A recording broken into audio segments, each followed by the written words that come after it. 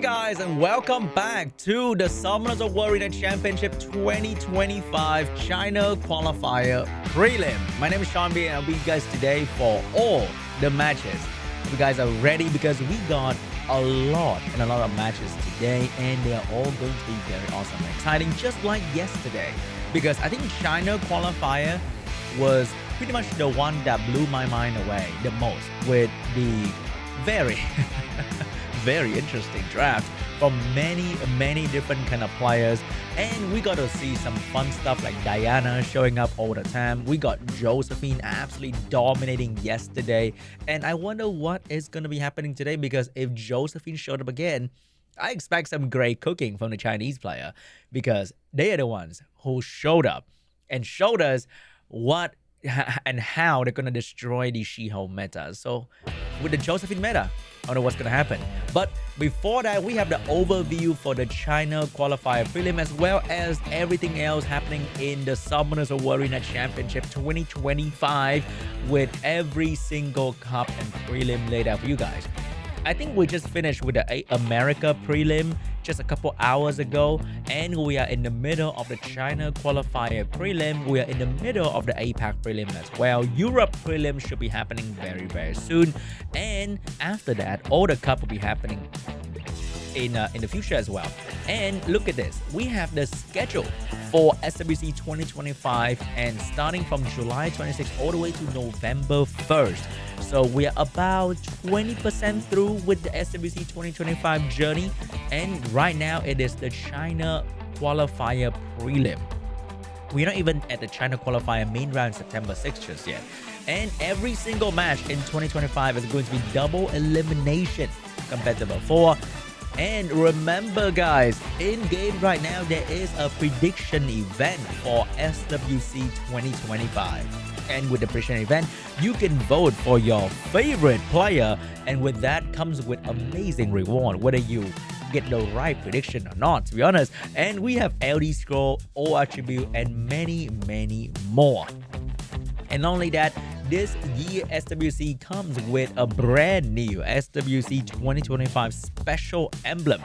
You can get that via watching every single live stream and collecting all the amazing coupon code.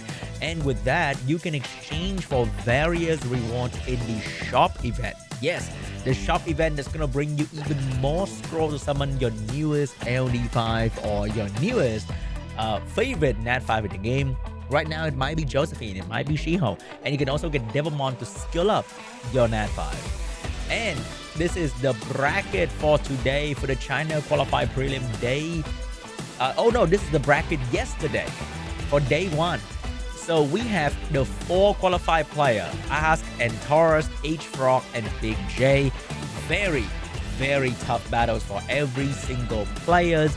And they will be going to the China qualifier main round happening on September 6th. And we only have 4 players so far, which means we need to find out the remaining 4 players who will be joining these 4 players in the China qualifier main round today.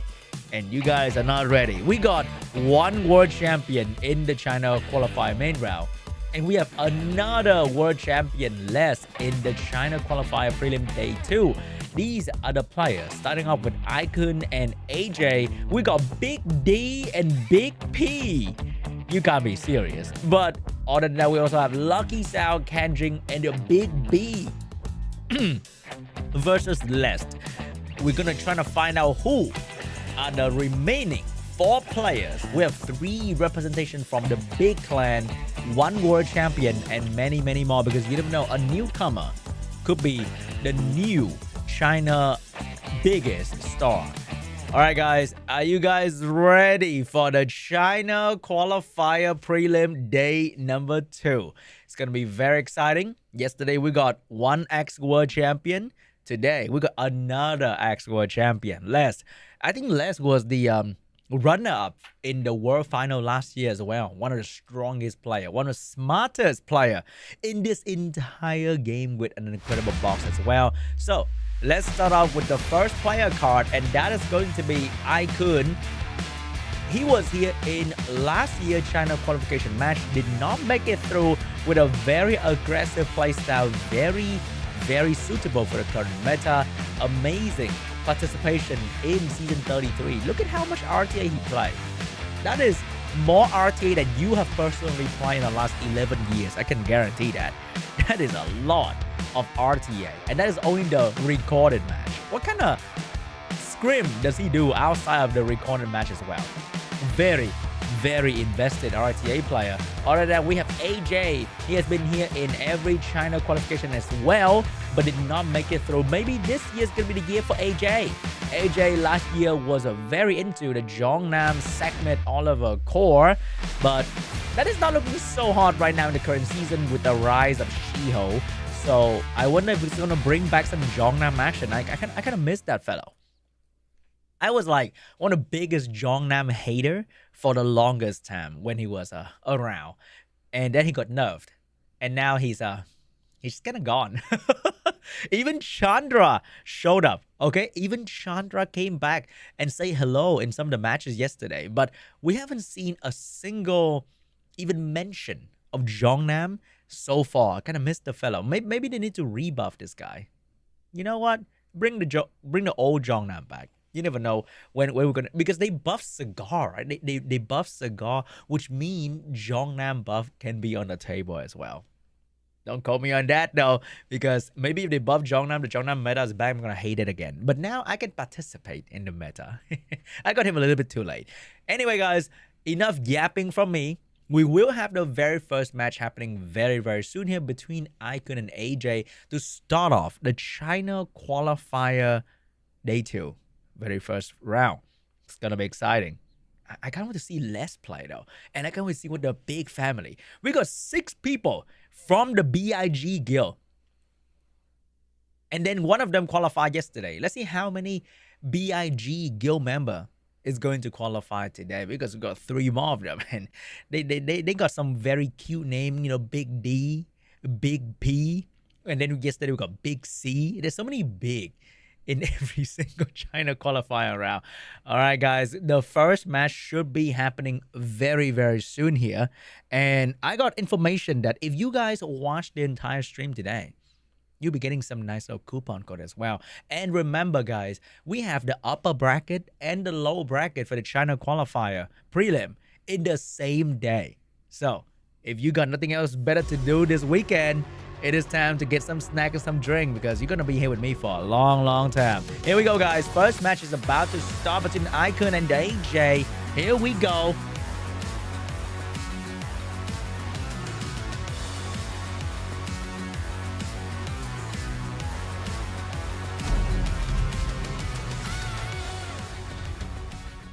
And the first pre-ban are going to be between Oliver and the Dark Panda. Dark Panda, being one of the strongest bruiser in this entire game at the moment, deserved a very sweet pre-ban in the very first round.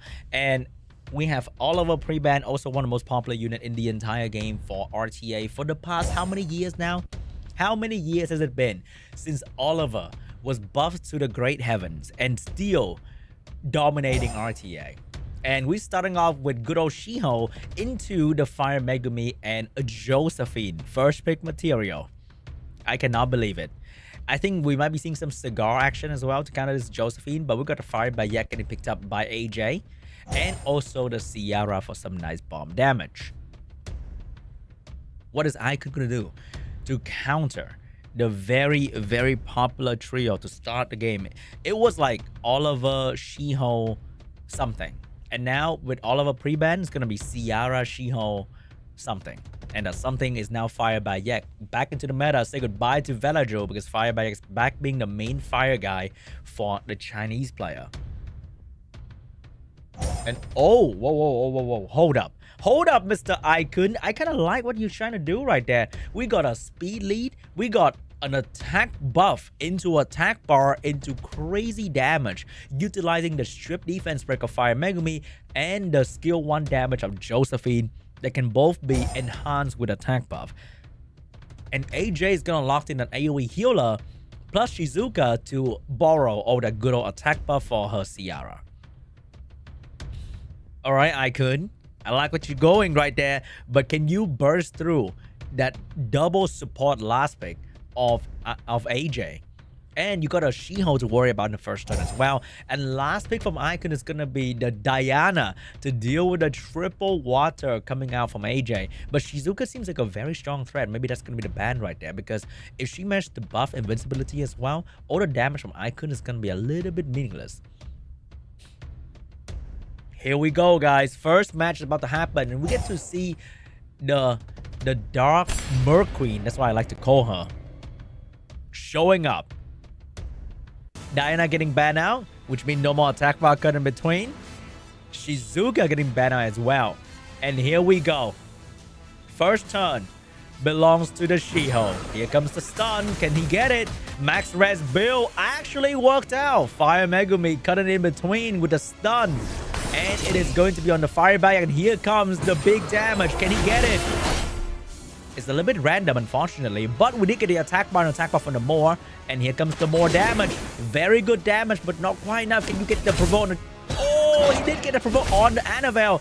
And look at the damage coming out from the attack bar of Josephine. Can be a very good crit damage build.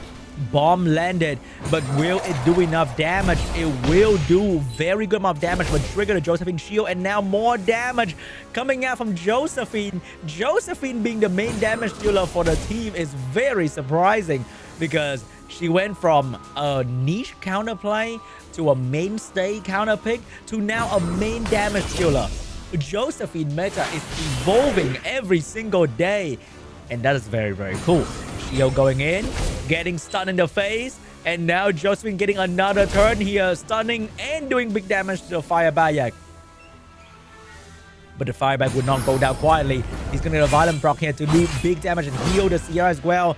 Could not finish the target, the dog would do so. And we have no defense break coming out from the Fire Megumi. He needs that defense break to do big damage. Sierra damage coming out once again very, very soon. Oh, that stun triggered the Josephine right there. Josephine stunning the She-Ho once again and looking for the next target. Who's it gonna be? It's gonna be the stun on the Sierra, but missed the stun on the Sierra. Sierra trying to get the bomb back, but she doesn't have the bomb ready yet. And Fire Megumi with a stun on the Fire Bayak. Defense break on the Fire Bayak. Provoke ready from Josephine, but the bomb is coming out soon as well. Will she stop the bomb coming? She will stop the bomb from coming out from the Sierra.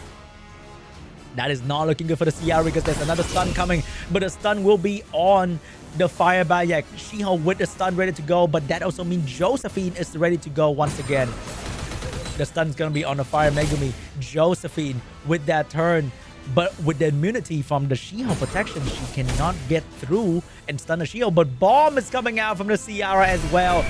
Oh my god! The bomb will miss the Moor, and now the Moor is going to get attack buff. Big damage. Take down the Fire Bayak. Very unfortunate. And Fire Megumi is moving into a defense break. Josephine is going to take down with 10,000 damage on skill 1. Taking out the Sierra. She-Ho, last one standing. But it's just not enough anymore. That is GG. IKUN would take game 1. Beautifully executed.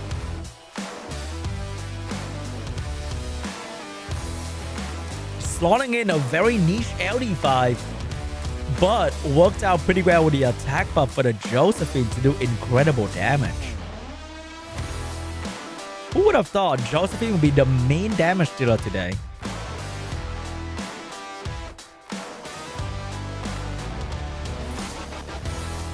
Round 2 between IKUN and AJ. What is gonna be the pre-ban this time around?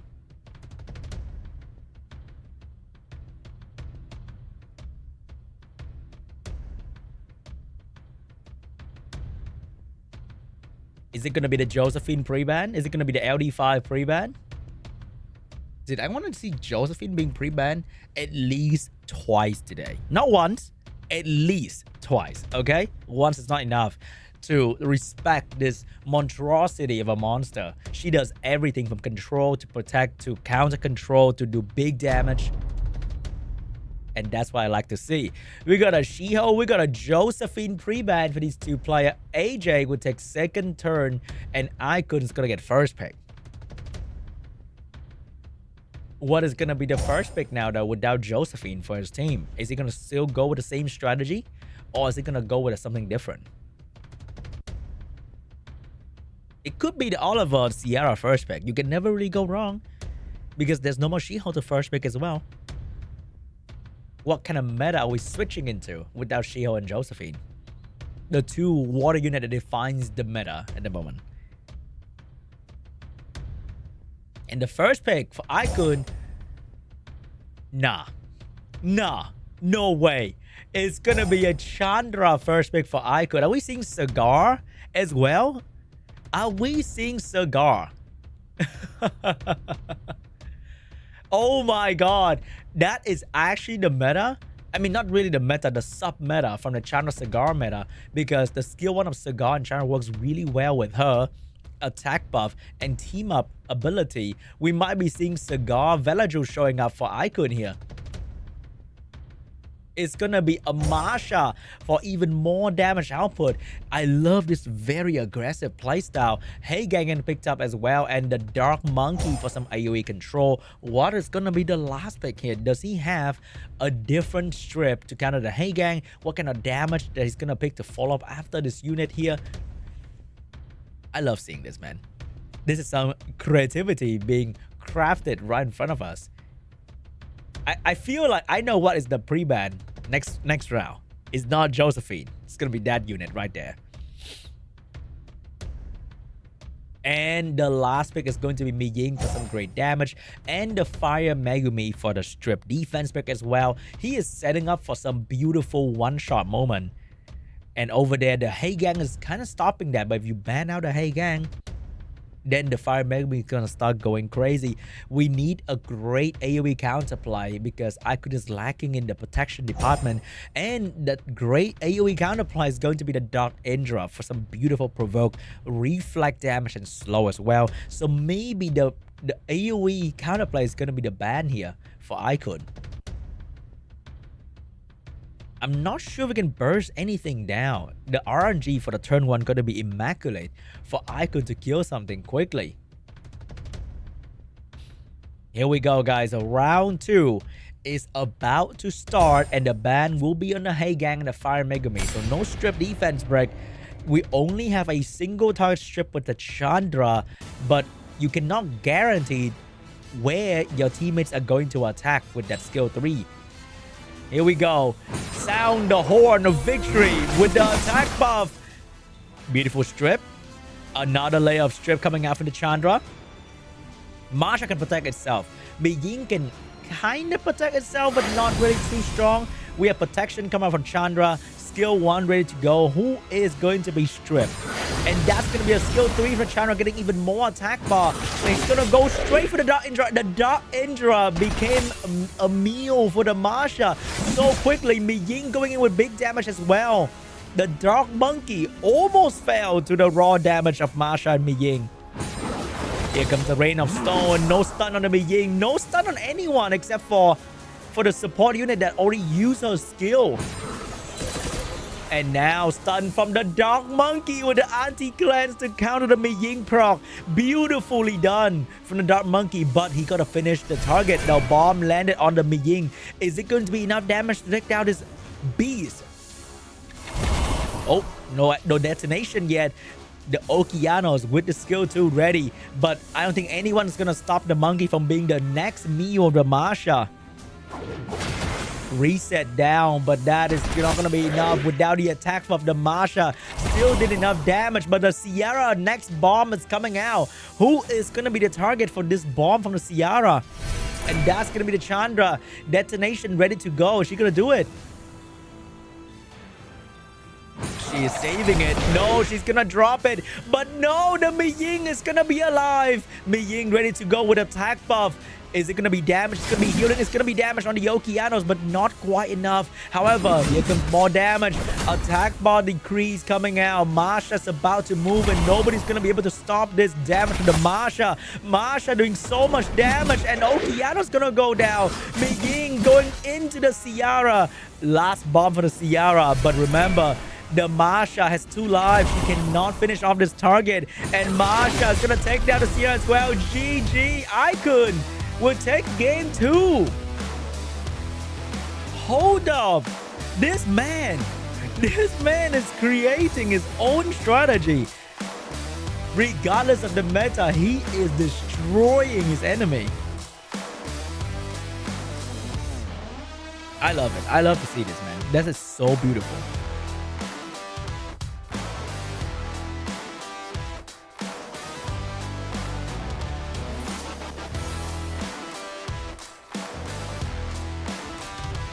Game 3. Let's see what is going to be the pre-ban. I feel like I know what is going to be the pre-ban coming out from AJ.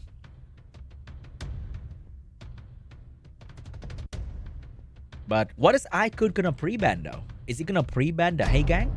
He will pre-ban the Fire Megami. The Miying is going to get pre-ban coming out from AJ. No more Miying for IKUN. He doesn't get the first pick as well. What if AJ steal the Josephine for the first pick?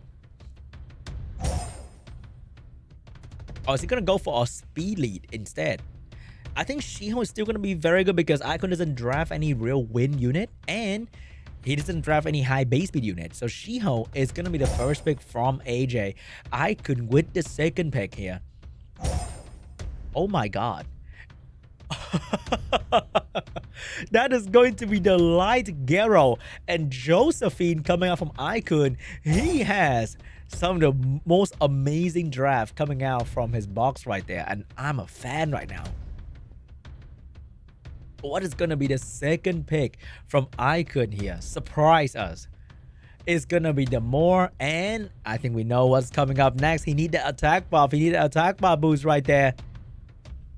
Is he going to lock in that unit? No, it's going to go for the early Diana instead. A lot of damage coming out from IKUN once again. We got the Layla. We got the Dark Monkey King for the anti-cleanse. So, what is going to be the last pick here? Does he go for another speed lead? Does he go for a booster? Will he ban Ciara, the only speed lead from AJ, and try and outspeed him with a different unit? Is that a Despair, a Swift, or Vio Light Gero? We have so many questions for that unit right there. IKUN last pick is go. Oh my god. Wow. Wow. Dark Demon getting picked up here. So this unit track record in SWC has not been very good. It's either getting banned out or it just kind of lost whenever it made it through into the match.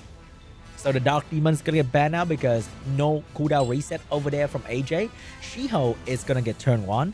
Who is he gonna go for the stun? Remember, Josephine's ready to go.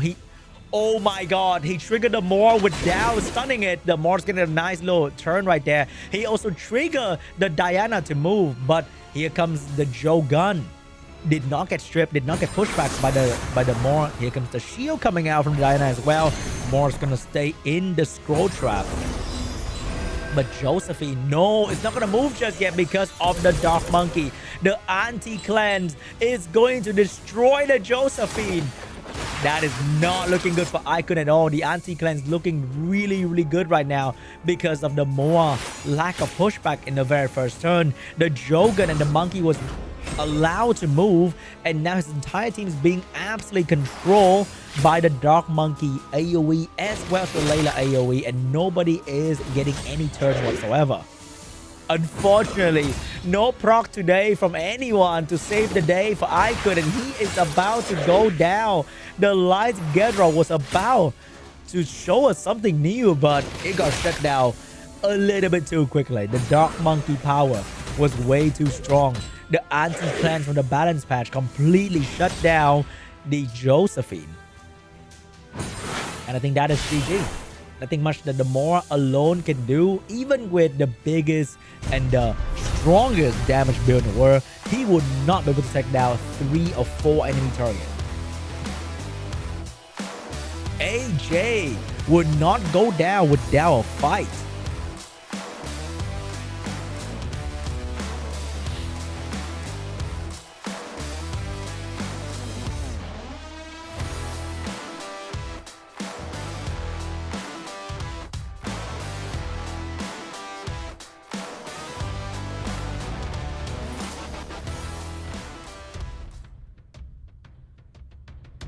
Game 4 between IKUN and AJ. What is going to be the pre-ban this time around? It will be the Masha and the Shiho. The Josephine is back on the menu. First pick for IKUN.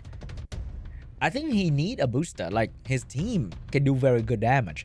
It's just that he really need a booster in the team. First pick for IKUN. Is he gonna steal any of the enemy draft? Like a Ciara? It's gonna be the Chandra first pick. We know what's coming up next. But without Masha, does he have like a backup damage dealer in this case? We got a Ciara, we got a Jogan as well to try to go that first, because the moment I could lose the speed battle, he is in big danger. His team is designed to kill, not to survive. What is gonna be his second pick here? Without Masha, does he have like maybe Narsha for his secondary damage dealer? It's gonna be Hey Gang and Cigar. Oh my god, that is a throwback Thursday kind of draft right there. We haven't seen that exact combination in quite some time, even though it used to be one of the most popular teams to be drafted just about a year ago or two. So what is gonna be the answer for the Hey Gang Cigar here? Does he have another strip that pushback attack, but does he have a Veronica to counter the Hey Gang? It is going to be a Shizuka early pick, as well as the Dark Monkey King getting picked up once again to provide an AoE follow-up with the anti-cleanse, which means IKUN's not going to go for the Josephine. He's going to go for the Okeanos, and once again, that beautiful booster that allowed the entire team to use their skill 1, and especially with the Chandra Cigar, is going to be even more deadly.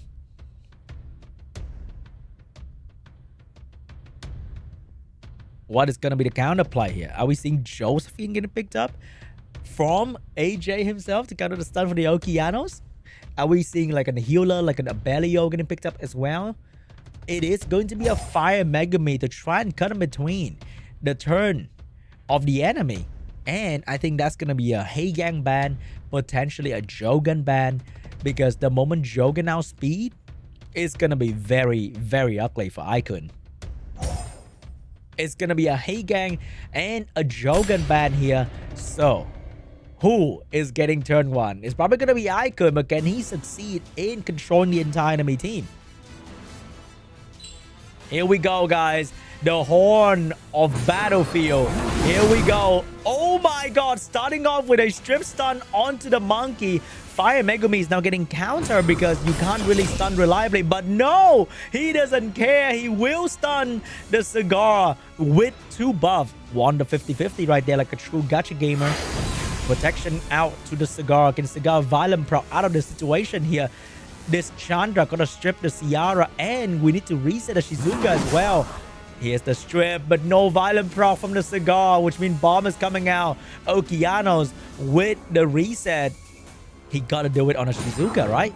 He's gonna go straight into the Ciara. Stop the bomb from coming. He will suffer from the AoE stun of the Shizuka, but at least he won't die to the AoE bomb, to the bomb damage. Take the stun head on. The Cigar resisted a stun, but he does not resist the stun from the Fire Megumi. No Violent Proc. Here comes the AoE defense break from the Monkey King. So much control coming out from AJ, and Ciara's about to have her bomb next turn. She doesn't need next turn. She is going to get the bomb right now, and that's gonna land onto the Okeanos. Okeanos can finally say goodbye pretty much to this match. He is looking really low. There's no way he's gonna survive that bomb except for transferring the bomb back, but Fire Megumi is not going to let that happen. No bomb transferring for the Okeanos. Fire Megumi is getting another turn here to take away the attack of the... Oh, never mind, taking away her turn as well. Decrease the attack bar. And now Cigar finally gets... Oh my god. The one opportunity for Cigar to make a difference is also gone as well. And everyone from the side of IKUN is dropping one by one. And there's nothing he can do to stop it, even with a Violent Proc from the Cigar. Chandra getting that one turn right there. Can he actually make a difference? He will not make a difference. Cigar locking in onto the Dark Monkey, but could not really make any difference as well. Okeanos about to drop dead to the bomb damage. He will drop. I mean, he will make... AJ will make sure that Okeanos drop to the bomb damage with some extra damage. Okeano's gonna go down. And Ciara with another bomb. Missed on the cigar though. But I think she doesn't really care too much about that anymore. Dark Monkey going in. Defense break miss. But I think it's kind of over. Cigar doesn't have the big skill. Chandra might be able to AoE and do some magic here. Like, if he quad this spare stun, if that even happened, it doesn't. It just doesn't happen. Fire Megumi getting another turn, taking down the cigar. Bomb of Ciara finally gonna land onto the Chandra, and that's GG. IKUN would be taken down. AJ with the comeback.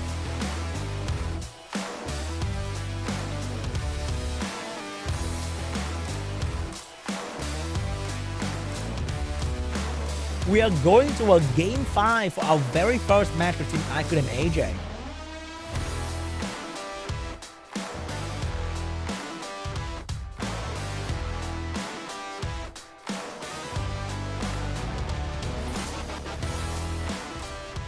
Final game between IKUN and AJ. Who will be moving on to the final? What is going to be the pre-ban that makes a difference? Is it going to be Fire Megumi? Is it going to be Oliver, Ciara, Jogun? It will be the double LD5, the Miying, and the counter to the Miying, the Dark Monkey King. First pick for AJ. Is it going to be a Ciara? Is it going to be an Oliver? First pick for AJ. Is it going to be a Shiho this time around? Will IKUN whip out the Josephine once again to counter without the Dark Monkey King? Maybe Josephine's going to make it. Maybe the Light Gero is going to show up once again.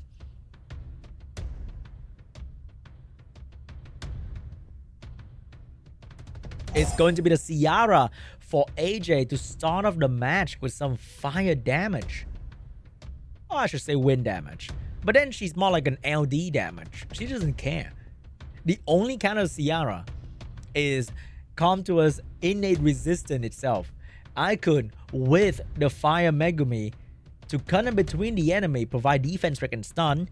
But what is going to be the follow-up draft? Is it going to be a booster? Is it going to be a Shiho? It's going to be the early Josephine coming out from IKUN. It looks like a counter draft, but it's actually designed to do big damage with the strip defense break, and this Josephine could be on crit damage as well to do very good damage with the skill 1 scale with attack. And over there we got the good old Jogun Shiho getting drafted. 1 unit to get your entire team to move, 1 unit to stop the enemy fast-paced unit to move. So are we repeating the draft from game 1 with, oh, here she is. Here she is, the Dark Merc Queen. And what kind of damage dealer? Are we seeing Masha? Are we seeing Cigar? Are we seeing Chandra? What kind of damage dealer is it going to be? It will be the Masha getting drafted by IKUN. He wants to end this quickly with so much damage in his draft. But over there for AJ, we're going to see some crazy counterplay. We're going to see some... Oh, it's going to be a Chow. It's going to be a Chow. Didn't do so well yesterday. But right now, the Chow's looking really good. And Shizuka getting picked last as well to counter this heavy damage comp. I think we might have to see an LD5 damage dealer to counter the Chow. And we definitely going to need to ban out either the Speed Lead or the Shizuka if we want to get turn 1. And safely do it. Safely take turn 1. Shizuka is such a dominating presence in enemy draft. The moment you take turn 1, you don't kill her or you don't stun or reset her cooldown, it's pretty much bad news for you. But the last pick from IKUN is going to be a Diana. This would directly counter the Shao, the Shiho. But what is going to be his ban? Is it going to be the Ciara ban? He's trying to get turn 1 with that? But the Shizuka presence is so scary. And the fact that IKUN doesn't have like a solid counterplay to that force him to ban on Shizuka. But then if he lose turn 1 to the Jogun, that could spell bad news for him as well. It's going to be a Ciara ban. It's going to be a Diana ban. He will get turn 1. He will need to get something done quickly. But can he outspeed the Shiho? This is one of the world top Shiho.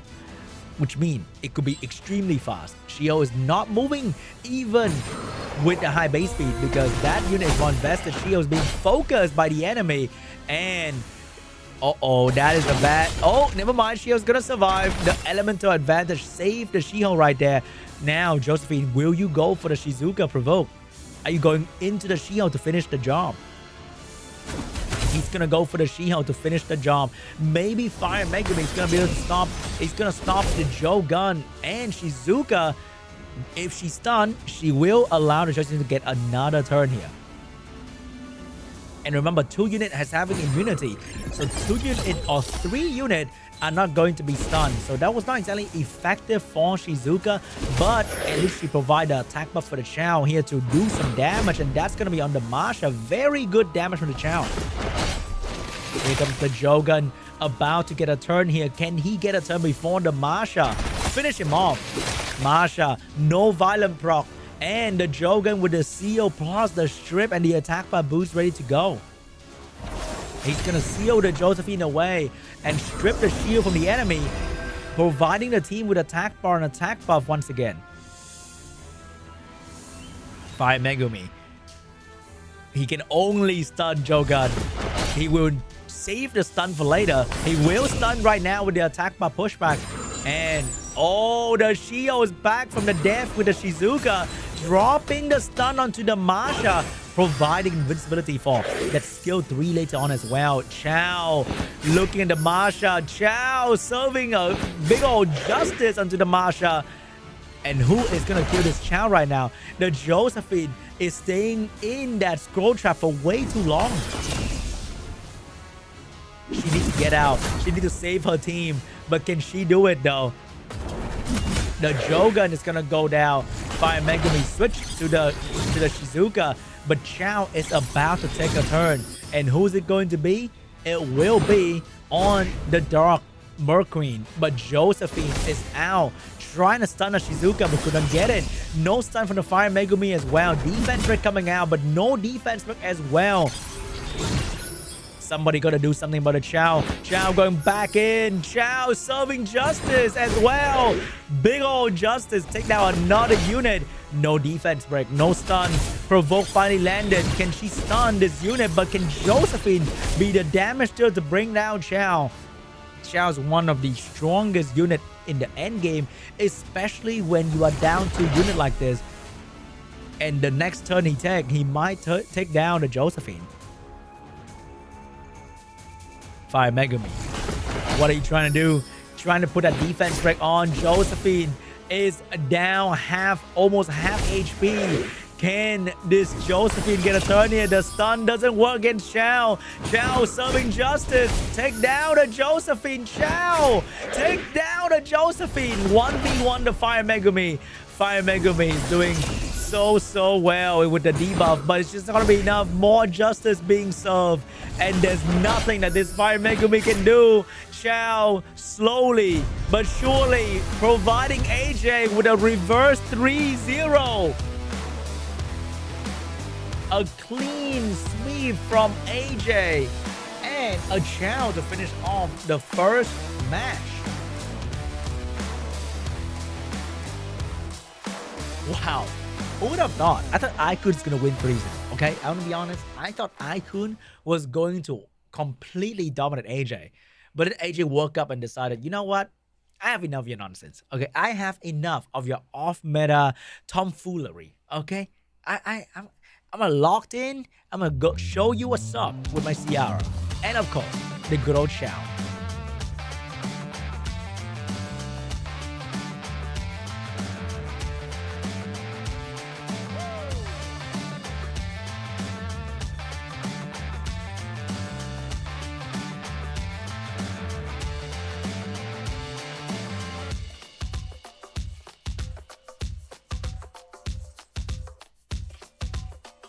And that is the first match of today. We'll be moving on to match number 2 very shortly here.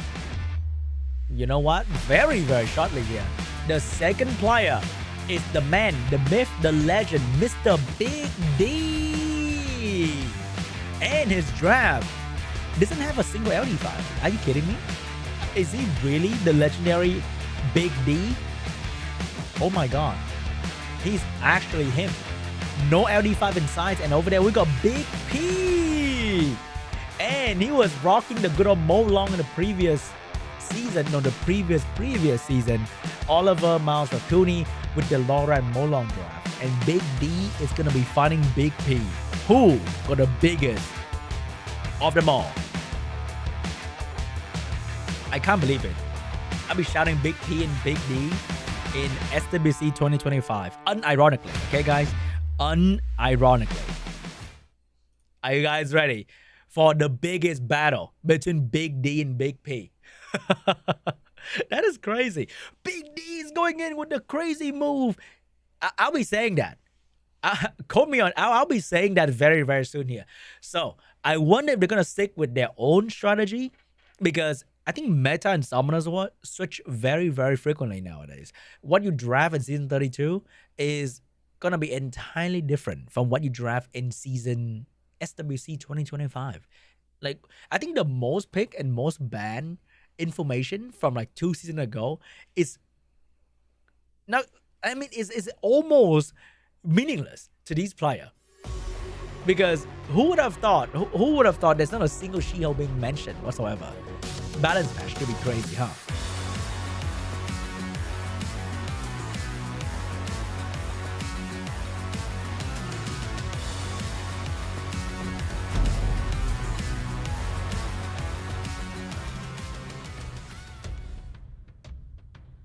Here we go, guys. Round 1 between the BIG.P and BIG.D. BIG.P is the one with the shorter name, okay? BIG.D is going to be the one with the longer name. We got the pre-ban with the Laura and the Dark Monkey King. Over there, we got Oliver, Miles Rakuni in the what? You know what? I'm taking back everything I said, okay? The most pick actually matter, because they are stealing Oliver, Miles, Rakuni from one another. I repeat, they are stealing Oliver, Miles, Rakuni from one another in the BIG 2025. Maybe that's the real strategy. Maybe Laura Mo Long is gonna show up, and unironically, whoa, we got the Wind Pudding Princess and the She-Hulk getting drafted. So if I don't get Miles Rakuni, I'm gonna go with the 5-star Rakuni and the New Age Miles. And that's gonna be She-Hulk. So what's gonna be the counterplay here? We're going to be seeing Fire Megumi and Josephine coming out from BIG.P. Classic. Good old classic. You can never really go wrong. It's like chicken and rice, you know, chicken and broccoli. Fire Megumi, Josephine. Same thing. But, oh, the Chow is showing up once again. I swear every SWC there's a reason for people to pick Chow. But you don't see Chow in your day-to-day RTA a whole lot. But when it comes to SWC, Chow is like, I'm here, guys. I'm here. I'm being used by all these pro players. You guys can use me as well. And then you use Chow on your day-to-day RTA. And it doesn't do the same. It just doesn't hit the same like all these SWC player Chow. And last pick is going to be an Abelio to provide even more healing for the team and also very good endgame damage.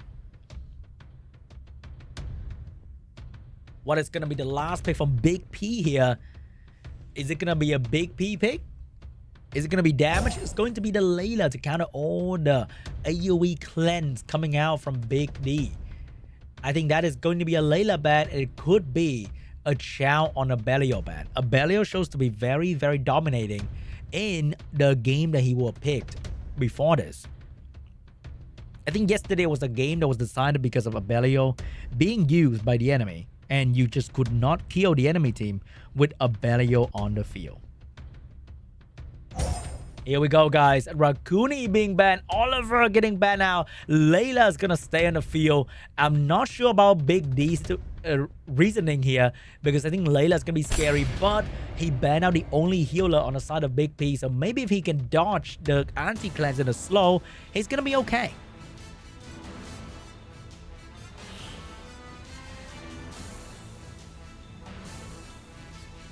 And here we go, round 1 between BIG.P and BIG.D.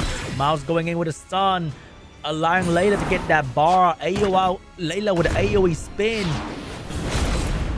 Beautifully done, slow on almost everybody, but missing the cleanse and the silence on the Abelio. Gonna try to reapply that, but did not happen. the resistance actually working strong against the Layla. So right now, Abelio is going to be able to heal the Shiho when he gets the turn. Chao's going to suffer from the slow debuff, and with Chao not being very fast naturally, that's going to be a very long slow debuff for the Chao. And with Layla gaining bar all the time, she can reapply all these slow debuffs very quickly. Heal coming out from Abelio. Miles going back in with the damage. Without healing, he gotta bring down someone quickly. Layla looking for a target. It's gonna be the Shiho. Put on a glancing onto the Shiho to reduce his damage output. Defense break onto the pudding, but I'm not sure if the damage gonna be focused on the Wind Pudding Princess. Damage onto the mouse. Beautiful stun, but not enough damage. And the Shield and the Josephine is gonna get a turn as well. Which one's gonna be? It's gonna be the damage onto the Wind Pudding and get a beautiful stun onto her as well. Here comes the Layla with AoE, and now she's gonna land double the spare stun onto the Chao and to the Abelio with the anti-cleanse on the Chao as well. So the Chao is gonna suffer from that stun and not be able to get out of it. Push back onto the pudding, not allowing her to get a turn to heal properly. Layla getting another turn here. Trying to drop more debuff, but double resisted onto the pudding. Josephine getting another turn as well. Provoke, 2 turn ready to go, and that's gonna be onto the shield, but missed the provoke right there. But the good thing is, shield doesn't have protection quite there yet. He can stun somebody, but which one is it going to be? It's gonna be the Fire Megumi. Layla AoE ready to go once again, dropping the slow, and another round of stun onto the Chao with the anti-cleanse and silence on the Abelio, so he cannot transform back into the human form. Abelio, stun ready to go. Which one? Can he stun though? That's the real question. He cannot stun anyone. Josephine with a stun right there. Mouse dropping the damage onto the shield. Shield very squishy, taking a lot of damage from his mouse. Fire Megumi with the attack bar pushback, gonna drop it onto the pudding, not allowing this unit to get a turn properly to heal the team. Josephine getting a turn as well. Layla skill 2 is coming back with the AoE slow and the anti-cleanse. Can Chao survive? Chao will eat the slow debuff once again, and he will not manage to get out of this before. Oh, the Abelio with the proc transform back into the druid form, but how long is that gonna last? Here comes the more anti-cleanse coming out from the Layla. Chao has not seen a single turn yet, being completely hard counter by the Layla. 2-turn provoke coming out from the Josephine. And the Layla with the anti-cleanse ready to go once again. Put it on Chao, but got cleansed away by the pudding. Now Chao is finally going to get a turn here. Maybe Chao is going to get stunned very soon, but the Josephine, is she going to do it? Is she going to do it? If you do it, the Abelio gets to move, Abelio gets to move, and Chao gets to move with the Nemesis. Almost take down the enemy mouse, but the AoE coming out from the Layla would not stop the Abelio from healing the team. Triple provoke from the Abelio.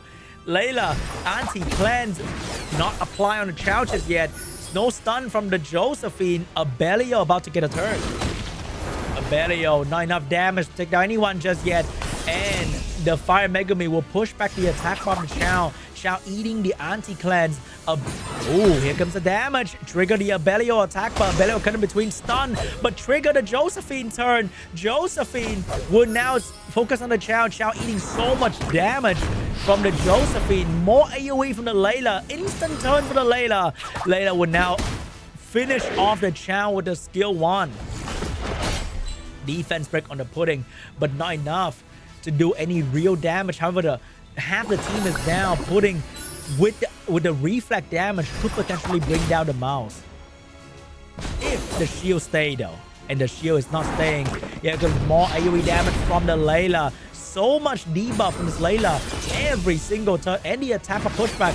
And now the mouse gonna focus onto the Abelio. The anti-cleanse worked out really well against the Abelio and the Chao and almost everything else.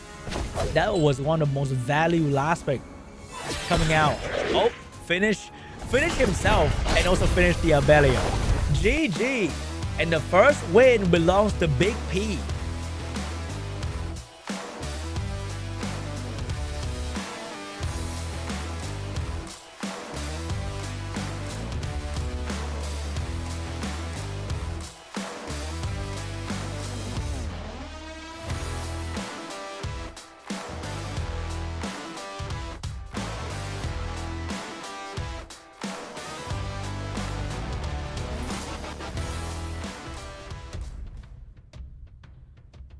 Round 2 between BIG.P and BIG.D.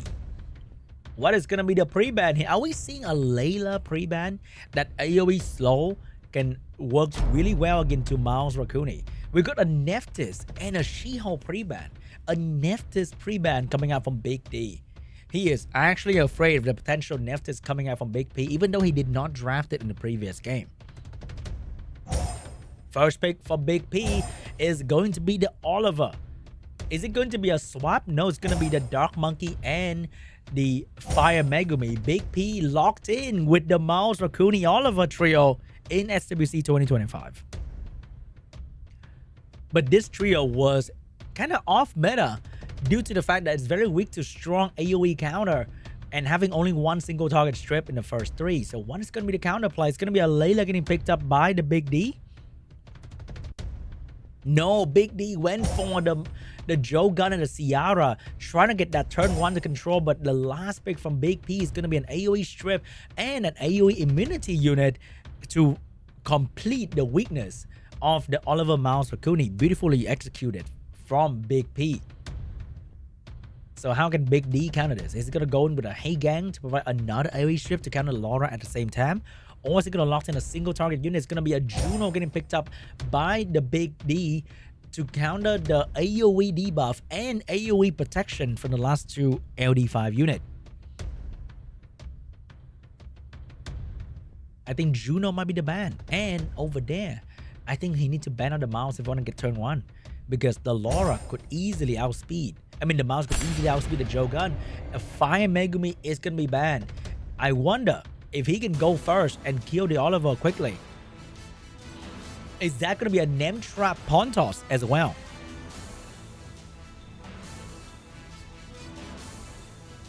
And the first one belongs to...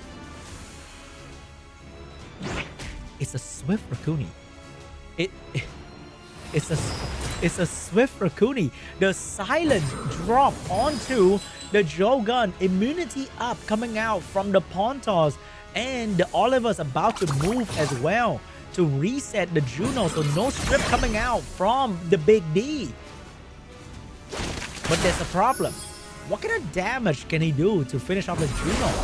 He succeeded in getting the first turn. But you can only do so much after that. You gotta really do some work against this Juno because Juno will get turned constantly. And sooner or later, she will get to a point where she strips your Laura and your Pontos. More damage coming out from the Juno. Juno's about to get her strip ready to go. He needs to land his control right now coming out from BIG.P. BIG.P locking in, trying to control the Joe Gun. The bomb is going to detonate and stun the Oliver. Damage from Juno. Juno strip ready to go. Will he take it out? It is going to be on. Oh my god. That is a bad turn from the Oliver. Could not stop the Juno. Could not stop the Dark Monkey King. Juno strip is ready to go. Follow up by the Dark Monkey King skill 3. Unstoppable from the BIG.D. BIG.D with the AoE skill. Summon the Cloud for AoE stun and defense break. And there's nothing that BIG.P can do about it. Oliver is going to go down. Pontos and Laura being absolutely controlled. Rakuni is gaining turn, but he doesn't have anything else to provide. Now the Jogan has the seal ready to go, and the attack buff for the Ciara and Juno damage as well. Here comes the seal, and BIG.D is going to get game 2.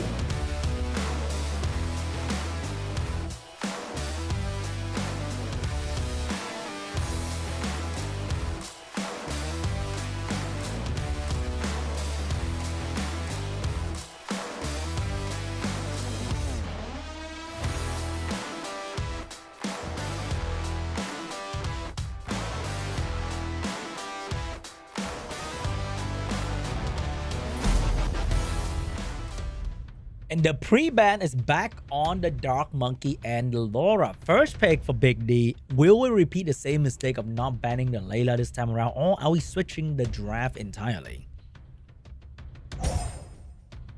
First pick for BIG.D. Is it going to be Ciara or Oliver, or stealing the enemy unit like Miles Rakuni? It is going to be the Oliver first pick for BIG.D, and over there, BIG.P is going to repeat the same draft with the Mouse Rakuni. But now we know that this Rakuni is on a swift build. Very fast, could outspeed the Joe gun from BIG.D as well.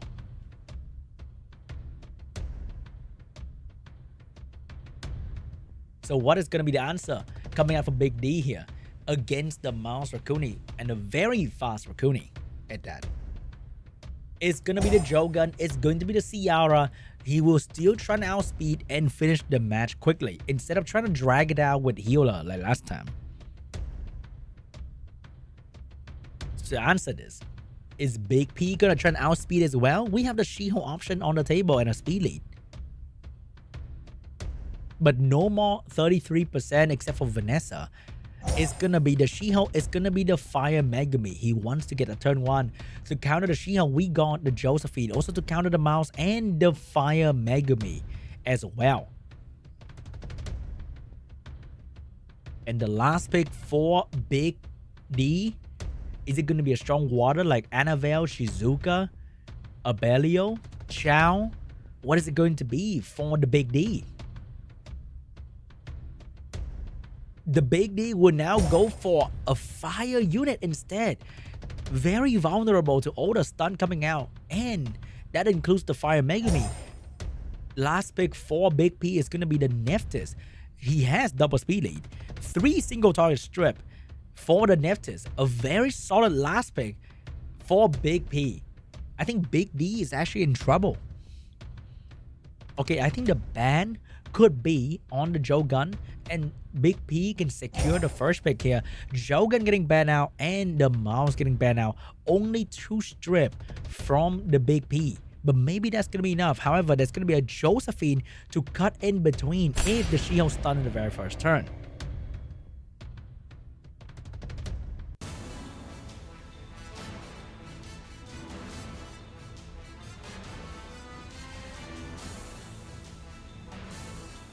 But also, we have a swift Rakuni who's going to move right after the monkey. So, oh, you know what? Whoever gets stunned here, the Rakuni could potentially cleanse, but the Fire Megumi is going to provoke by the Josephine, unfortunately, but the cleanse is right there. However, is that going to be enough? It is going to be enough to allow the Fire Megumi to move in front. No, the Fire Megumi could not strip the Ciara. Unfortunately, Oliver is going to get a turn. However, Oliver has no real reason to reset anybody here. Fire. Oh no, that violent proc from the Fire Bayak is going to allow him to silence the Nephthys, and Nephthys is now useless without her skill 2. She will get a proc to get out of the silence, but she doesn't have the turn to drop the AoE yet, because here comes the bomb of Ciara, and the damage is gonna be more than enough. 26,000 bomb damage without attack bomb of Ciara. It's gonna send the Nephthys to the Shadow Realm. She-Hulk dropping the stun, but could not stun the Josephine and the Ciara. Josephine's gonna get her passive back, stun the Fire Megumi as well. Ciara bomb is about to be ready once again, and there's nothing that the shield can do. The Oliver's gonna wake up from the stun, and Fire Megumi stun ready to go, but Josephine passive is also available, and that's gonna allow her to stun the Fire Megumi and maybe stun the She-Hulk as well. Rakuni is gonna help with the stun coming out from these characters, but Rakuni cannot save whoever's gonna be bombed next by the Ciara. Oh my god, another bomb coming out from the Ciara onto the She-Hulk, and the damage gonna be focused on the Fire Megumi, so that the Rakuni cleanse gonna be put onto the Fire Megumi instead. Josephine with the provoke will not drop it yet because of resistance, but the Oliver, another reset, and that is going to be onto the She-Hulk. Did not decrease the attack bar, so that the bomb is gonna get blown up a little bit easier by the natural turn of the She-Hulk. And that is GG. BIG.D will get the game 3.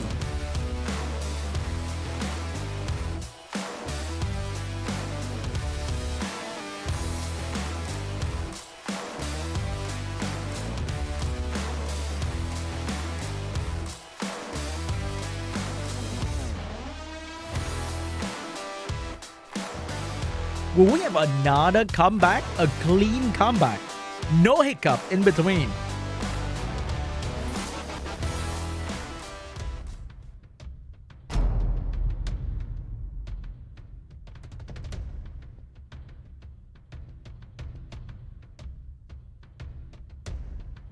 And the pre-ban is going to be between the Nephthys and the Shield. The Nephthys that got blown up immediately previous game.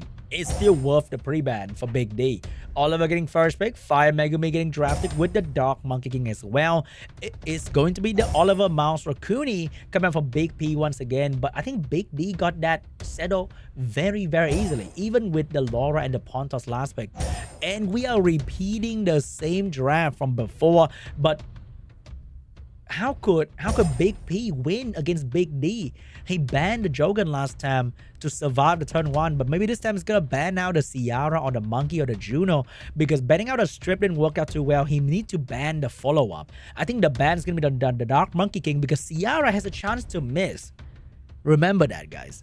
There is always a chance for Ciara to do a little bit of oopsie doopsie and miss the bomb on the most important moment of the match. And the Dark Monkey is going to be banned out. The Mouse getting banned out as well.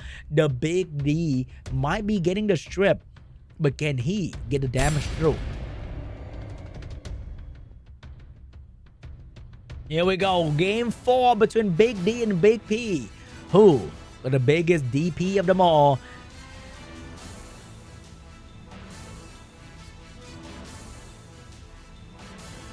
And the first turn belongs to the Swift Rakuni. He needs to get this Jogan and the Juno out of the way. And it's going to be boost to the Laura, who's about to move anyway. Very interesting. But that's going to allow the Fire Megumi to get a turn right there. Oliver is going to get a speed buff. Maybe that was to make Oliver move. And Oliver losing the speed buff, still moving after that to control the Ciara. He will get stripped, but he will actually take down the Ciara bomb damage. That is a very good play from BIG.P, but no, gonna went for the Jogan instead. Jogan, no strip, no funny attack buff. And now he's going to go for the Laura, the Pontos with the buff ready to go. He's going to silence the Ciara instead of trying to buff the team with immunity, because he knows that Juno is going to move anyway. So there was no point buffing the immunity.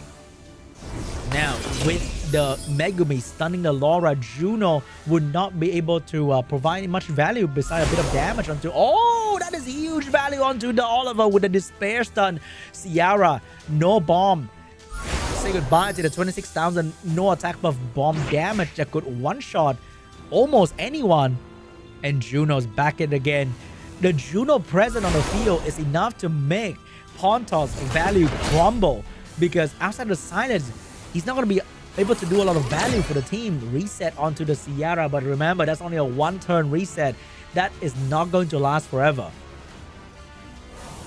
Pontos with the skill 3, but useless, cannot provide any value to the team besides the skill 1.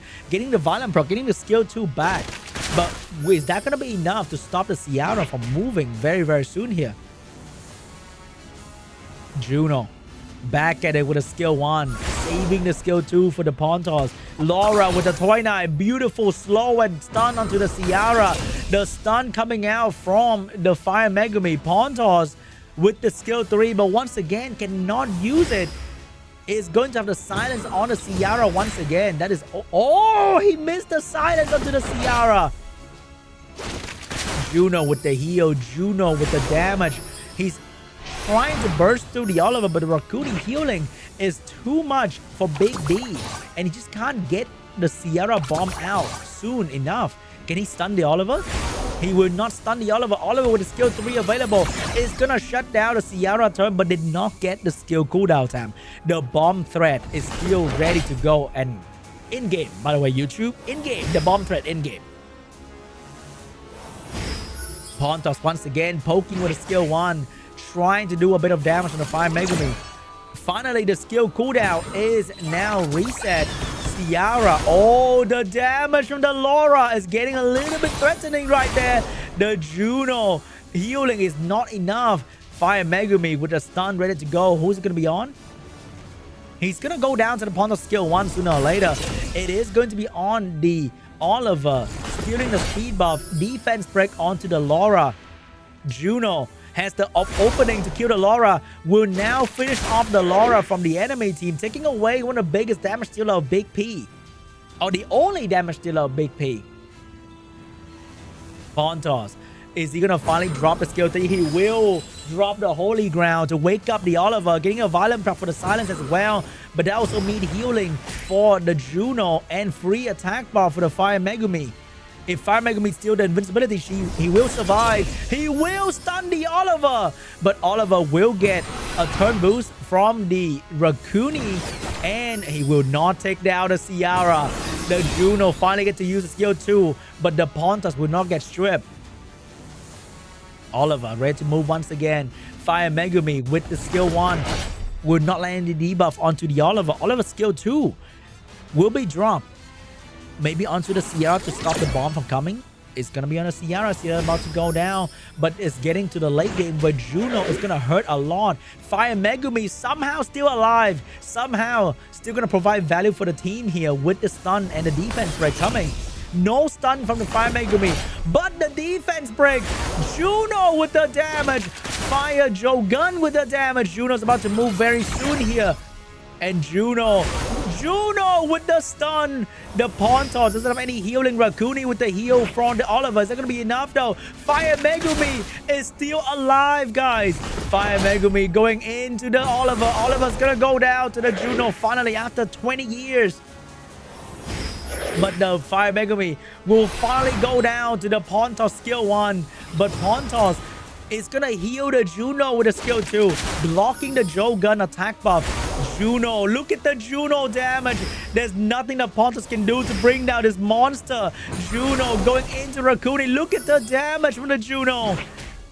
And there's nothing that Rakuni can do to out-heal this damage. Juno finish off the Rakuni. Moving to the next target. Pontos trying so hard to do some real damage. But the attack buff Juno is going to be the winner. And BIG.D is moving on to the next round to meet AJ.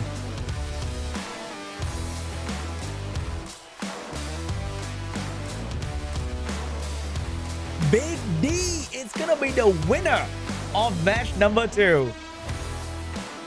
I'm so excited every time I say it. BIG.D with the Juno draft. And his Juno got the BIG.D for sure. What am I saying? What am I saying on the official channel? But that was his draft, okay? That was his name. I'm not making fun of anyone or anything. That Juno, very, very big damage coming out from BIG.D. And BIG.D will be meeting AJ in the final of the upper bracket to see who is going to move on to the China qualifier main round. And before we move on to the next matchup in the quarterfinal, we're gonna have a short 10-minute break here. And you guys will be witnessing some more big matches after this, because I think we have another big. I think it's gonna be big something in the upcoming round. But here is the match result for BIG.D and BIG.P. BIG.D lost the first round, but he did not feel any threat. He did not feel nervous. He recomposed and completely take down BIG.P in the next 3. And moving on to the match 3, we got LUCKYSOUND and KANGJING. After that, we got the BIG.B and Lest in match number 4. IKUN and BIG.P be fighting one another in lower round 1. AJ and BIG.D is going to be fighting one another in the upper final.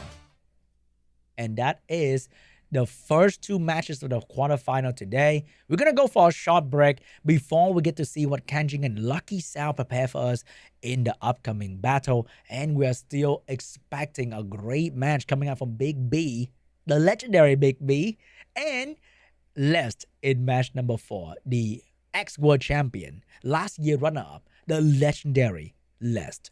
But before that, I'm going to see you guys after this very, very short break. Waiting for the waiting for the transition. Ah, here it is.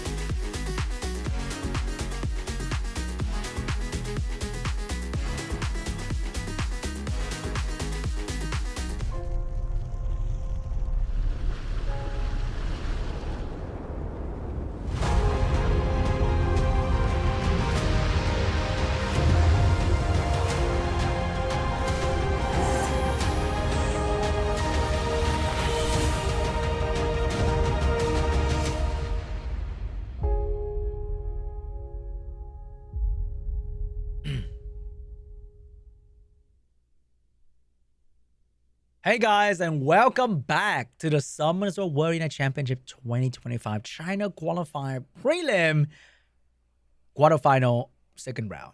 Because we just have our first half of the quarterfinal finished, and now we're moving on to the second half of the quarterfinal, and we're starting off with LUCKYSOUND KANGJING. After that, we got the legendary, the one and only BIG.B. I can't believe BIG.B is a real and majestic and beautiful player. And he'll be fighting one of the most well-known, one of the strongest, one of the smartest of them all. Lest from many world champion before. Like, if you were to fight Lest in the first round of your SWC 2025 journey, it's not a good start for you personally. Like, it is just rough, okay? There's just a huge difference between the rank 1 player and the rank 50. You might think, the old G3, what's the difference, Sean?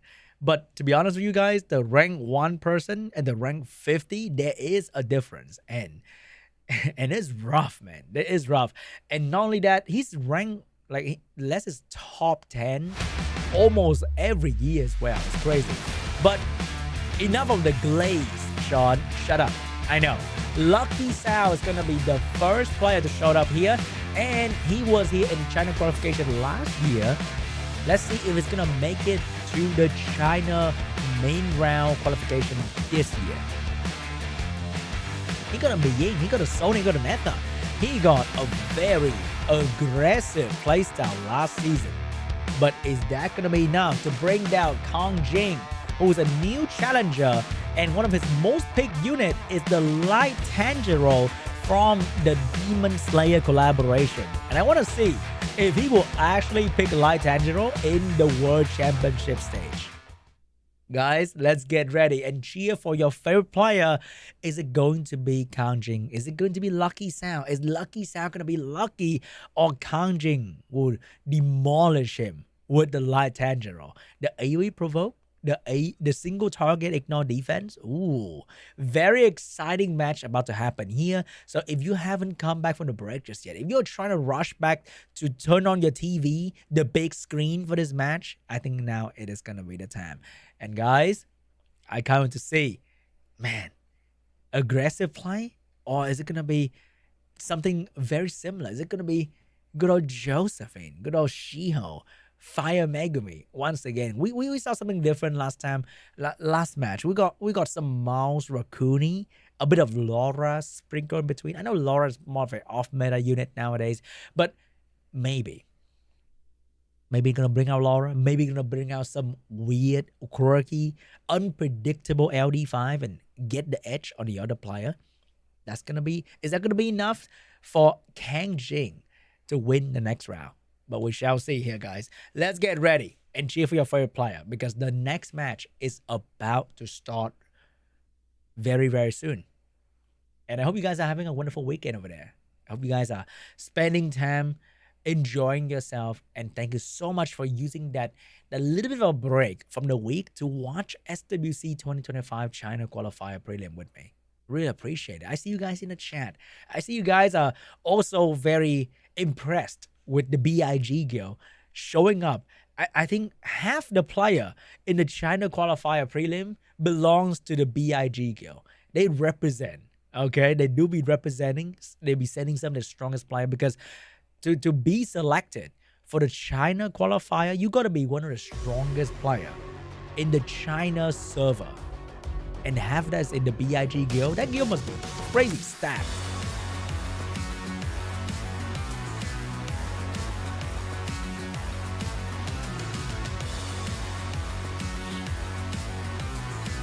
Here we go, guys. KANGJING and LUCKYSOUND. Who is it going to be? What is LUCKYSOUND profile picture? What is that view of Pikachu? Buddy? There's a buddy profile picture right there. What are you doing? Okay. Pre-ban for LUCKYSOUND KANGJING. What is it going to be?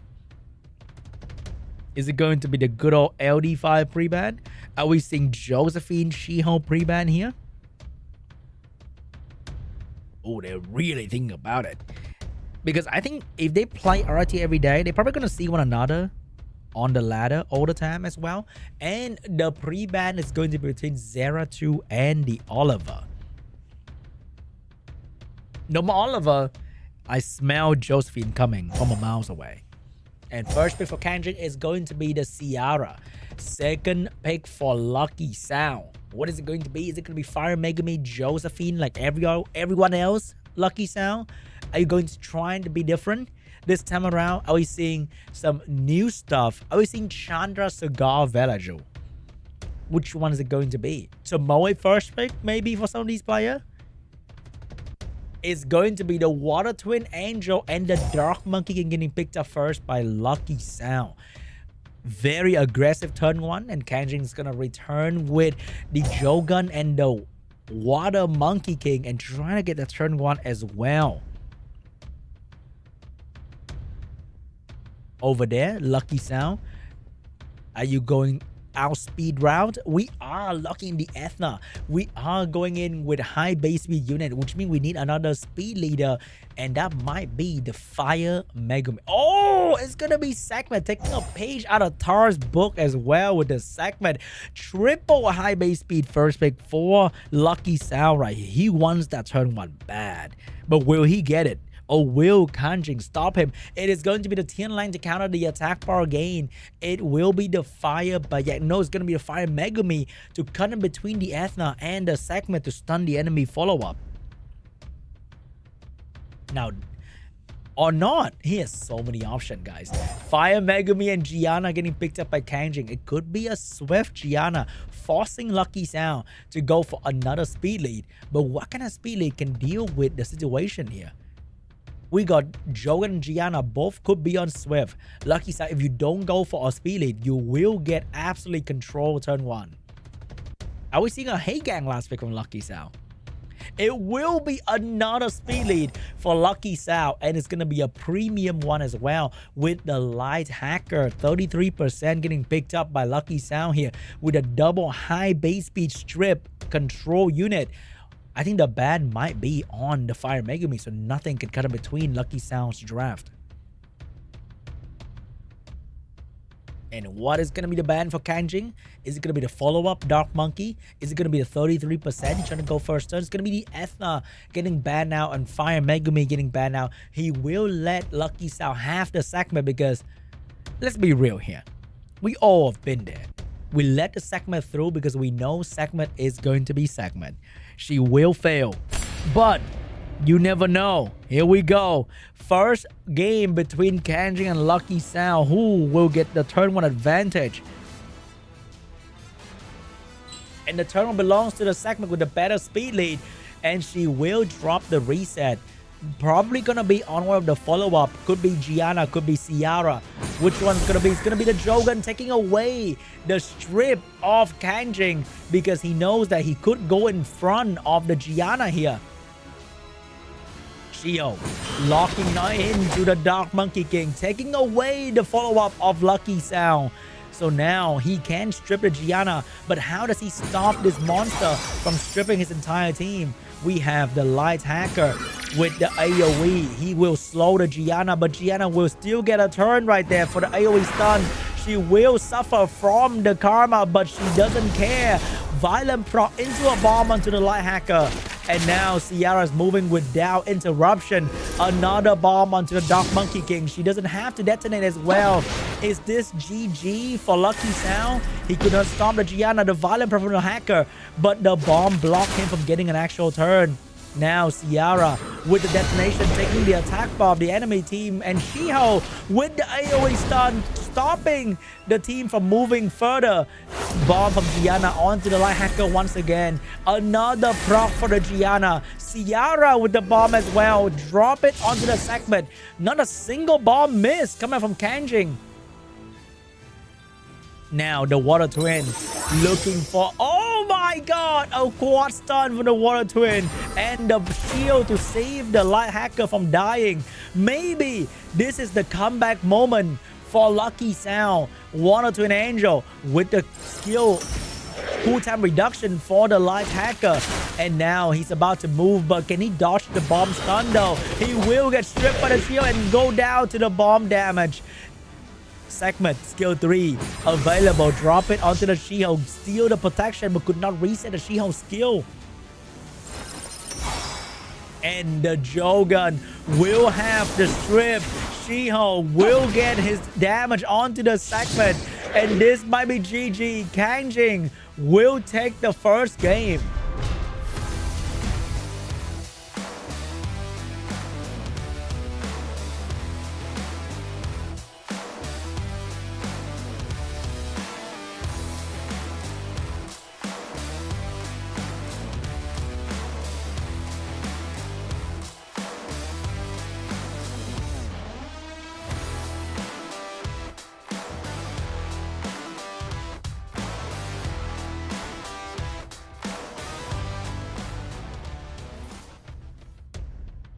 Game 2 between KANGJING and LUCKYSOUND. What is going to be the pre-ban? Is it going to be the Gianna? Is it going to be the light hacker pre-ban? Going first wasn't exactly amazing for LUCKYSOUND. He could not stop everyone from KANGJING team, and the cut in between allowed KANGJING to shut down the follow-up of LUCKYSOUND. So maybe he's going to go for a different route this time. What is it going to be for both players? Will LUCKYSOUND go with a bruiser turn 2 kind of draft and trying to survive the Gianna? Or is still going to go with the turn 1 but with a different angle? It's going to be a Gianna. It's going to be the Haegang pre-ban. KANGJING was worried if he doesn't pre-ban my Gianna, he might just pick up Haegang and that's going to mess up my entire strategy. So it's going to pre-ban Haegang. But over there, the Gianna's gone. LUCKYSOUND with the first pick. Is he gonna steal the Oliver? Is gonna be the Oliver steal from LUCKYSOUND? KANGJING will steal the Dark Monkey King and the Ciara for the speed lead. LUCKYSOUND, is he gonna steal the Jogan away from the Ciara and locked in another speed lead? He does have the light hacker for the last pick here, so he could take the Jogan, or he could also take the She-Hulk to counter the Jogan preemptively. It's going to be the Okeanos for LUCKYSOUND for the follow-up and the She-Hulk to potentially counter the Jogan from KANGJING.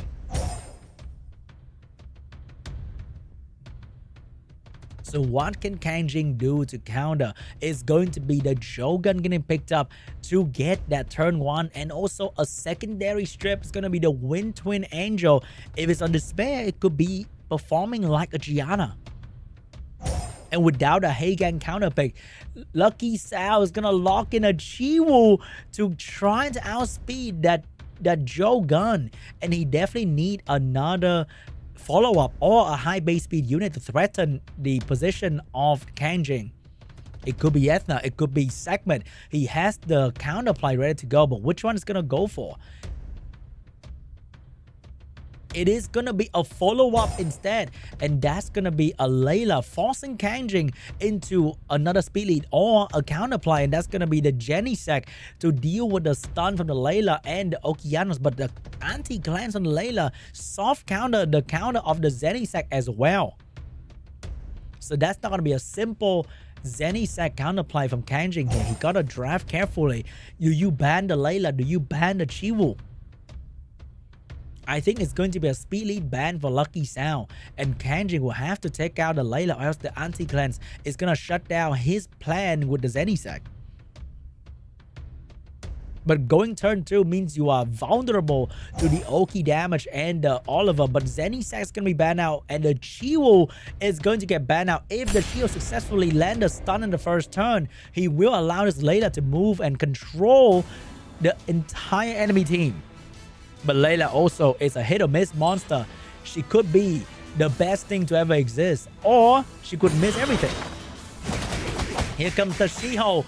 Oh my god, it is a max res and Jogan, and they'll dodge the She-Hulk, and things are looking, oh my god, the Jogan also missed 2 targets, allowing the Okeanos and the Layla to maybe get a turn, but no, the secondary strip, the Wind Twin, beautiful Despair stun. KANGJING is gonna dominate after the turn 1. She-Hulk messed up. And that is GG. Insta cleave coming out from KANGJING. Lucky Sound, not lucky this time around, because the Jogan completely dodged the Shiho stun in the first turn, and that is GG for Lucky Sound. Trying to survive though, but I think it's a little bit too late at this point. Another stun onto the Layla. Another layer of damage coming onto the Layla, and there's nothing the Layla can do. Layla is not a 1v4 monster. KANGJING would take game 2.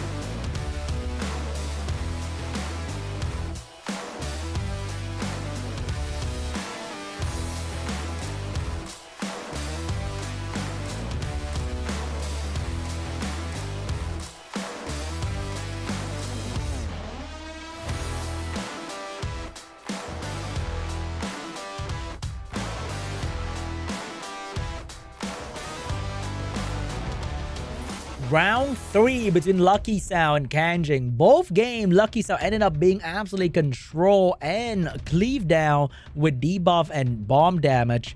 Is he gonna be able to do something different this time around? We have the Oliver, we have the Jogan finally pre-ban away from KANGJING. KANGJING without Jogan, does he have a secondary strip? He does have Gianna and Wind Twin Angel. Can Lucky Sound steal any unit from that combination? First pick for KANGJING is going to be the good old Ciara, and Lucky Sound will go for the Dark Monkey King. Take it away from KANGJING. Is he going to lock in the win? No, it's going to be the Vanessa getting picked up by Lucky Sound for the 33 speed lead. KANGJING finally bust out his plan B, and that's going to be the Veronica and the Zeratul getting picked up. Oh, no, never mind. No Veronica. It's going to be the Shiho to show Lucky Sound how to use a real Shiho.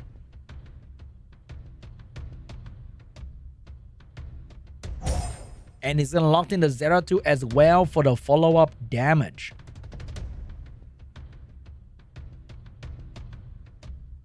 What is going to be the play of Lucky Sound here? Is he locking in the Ethna and the Layla to counter KANGJING? The Ethna is going to be extremely valuable into the Shiho and no fire, but KANGJING immediately locked in 2 fire unit to deal with the Ethna and also the Layla. Are we seeing a counter play to the Layla like a Vela Drew? No, it's going to be a very aggressive last 2 pick from KANGJING as well. He will come in between. He will do amazing damage with the Masha.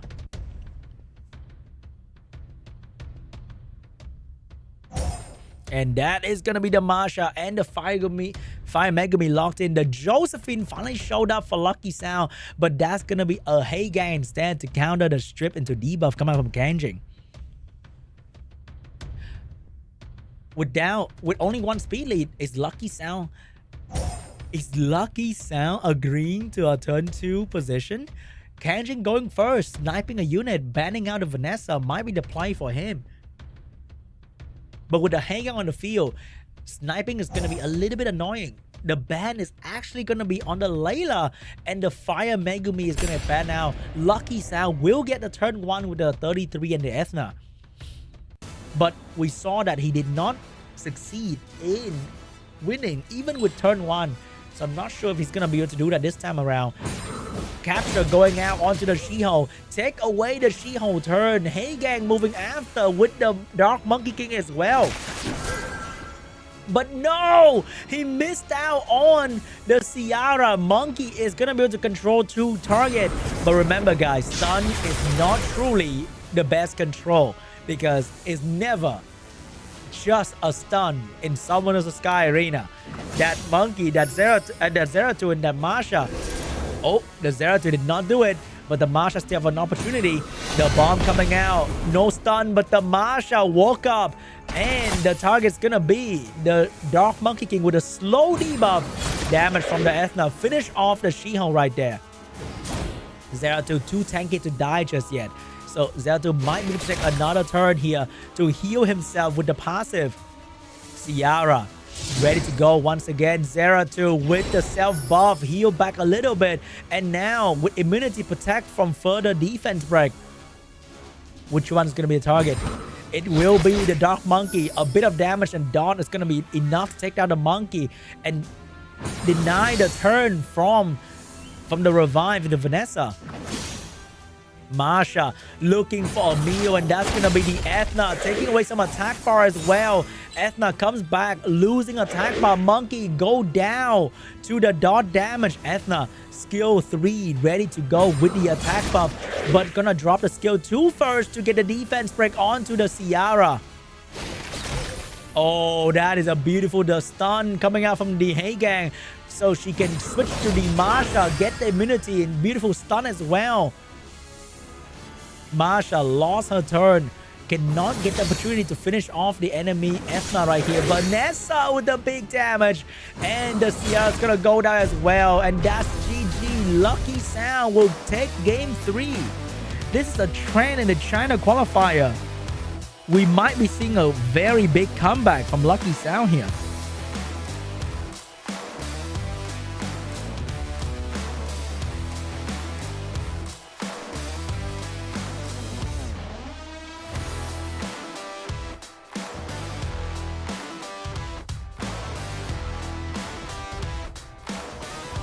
Round 4 between Lucky Sound and KANGJING.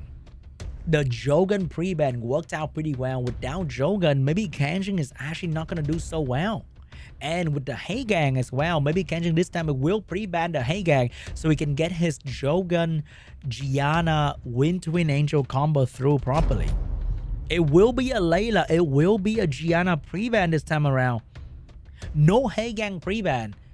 No Dark Monkey pre-ban. KANGJING, second pick. First pick for Lucky Sound. And the first pick will be... It might be the Oliver trying to get that turn advantage away from KANGJING.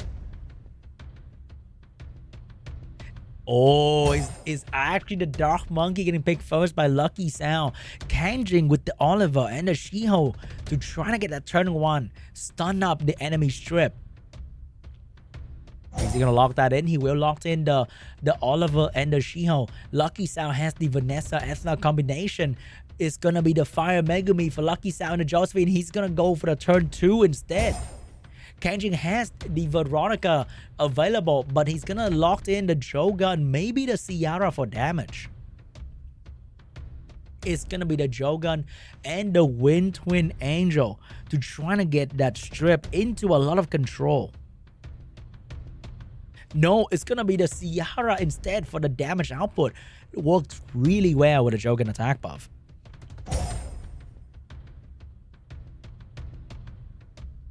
And what is gonna be the last pick coming out from Lucky Sound here is gonna be the Heigang to deal with the strip stun of the Shiho and also the strip of the Jogan. Ethna to deal with the Shiho as well. Very good counterplay coming out from Lucky Sound. Double speed lead. Allow KANGJING to lock in the Sonya angle with the ban on the Fire Megumi. That's going to be a beautiful counterplay to the Josephine and the Heigang. Sonya getting locked in for KANGJING. So Lucky Sound, will you take out the Jogan or will you take out the Sonya? Looking very, very good for KANGJING at the moment. I think Sonya is a beautiful force ban here. And KANGJING can also ban out the Fire Megumi, getting that turn one advantage with the Jogan attack bar boost. It will be the Sonya, it will be the Dark Monkey ban. KANGJING will let Lucky Sound get that Ethna and the Heigang through. I think it's going to be a little bit rocky for his combination here with these two units on the field.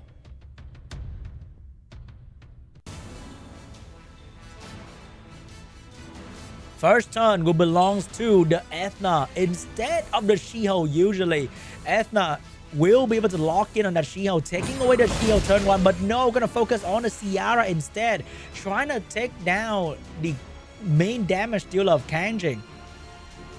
Shiho dealing with the Heigang and the Josephine. That is gonna be very, very tough. Did not stun the Ethna, did very good damage though. Now the Fire Megumi is gonna get a turn, and maybe that's gonna be onto the, it's gonna be onto the Oliver, but could not stun the Oliver. Unfortunately for Oliver, he's not gonna be able to go after the Jogan because the Heigang is about to get a turn. So the Jogan did not go for the strip and attack buff. Heigang would now strip away the immunity of the Shiho. Unfortunately for Oliver, there's no unit to reset. He has to reset the Hagang, but then the Hagang already used his biggest skill. And now Josephine looking for a target. That's going to be the Shiho. No more scroll trap from Drogon as well. Oh, no stun for the Shiho. Cannot get the shield up. Which means Drogon now with the Oliver. Oliver can reset the Josephine if he wants to. He will reset Josephine. Risk getting stunned. No stun from the Josephine. Very lucky for KANGJING. Could not take away the stun of the Fire Megumi, but the Ciara is about to take a turn here with bomb ready to go. But she can't detonate too easily because of the revenge still on the Josephine. Will bomb the Fire Megumi. But is that bomb going to be enough to deal with the Fire Megumi? He will detonate. The Fire Megumi took a very hard hit. No stun onto the Josephine. The Shiho getting the stun instead. Fire Megumi stun still available. And that's going to be dropped onto the Ciara, taking away another bomb layer. And Ethna is ready to go with the skill 2. And that's going to be extremely devastating for KANGJING. Drogon with AoE strip did not take away the revenge and eat the stun from the Josephine as well. LUCKYSOUND, another stun. Missed the Oliver, unfortunately. The Hagang, no stun, but did get the pushback. And now Ethna's going to be able to shatter the dream and hope of KANGJING, taking away the Ciara, taking away the Oliver. Both units from KANGJING now recover from the stun. LUCKYSOUND finally find his lucky moment and take down KANGJING. We are going to a game 5.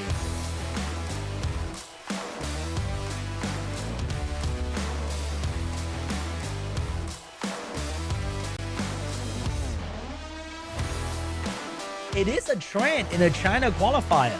You just cannot underestimate your enemy after winning 2-0, because the clean sweep reverse is happening right now.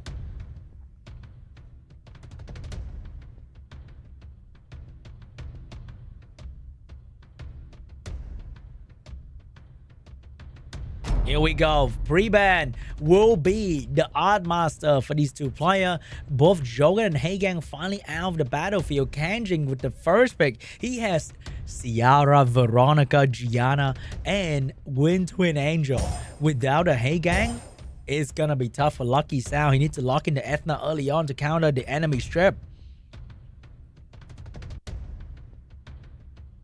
And the first pick for LUCKYSOUND is going to be the Oliver. And also the Okeanos to kind of between, maybe reset someone from KANGJING or maybe drop the fat AoE stun.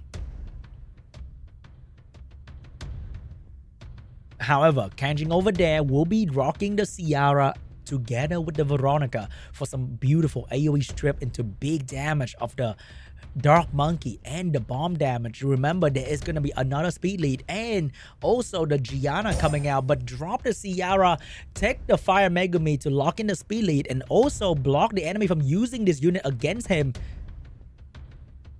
LUCKYSOUND with the Shiho, and that's going to be the counter play for the Veronica, trying to lock down the Veronica with the stun, and also the Water Twin Angel for the secondary speed lead. KANGJING with the Wind Twin Angel for another round of AoE strip, and the Gianna last pick.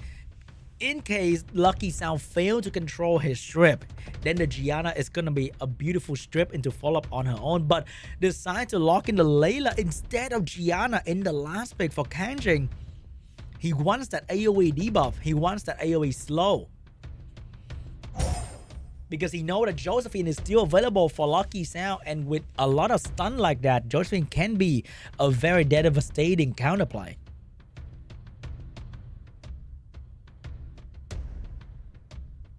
LUCKYSOUND, last pick is going to be the Ethna.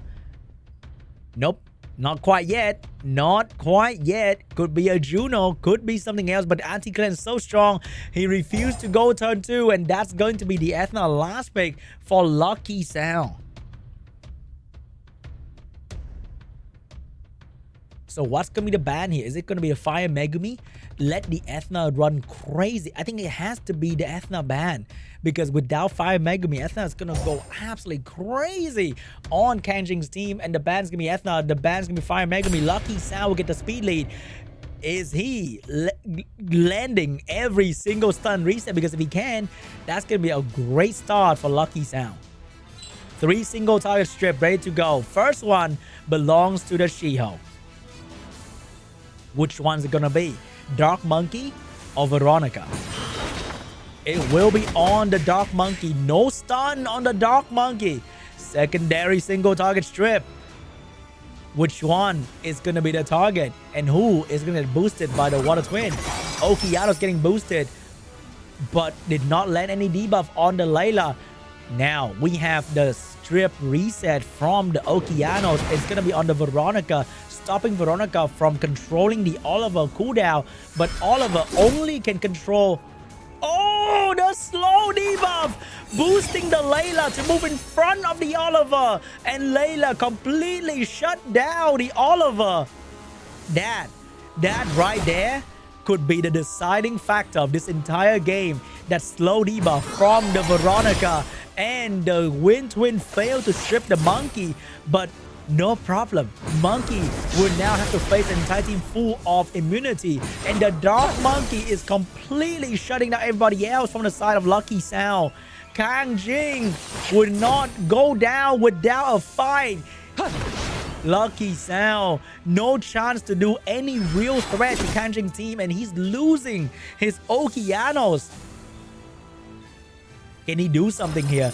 AoE silence way too powerful. Oliver finding his breaking moment, the lucky moment, cannot take away the attack bar of the Layla. Layla will gain back the attack bar very, very quickly here to get her skill back. AoE stun, and look at the Layla attack bar already full once again, and Shiho just can't find a window to do anything. Layla, look at the Shiho, but no, gonna be the Okeanos Ray Spear, and Layla full attack bar from that. Layla, another spin to win. Layla, another turn to move, and Layla will drop the Water Twin Angel.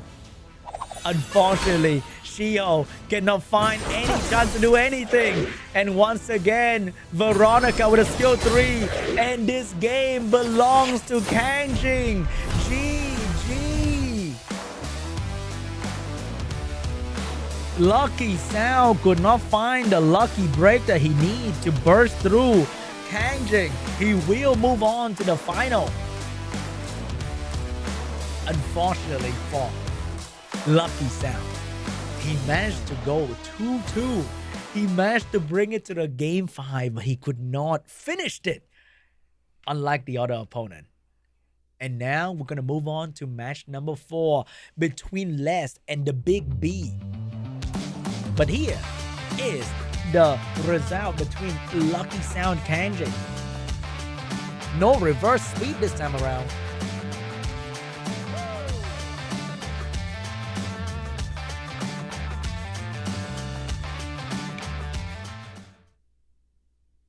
And that is the game 3 between KANGJING and Lucky Sound so far.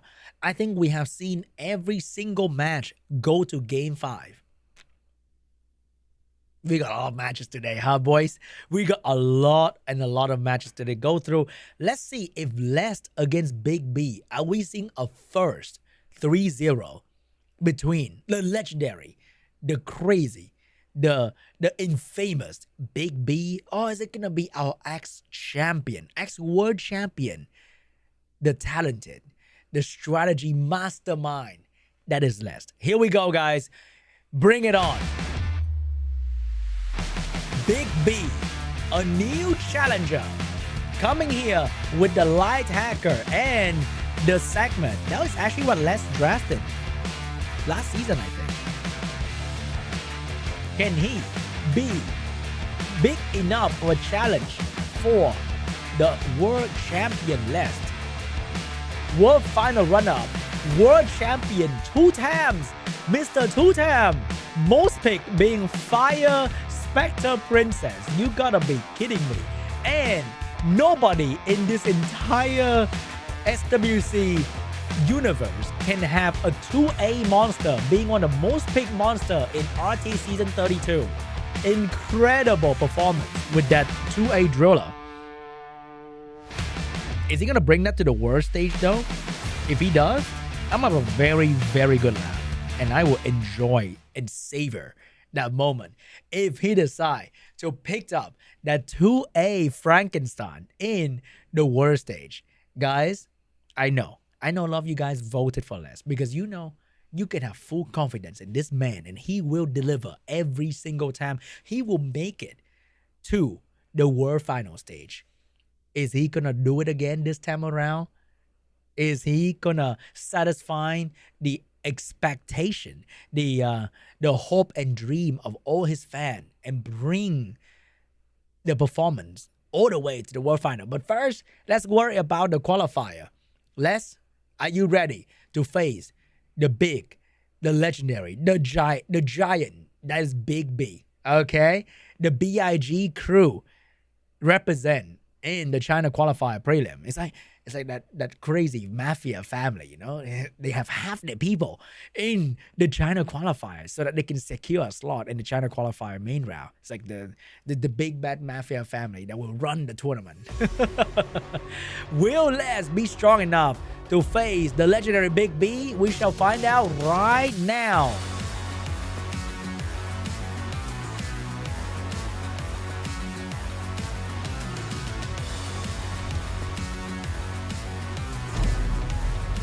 And the pre-ban will be Chandra and Shiho. First pick for BIG.B.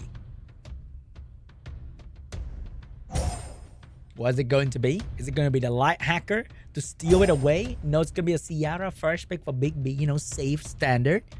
It's what we are looking at right now. Over there for Lest, he shocked the world with Jongnam tricks in the world final last year. What is he gonna do this time around in SWC 2025? It will be the Fire Twin Angel, the Fallen Angel, pretty much. The one, the Wind Twin Angel, still being utilized by pro player, but the Fire Angel has kind of fallen off a little bit. But Les is gonna bring in Vanessa and Fire Twin Angel in the first pick. And over there we got the Fire Megumi, Tetsuya, and the Fire Desert Queen segment. But oh boy, the counterplay for the Fire Megumi will be the Josephine and Mouse. Double water getting picked up to deal with a double fire coming out from the enemy. What is BIG.B gonna do against this? Is he gonna go in with double wind? Is gonna be the first wind unit, and that's gonna be the wind pudding princess because they do need another damage dealer. Could be a strong water damage dealer here like a Chow. It's gonna be a Bover to utilize the immunity and the shield coming out from the Josephine to do real damage. You know what? That's very surprising, but that's very, very cool. That is a decent counter to Josephine because whenever she get an insta turn, she popped that AoE shield, and that is free stack for Bover. Something new, something different between BIG.B and Les here. And last pick for Les is going to be the Viva Shell, and that could be to combo with the Josephine, a slow Viva Shell to cut in between the enemy turn, swap the HP and attack bar order, snipe something very quickly. So that's gonna be a segment ban from Les, and that could be a Viva ban from the BIG.B. It's gonna be a big Viva Shell ban, and the Bover, it will be banned out. So BIG.B will keep his Ciara for damage, and Les will keep his Fire Twin Angel. It could be a damage Fire Twin Angel to follow up after Vanessa for a quick snipe. And it will dodge the reset for the segment. Segment being segment once again, not letting the very crucial reset, and the Fire Megumi will be stunned by the mouse. Here comes the defense break, but no unit to move. Oh, the cleanse happened on the Fire Megumi instead. And now Fire Twin Angel with the damage onto the Ciara. Very good damage. Josephine moving right after that as well with the provoke, and that's gonna be onto the segment to take away the reset. Sierra bomb, but immunity. She will bomb to shake off the defense break. By Megumi going in with the stun onto the Twin Angel, allowing the Josephine to get a turn. Double stun from the Josephine. More damage being pumped out by the mouse. Vanessa moving after this. More damage onto the Sierra. Sierra doesn't have bomb to go yet, but the healing from the Wind Pudding Princess is gonna bring her back to half HP. But no bomb to do any real damage. And remember, the Josephine is coming up very, very soon here. And the constant defense break threat from the Vanessa is also very, very challenging for BIG.B. Damage being pumped into the Sierra. Nobody stopping the mouse from doing this amount of damage. Vanessa is moving with the defense break, but could not finish off the Sierra. More healing coming out, but oh, here is the Fire Twin Angel with the violent prop and the attack buff. Can she? Oh, they don't do enough damage to this bad big shield from the Wind Pudding Princess, but no bomb coming out from the Sierra because of the increased cooldown time of the Fire Twin Angel. The segment finally gets to move, dropping defense break, but her friend dropped first, and that's going to be the Sierra gone from the battlefield. And now the Josephine's going to move on to focus on the Fire Megumi. He can't get a turn properly. Defense break and despair stun from the Vanessa being cleansed immediately by the Wind Pudding Princess. Reset coming out onto the Fire Twin Angel. No skill available, but nobody is checking on the mouse and the Josephine at all. They're free to do all the damage they can. Increased cooldown time on the Fire Megumi.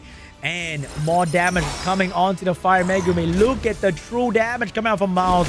The big crit hit coming out from Josephine, who is stopping these damage dealer. But oh, there's the moment for the Tetsuya to do some damage on to... Oh, good stun, but that is shield coming out from Josephine. Defense break coming out from the Vanessa. Fire Megumi hang on dear alive with the healing coming out from the Wind Pudding Princess. Angela's doing all she can to keep this unit alive. Fire Megumi once again getting another turn, trying to get that shield away from the Fire Twin Angel. Reset from the segment. Gonna keep... Oh, miss again from the segment. Oh, that is a beautiful steal, but she gets stunned. She will get healed by the Wind Pudding Princess, but here is the mouse doing even more damage and stun. Fire Twin Angel with the damage. Take down the Fire Megumi. Fire Twin Angel finally going down to the damage, but will be revived by the Vanessa. And the next target for damage will be the segment. Can she stay alive as long as Fire Megumi? Because the damage from everybody is getting stronger and stronger, and her health is dropping drastically. Charming Voice could not finish off the mouse, and she is gonna go down as well. And that will be the Wind Pudding Princess. Last one standing with the shield and reflect damage. Is that gonna be enough to deal with the damage? But no, the shield get broken way too quickly. I think that is gonna be it for BIG.B. The first game will belong to Lest. The reflect damage is kind of hurting, but it's not gonna be enough to bring down the enemy. And GG, Lest will take game 1.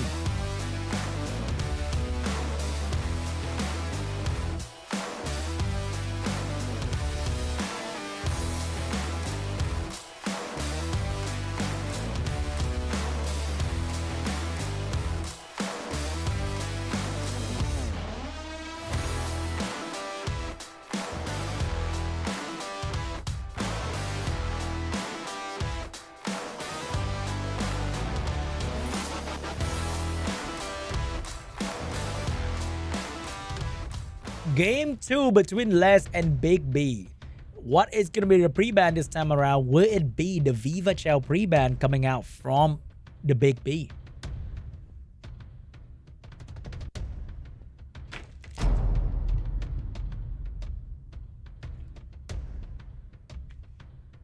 Finally, we have another Josephine pre-ban, and we have a Sierra pre-ban from Les. First pick for Les, without a CR on the field, what is going to be his speed lead of choice? Is it going to be Vanessa once again? Or is it going to be the Oliver this time around? Dark Monkey King will be Les first pick. And over there, BIG.B with the wedge at first pick. First to do that in so long. And we got the Oliver, we got the She-Ho getting picked up by Les as well. First time I see a wedge at for the past many weeks now in the APAC and the China region combined.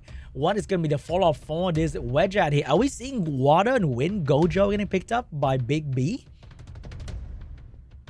Are we seeing Laura wedge at the OG combo? Oh, it's going to be Julianne getting picked up by wedge and Juno as well. But that is an anti-cleanse coming out from the Dark Monkey. Is that really the best play coming out from BIG.B? We have double Twin Angel getting picked up by Les, and last pick for BIG.B will be the Dark Megumi. It's gonna be the Water Twin Angel getting banned, Fire Megumi getting banned. Let's get to keep the She-Ho. Will he be able to go first and shut down this Julianne? She-Ho going first, shutting down the segment with a stun. Wedge moving next into the Juno and the Julianne. Big strip coming out from the Juno. Julianne will be able to shut down the Fire Twin Angel and get a Violent Pearl as well. But here comes the AoE stun from the Dark Monkey King. And that is going to block the cleanse of both Julianne and Juno. I'm not sure what's the plan to counter this exact situation here, because his team is being absolutely controlled. She-Ho with the AoE damage coming out, but is he going to use it? He will use it to cycle attack bar, getting his skill 3 back quickly here. And the anti-cleanse is gone. That opportunity will now goes away. But that was a lot of damage coming out from Les, with not a lot of healing coming out from BIG.B. More pushback onto the Julianne. Fire Twin Angel ready to go. Lock and load. The Julianne will be gone from the field. Juno focusing back on the Fire Twin Angel. Outer Ego attack onto the segment and push back onto the Wedgeat. Wedgeat and segment not doing too hot right now. And remember, soon the Dark Monkey King will have the anti-cleanse once again to deal with the Juno later on. The situation looking kind of grim for BIG.B here. He will take down the Fire Twin Angel, but at what cost? Now, Wedgeat is going to go down as well. Oliver with the pushback taking down the Wedgeat. Juno is going to shut down the Fire Twin Angel, but here comes the Dark Monkey King with the anti-cleanse and the buff steal. Defense down, anti-cleanse down, and the speed buff will still be stolen as well by the Dark Monkey King. Very good damage and no extra debuff. Very good damage from everybody else, and GG. Les will take game 2.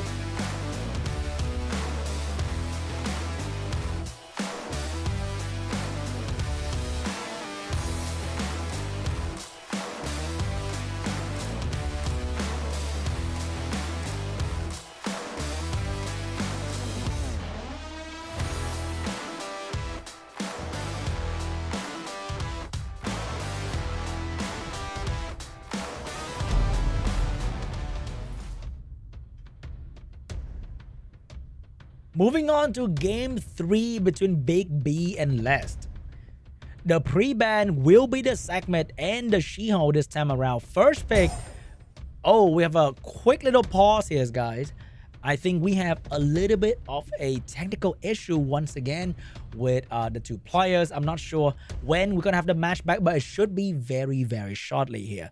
But so far, we are seeing very dominating performance of Les against the enemy BIG.B, a new challenger. Unfortunately for BIG.B, he has to be fighting one of the strongest player in the entire Summoners universe. Like, he is fighting Thanos as a Hawkeye going fresh into SWC 2025. Like, you might bring him some challenge a little bit here and there, but he will ultimately shut you down 2-0 for Les. But also, once again, in the China qualifier, we are seeing some crazy comeback from every single player so far.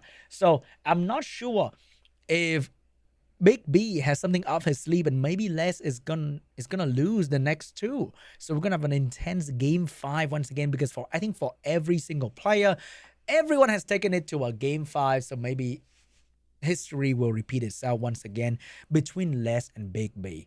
And I think BIG.B gotta really shake it up a little bit, because Les has been going first and completely controlling the enemy, and Les even run up a Fire Twin Angel, like, just for BIG.B, Julian, maybe, potentially. That Fire Twin Angel was a very, very good draft into BIG.B, first and second round, especially the second round, when he used it to take away the Julian pretty much immediately. He used the anti-cleanse to lock down the Julian and the Juno to buy time for the Fire Twin Angel to show up and completely shut down the Julian.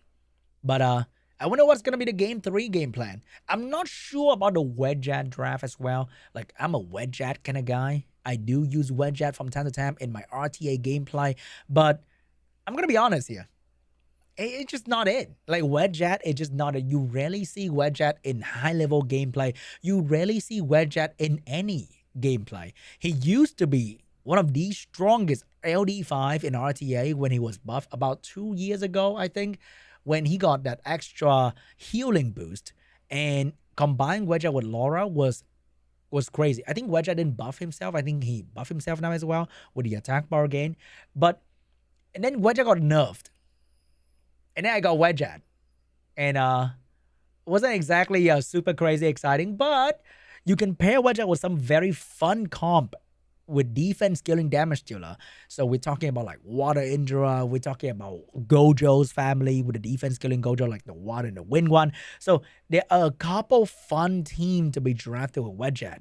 And I gotta really emphasize on the fun part of the situation here. Like, you don't draft Wedgeat to be like ultra competitive. You might see Wedgeat when, let's say, the opponent really rune gap his enemy, and then Wedgeat showed up and you absolutely dominate with Wedgeat. But in the worst stage and you're fighting as an underdog against Les, the world champion, using Wedgeat, unless you have like a master plan.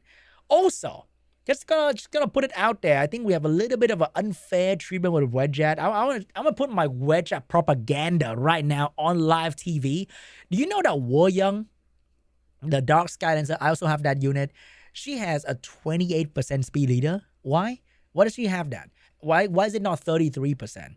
Because Woyoung has a Nat 4 and Nat 5 combination of a family. But she enjoyed the 28%, not 33%. But Wedgeat also belongs to a family of Nat 4 and Nat 5. But Wedgeat only has a 24%. Can we get that little Wedgeat 28% speed lead?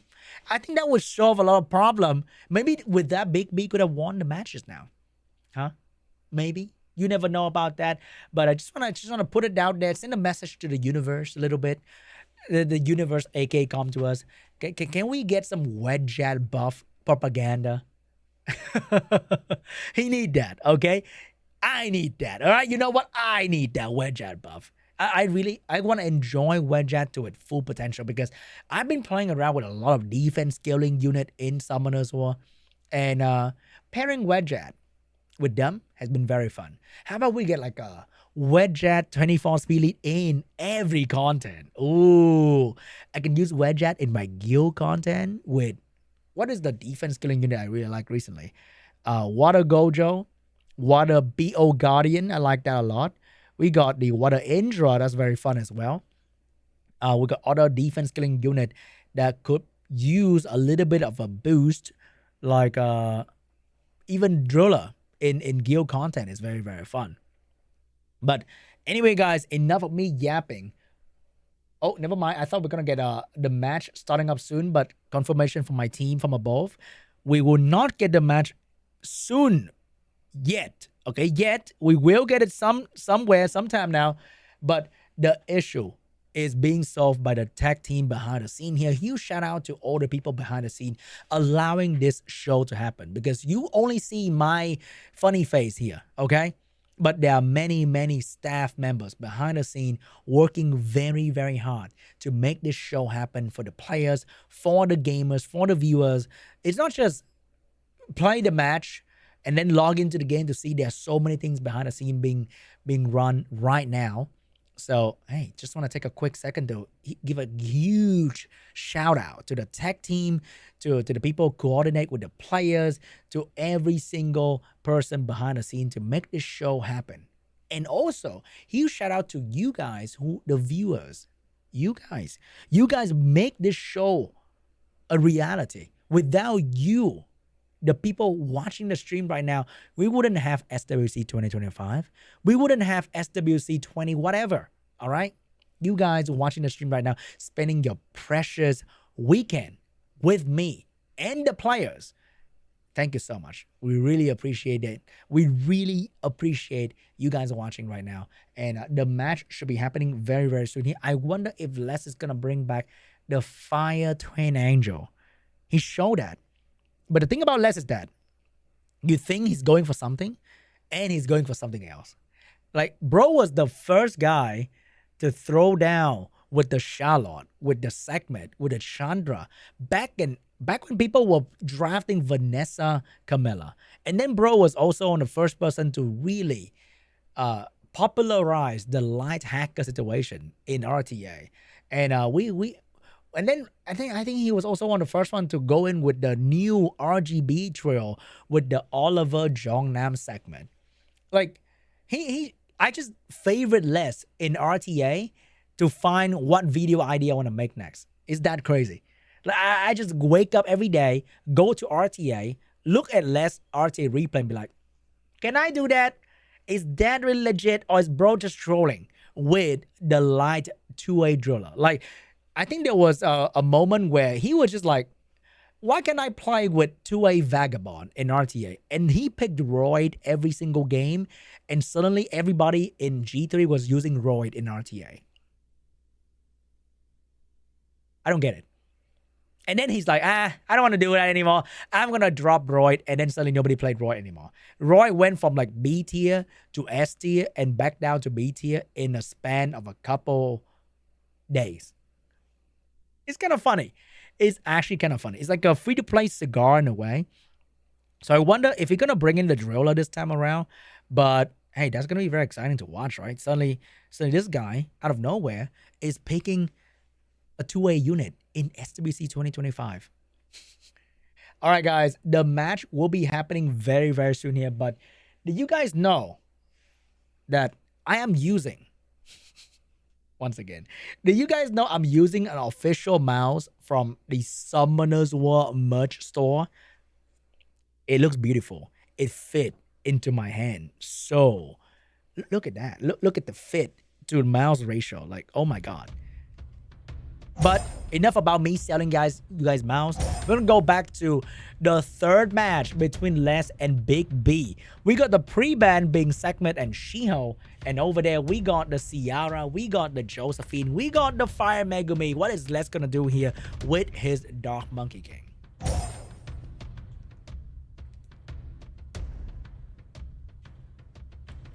But this time around, Les is going in with a Pater to provide him with immunity and the mini healing.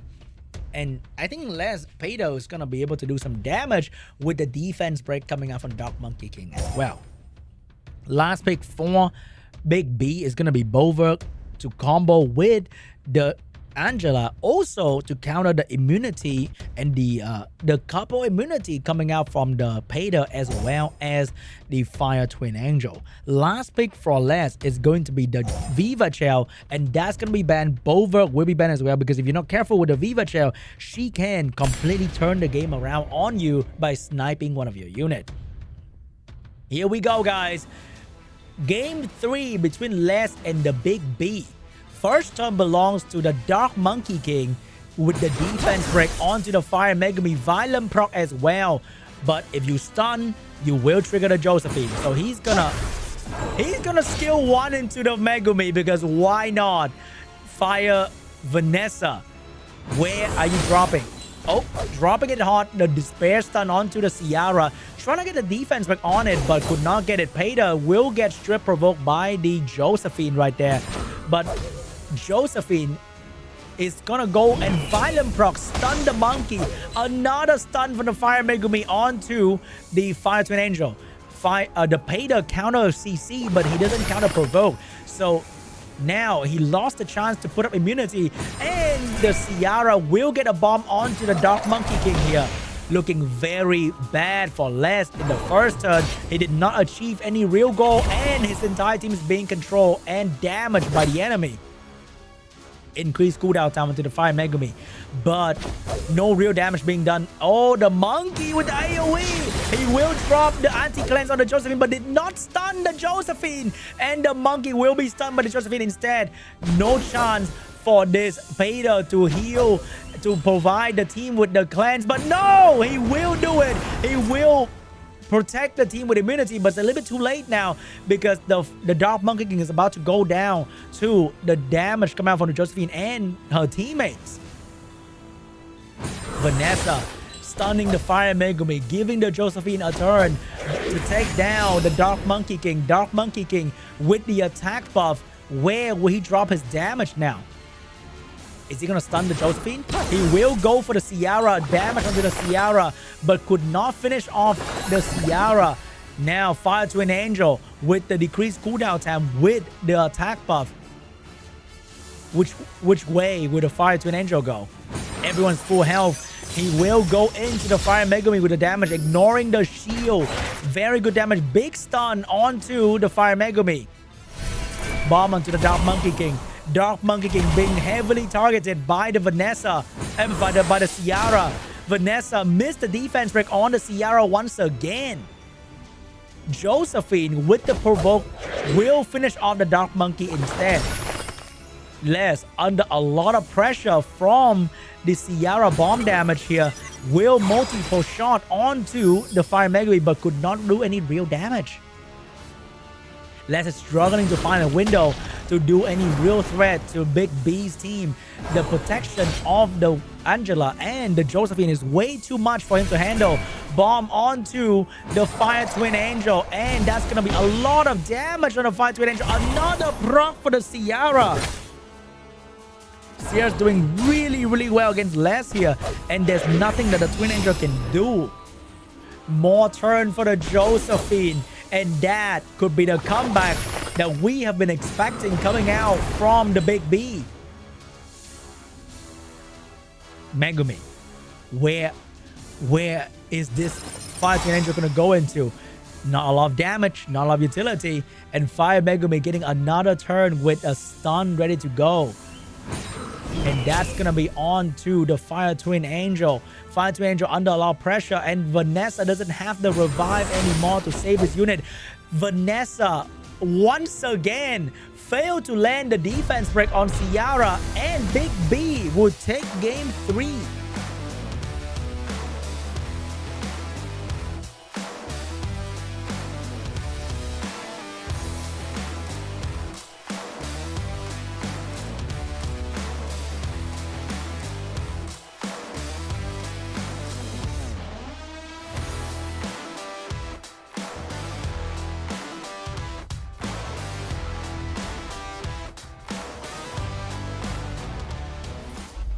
Game 4 between Les and BIG.B is about to happen. What is going to be the pre-ban this time around? Will it be a Ciara pre-ban coming out from Les? That unit completely shut down his entire team with damage and resistance in the previous game.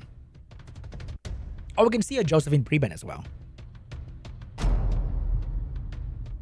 And that's going to be a Ciara Oliver pre-ban from these two players. First pick for Les. Without Oliver, is he going to go for the Water Twin Angel or the Vanessa first pick here? Or it's going to be the Dark Monkey first pick for Les once again for the AoE defense pick setup. We have the good old Fire Megumi Josephine getting picked up by BIG.B to counter the combo of Les. So how will he counter this? It will be a Viva Shell getting picked up from Les here for the Turn 2 snipe. But what is going to be the third pick? Is it going to be a speed lead? Is it going to be a Fire Twin Angel once again? And the third pick for Les will be an Annabelle to provide another layer of AoE defense break, and this time healing. That is a lot of AoE debuff coming out from Les. Are we seeing the Wind Exorcist Association Hunter with the Juno combination? What kind of turn 1 will BIG.B go if he decides to go turn 1?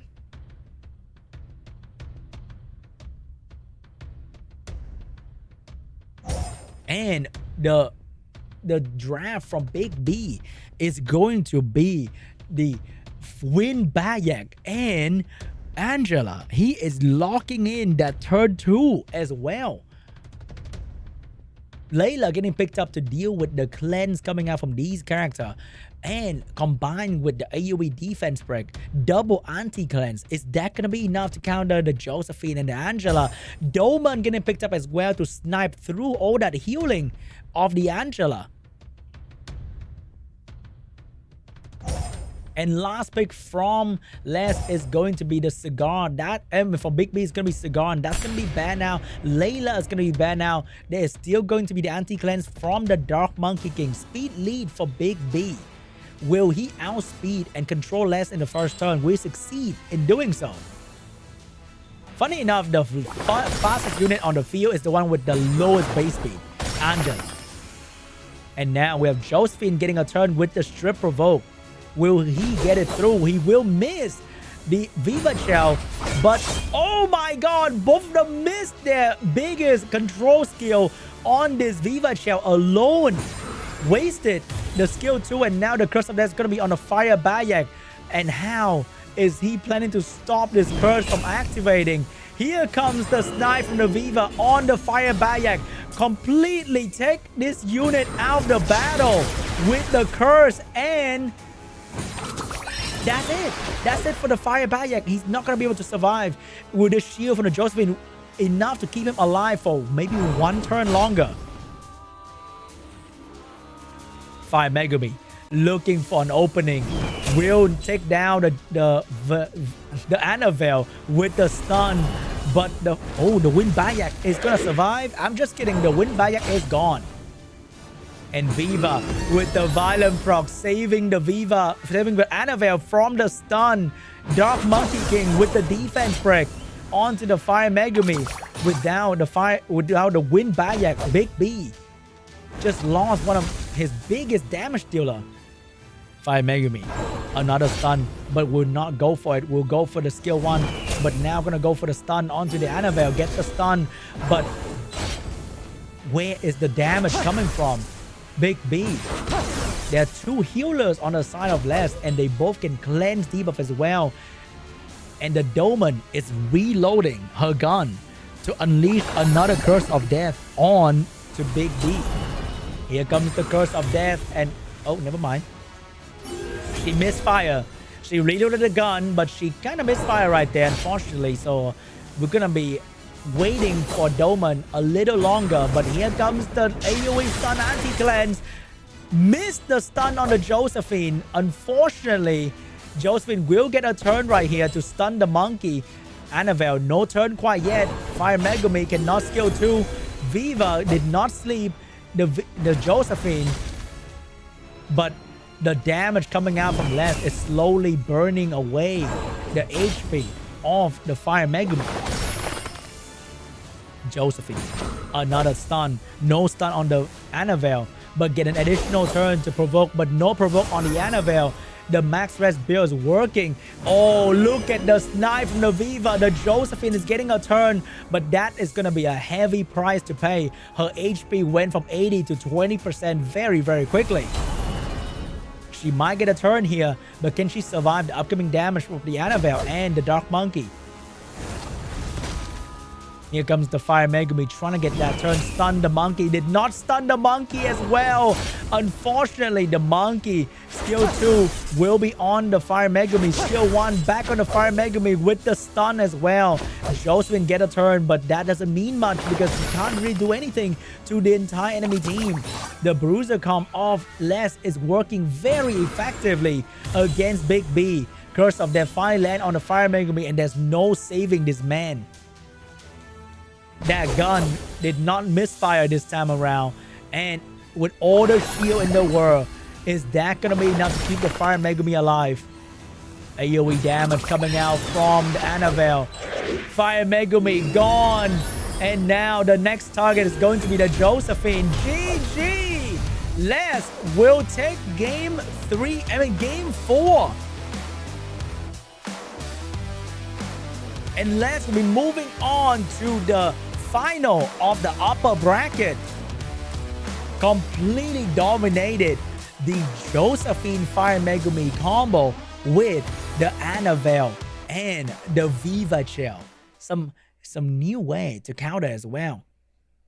All that shield, and you could not keep your unit alive. Shield is one of the soft counter to the damage of the curse from Doman. However, with the damage from the Annabelle and the Viva and the Dark Monkey on top of that, it's just very, very hard to keep your unit alive with the curse going around.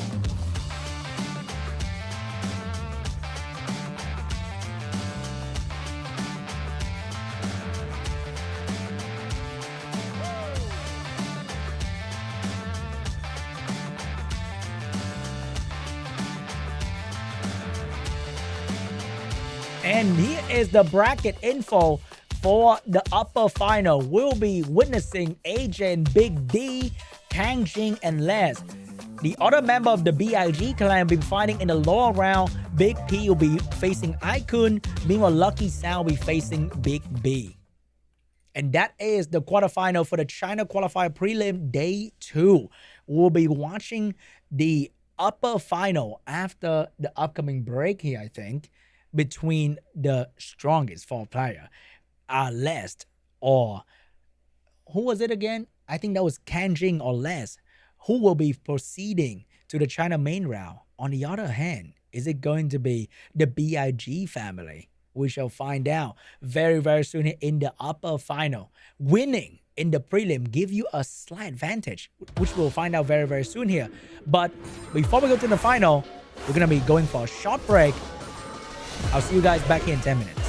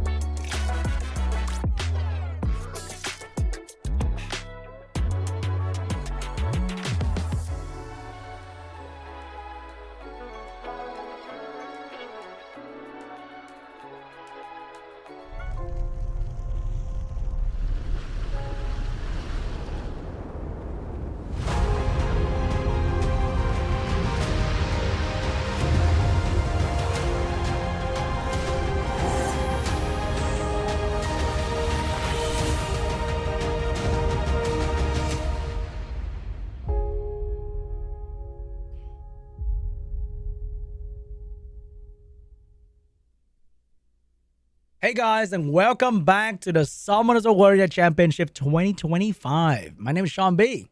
How you guys been? How was the break? Do you guys get to eat food, drink some water, go to the restroom? Because we have more amazing matches about to happen very, very soon here. So if you haven't grabbed a snack yet, maybe it's the time to do so. You have a bit of time before the next one that's about to happen between AJ and BIG.D. So today is the China qualifier prelim, and the upper final is about to happen.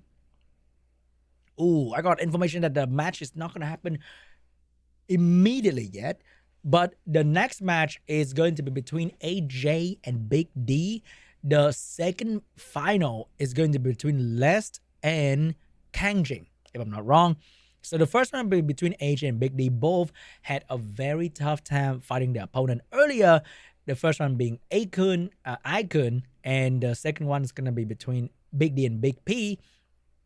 Both very tough matches for both players, but they came on top of the end, and they'll be facing one another to see who is going to the China prelim main round to find out the best Chinese player to advance to the World Final. The Chinese player doesn't have to play in the APAC Cup or the America Cup or the Europe Cup.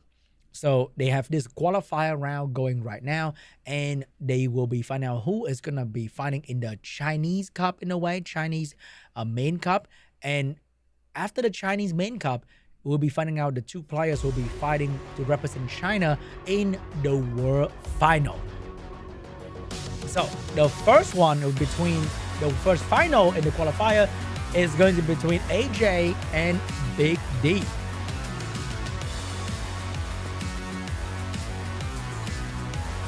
Here we go, guys. Let's see what is going to be the pre-ban this time for these two players.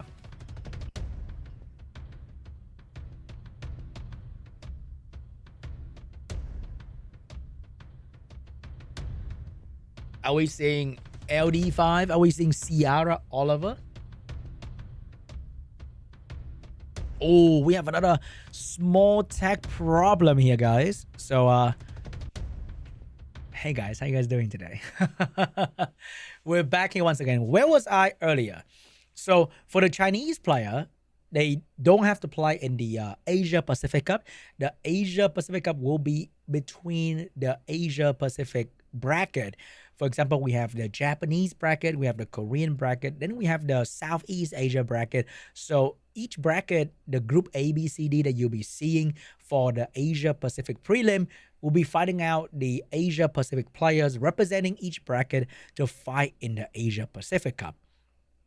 And then we're going to try to find out the two players from the Asia Pacific Cup, and then two players from the Chinese Cup, and then two players from the Europe Cup, and two players from the America Cup later down the line to see who are going to be representing their specific region to be fighting in the World Final happening in Paris. So SWC 2025, very similar to the SWC in the previous year, is going to be quite a long journey happening from July 26th all the way to November 1st to find out all the strongest, the most talented, the strategy mastermind from each region to fight one another in the World Final happening in Paris. So that's going to be very, very exciting for each cup, for each region, because we have so many strong players. Like each one of these players are so high rank in the previous season. Like, I think there's going to be very minimal difference between the player that is ranked like 50 to the player that's ranked 80, because you can see that they are stealing each other draft all the time. They have pretty much all of the monster in the game. Like, it boils down to which LD5 you have. But that is like the story from many, many years ago. Like each player would have like, oh, that's the Ragdoll guy. Ooh, that's the Gianna guy. But in the big 2025, with the amount of scroll that the game provide you, and with how long some of these players have been playing the Summoners War game for, they have, you know what? Almost all the LD5 that each other have. It's kind of funny, right? Like, you see people be stealing Dark Monkey King, like they are trying to steal Ciara, because they all have Dark Monkey King. They all have I don't know, light hacker at this point. They have so many options that it slowly become a game where almost all of them have very similar rune quality. They have similar nat5, they have similar LD5. So when you pick what and what band you're doing, in what order are you picking your unit, becomes extremely, extremely important. And it gets to the point where the draft and the rune situation that you're using on these units is so important. I think even the Swift rune, the speed of all these players are so similar that it boils down to if you get to use your 33 speed lead or 24 speed lead, because the moment you locked in 24 speed lead and the enemy go with a 33 speed lead, they will outspeed you even if your speed, your top set is a bit faster than your enemy. Because with a 33 speed lead, you technically have like almost 8 to 9 speed advantage on top of the enemy. That's why you see a lot of Fire Megumi getting forced in, even though, you know what, Sierra might be the better damage dealer in the position, but you force the Fire Megumi in because he provided 28%. You close the gap a little bit, and also you take away the counterplay of the enemy, because this guy cut in between and is becoming so troublesome for these players who try to lock down these combo specifically, right? And then we have the Josephine situation. So with the rise of things like Shiho, who can stun turn 1, things like Josephine and Fire Megumi become so popular, because the moment you get a unit to cut in between, the things about building a team is that you have like a guy who like Shiho, who go first, he will stun lock a unit, allowing your rest of the team to move, because you have your Shiho moving in front of enemy Joe gun. You stun the Joe gun, you stop enemy from stripping your entire team. But now, the fact that Shiho take a turn means 2 other units on the enemy team also take a turn, like the Fire Megumi, the Josephine, that kind of stuff. And they also come with their own strip. And let me tell you, that is a very tough thing to deal with, because they go in between, they stun lock your follow-up unit. You can have like Oliver, Shiho, Okeanos, but the moment the Shiho stun, the Fire Megumi is gonna stun lock your Oliver, and then your Josephine, enemy Josephine is gonna control your Okeanos. The battle becomes so unpredictable in a way that, man, going first doesn't feel that good anymore in a way. That's why you're seeing the rise of things like Annabelle, Viva Shell being built slower so that you can take turn 2 and then swap the HP and attack bar of the enemy and then snipe them immediately. Things like Angela being used in today's qualifier as well, because going first is just a very tricky. Even with these accounts rocking, I would say, the Exodia turn 1, like they have Gianna, Veronica, they have Nephthys in there. You would think that back in the day, like that would just like,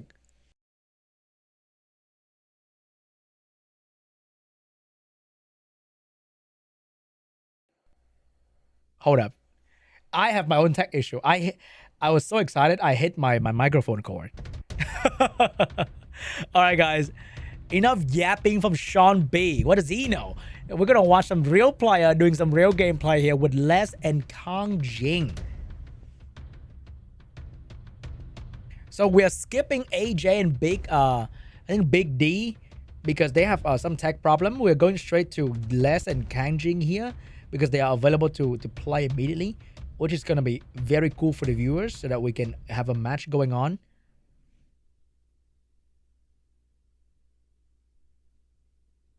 You know what?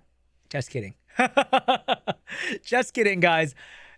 You're gonna sit here with me for a little bit longer. So let me tell you about a childhood story, okay? A little quick childhood story from my personal experience. So 10 years ago, there was a boy, no, not 10 years, 11 years ago, there was a boy called Sean B. He was an average teenager. You know, he was a little boy. He didn't know what mobile game is. He was playing game with his friend on the PC. He was enjoying his fun time with his friend. But this is the villain story. One day, one of the friends stopped inviting him to play games. And he just couldn't understand why. Like, why would you stop playing games with me? Do I smell bad? No. That friend that friend that used to play game with him every night is now playing this mobile game called Summoner's War. You might be thinking, Sean, are you doing a TVC ad right here on live TV? No, guys. That is the real and truthful story. And I'm just saying how it is. Like, that guy, he used to play game with me every night. He just stopped. He keep playing this game called Summoners War. I'm like, are you playing a phone game instead of playing a real game with me, bro? And bro actually laughed at me, be like, how about you download the game and try it out for yourself? And I actually did not do that. I did not download Summoners War back then, 10, 11 years ago, to play with my friend. I thought he was an idiot. Who would play game on their phone, right? Like, weird. Just go and play game on your laptop with me, bro. But after a week of him not playing the game, playing games with me, I bit the bait. I downloaded Summoners on my phone, and it was maybe that was the best thing I could have ever done in my life. You know what I'm saying? Maybe that was the best thing that could ever happen to my funny little teenager life back in the days. I downloaded Summoners War, and the next thing I know, I was playing Summoners War through the night, all the way until the next morning, just grinding the early game. And you know, I think some of you guys don't even know what Summoners War looked like 10 years ago. We did not have autoplay like what we do have now. Every single quality of life that you have right now doesn't exist or didn't exist 10, 11 years ago. The game was the Wild Wild West. The game was, I gotta say, the game had nothing. How did I play Summoners War for half a year back then, bro? I could not get it. Like, did you know that the most competitive thing we had in Summoners War was like doing the TOA and doing the arena? And the arena was filled with Perna, double Perna defense, double Arnold defense. Because the only real damage dealer back then was like Lucian. Lucian was broken, by the way. I think Lucian's still kind of broken. But back then, Summoners War has nothing. Like, how did I play that game? Come to think about it. How did I play Summoners War for 6 months with nothing in it? But I never stopped playing. I think there was a friend that played with me, that there was a friend group that played with me. That guy summoned like an LD5 and then he quit. I was baffled. I was bewildered. You got the rarest thing in this game. I think he got Cracker. I will never forget. He got Cracker in 2016. And Cracker wasn't exactly Cracker in 2016. You know, she was a different thing back then today. And she was revered as one of the bad LD5 in the game. I think she's like very much more usable now. But Cracker was kind of bad back in the day. And he summoned a Cracker. He quit. Bruh. And then I keep playing. All of my friends quit playing Summoners War, guys. All of my friends quit playing Summoners War. That's why I had to start a YouTube channel so I can find new people to talk about this game with. Because I was playing this game alone after like a year or two. Just by myself, grinding in Giants. Dude, I still remember back then. I was farming Giants B10 about 5 times a day. And why is it 5 times a day? Because I was borrowing my friend's Eladrill, the in-game friend. I was borrowing his Eladrill so that I could do Giants B10 5 times a day. And after that is done, like, I was only allowed to farm that. And then I got to go back to like Giants B7. Hey man, the game was really hard back then, okay? I did not have a cases. You don't even know what a unit does, okay? But I did not have a cases. I didn't know what I was doing. So, God, it was such a rough time back then. But somehow I kept playing. And somehow I never stopped. And somehow I'm here talking about the Summoners War World Championship 2025 China Qualifier Prelim. Crazy, huh? Crazy how that worked out. When all your friends quit and you didn't. You still keep playing Summoners War.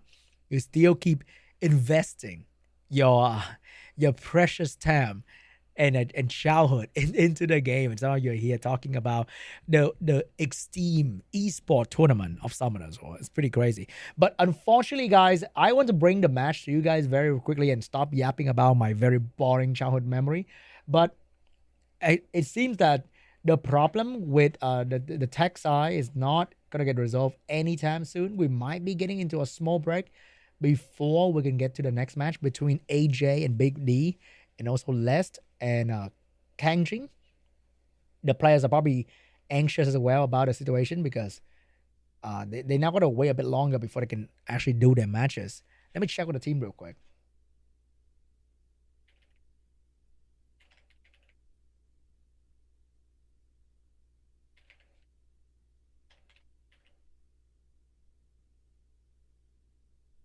All right, guys, I think we might be going into a short break time here so that they can resolve the problem with the technical side of the players, unfortunately.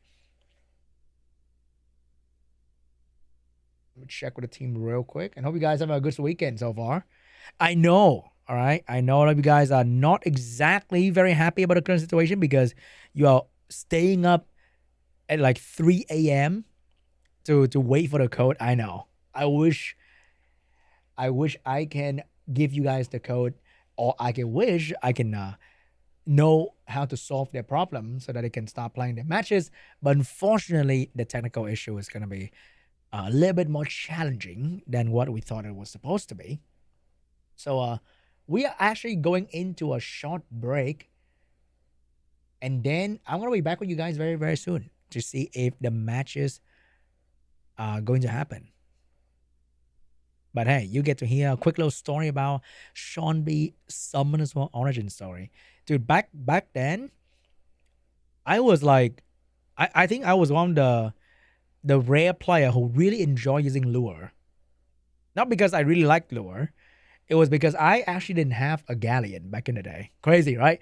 I actually didn't have a galleon back in the day to do the PvP team that everybody else was doing. I only had lure. Like, lure was an AoE death breaker. Lure didn't even have like the elemental neutral in his AoE defense break back in the day.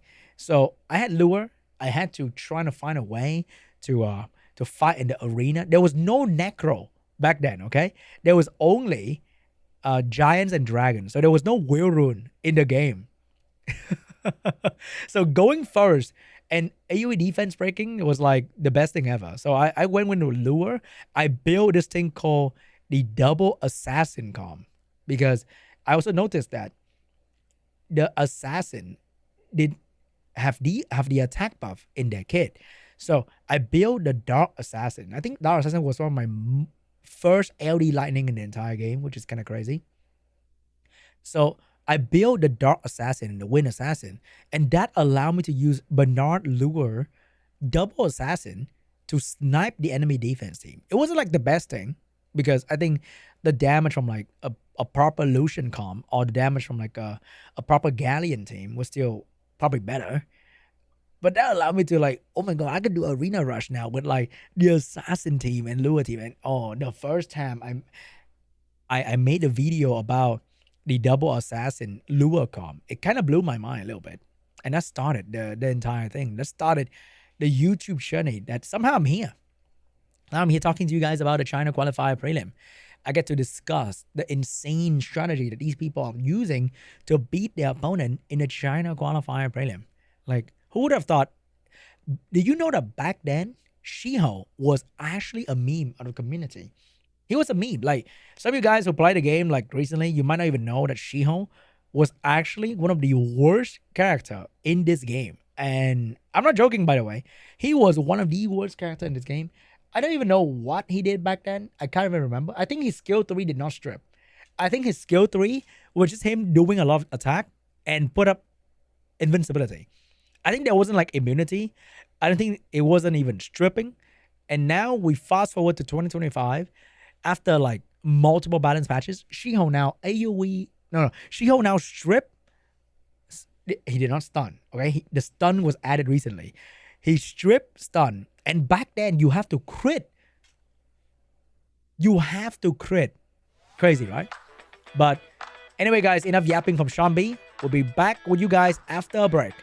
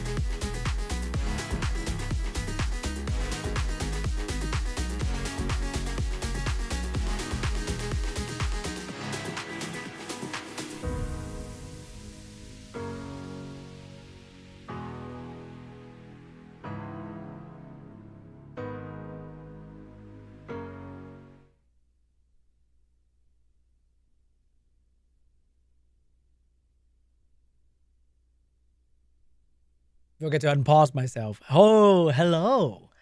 Welcome back to yeah. It's not starting yet, guys. I'm very sorry to say it is not starting yet anytime soon. We're still facing some difficulties in terms of the tech problem. So yeah, so how are you guys doing today? Let me turn on the chat to see what you guys are talking about. We're now going to take questions from the chat about anything you want, pretty much. So, do you have any question for Come to Us? No. There's no question for Come to Us, okay? It's the only question for me, okay? You cannot ask about when is the next balance patch or when is the new collab, okay? Unfortunately, the tech problem persists. Probably longer than Angela can heal, unfortunately. No promo code. Promo code will be showing up soon. Not yet, unfortunately. LD5 as promo code. Really? Which one? All right, which one do you want, huh? Do we get... Let me ask, guys. Do we get a LD5 promo code? Someone is asking for LD5. No? No. Really? You're saying that if they hit the like on the stream, they might... Oh my God. How are you this handsome? Am I? I think I'm like a 5.5 out of 10. And maybe on a good day where I like do something with my hair, maybe I get to like a 6.2, maybe. Do you think Come to Us will ever have this crazy LD5 event? Brother, wake up, okay? I know you're under a gentry shoe right now. you think Come to Us will be like, hey guys, LD5 event upcoming very, very soon. You think? Unbelievable. White light chimera base speed is 95. Yeah, you know what?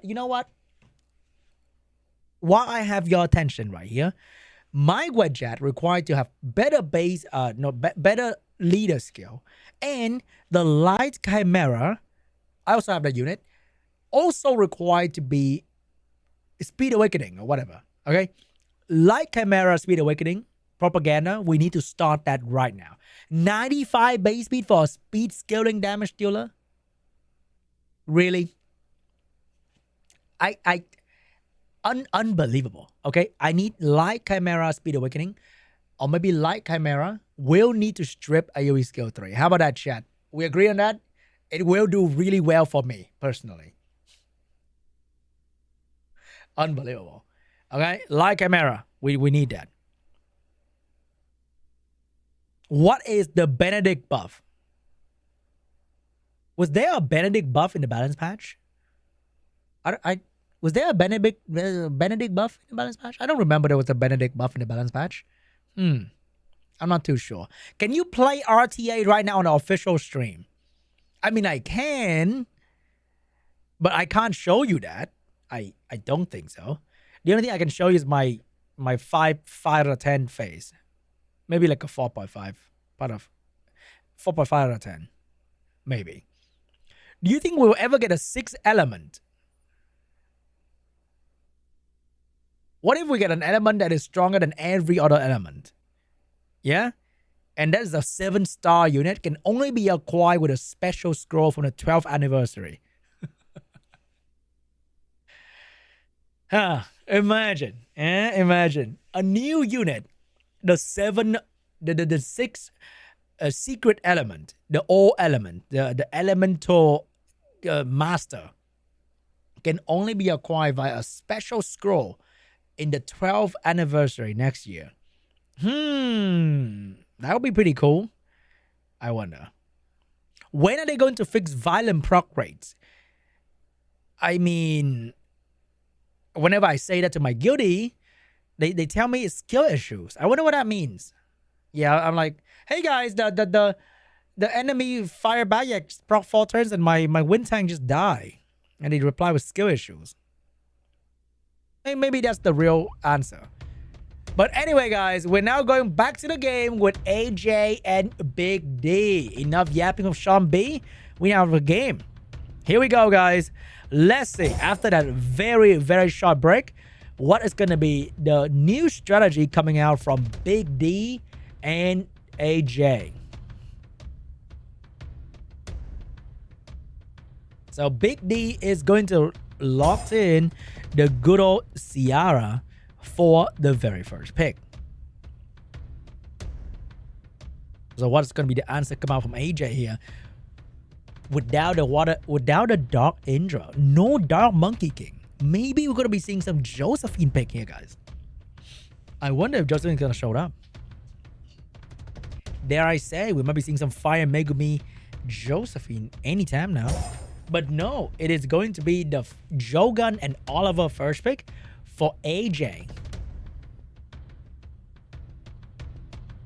We got Shiho getting picked up by BIG.D, but he definitely going to need a speed leader here. Is he going to pick up the early Fire Megumi? He will pick up the early Fire Megumi together with the Shiho.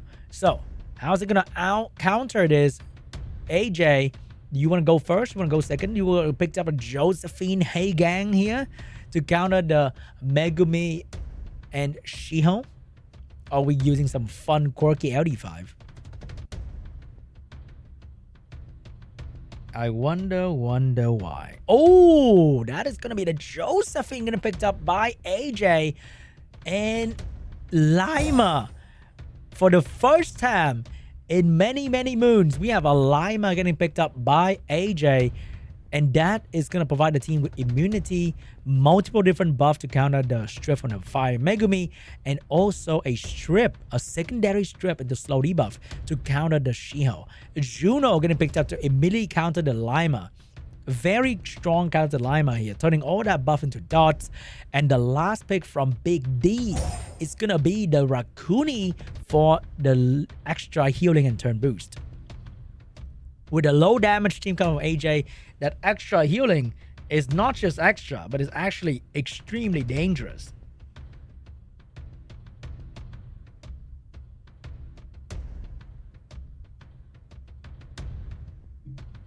So last pick for AJ. Which one is it going to be? A Chow, perhaps? An Annabelle to deal with the amount of fire coming out from BIG.D. But is that enough water? Is that going to be banned out pretty much immediately? I feel like it's going to be an Annabelle ban. It's going to be a Juno ban. And let's see if that's going to be true.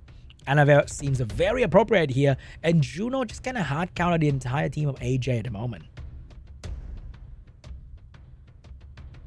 Here we go, guys. The ban should be locked in any moment now. It will be the Annabelle ban. It will be the Juno ban.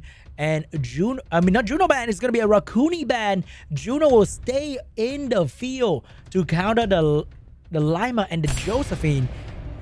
On paper, I think BIG.D teams is having the upper hand here.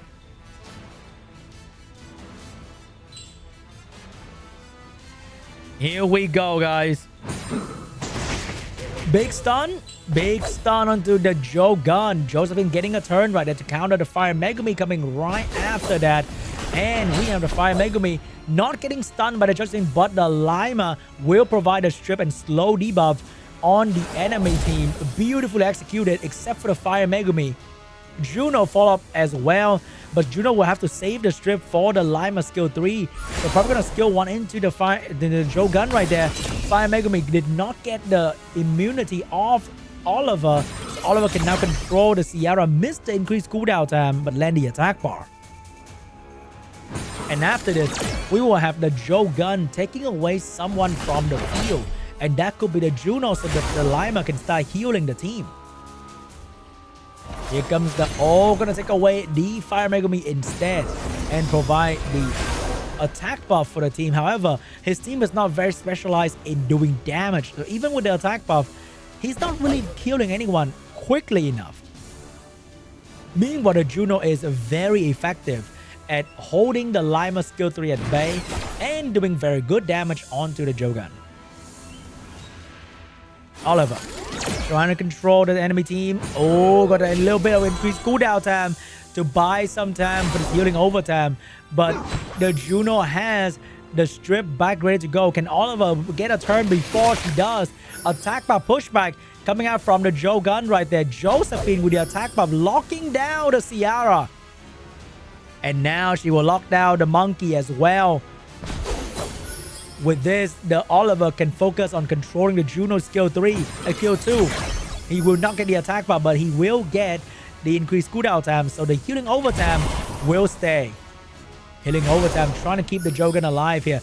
Megumi finally out of the scroll trap. But without the attack buff, Fire Megumi is not getting a turn just yet. And the Josephine with the shield. Extra protection for the Jogun. Lima is going to be able to pump more damage into the Ciara. Ciara's about to go down here. Even without a lot of damage, Lima is doing really well into the Ciara. Oliver has controlled the Juno long enough so that the team can enjoy this nice healing overtime and recover to a very decent amount, especially the Jogun. And now the Juno will be off the field so that the team can focus on the Fire Megumi. And with the Josephine on the field, Lima with the skill 3 coming up very soon, a lot more healing will be done for the Jogun. A lot more control coming out from the Oliver as well, doing really good. AJ completely shut down the counterplay coming out from BIG.D. Even though the Juno was supposed to be the trump card, she's not doing a whole lot to AJ team being outside the match due to Jogun and Oliver resetting her skill cooldown time. Look at the Lima damage, guys. As a support character, doing that kind of damage every turn is really, really solid. Juno focusing back onto the Jogun, trying to bring down this unit, but not quite there yet. And now we have more protection coming out from Lima with the Oliver increased cooldown time. There's just not much that this Juno can do. Even with the self-healing, she is not going to be able to do it. Strip the speed buff, get the attack buff for the team. If she AoE right now, the Lima can provide a protection. There's nothing the Juno can do anymore. Even the Josephine damage is amazing against the Juno. And that is GG.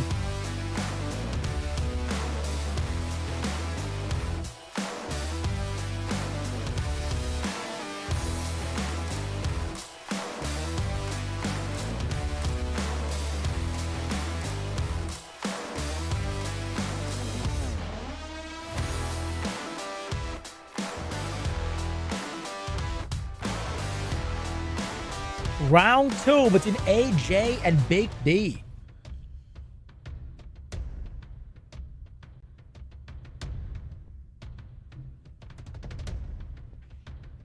What is going to be the pre-ban here between these two players?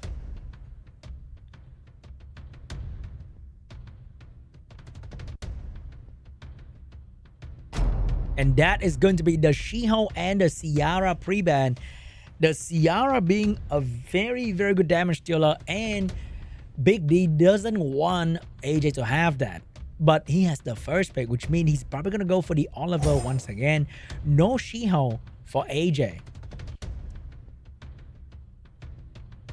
What is going to be the first pick here? Is he going to steal one of the enemy unit?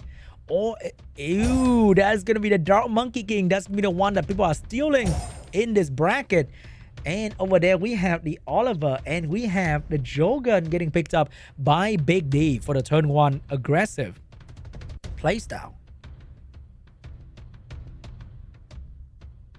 What is going to be the answer here? Are we seeing Fire Megumi? Are we seeing Josephine getting picked up early on? Is it going to be a turn 2 strategy coming out from AJ? And oh my god, Segment is showing up to counter the Oliver, and we have the Fire Megumi to counter the Oliver as well. A lot of Oliver counter. We have Josephine on the other side of BIG.D to counter the stun for the Fire Megumi, but the anti-cleanse from the Dark Monkey could potentially shut down the Josephine.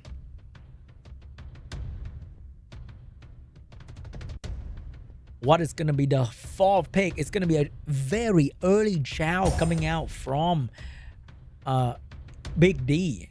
I think AJ might be locking in like a Layla to counter the Chow as well as to combined with the AoE debuff coming out from his team right here. Also very good against Oliver. And that's going to be a Layla coming out from AJ. He needs another speed lead. There are so many other options beside the Ciara that he could be going for as well, like a Water Twin Angel or the Light Hacker. It's going to be a Diana getting picked up by AJ. Ignore the speed lead. He's going to go for a Diana to completely shut down.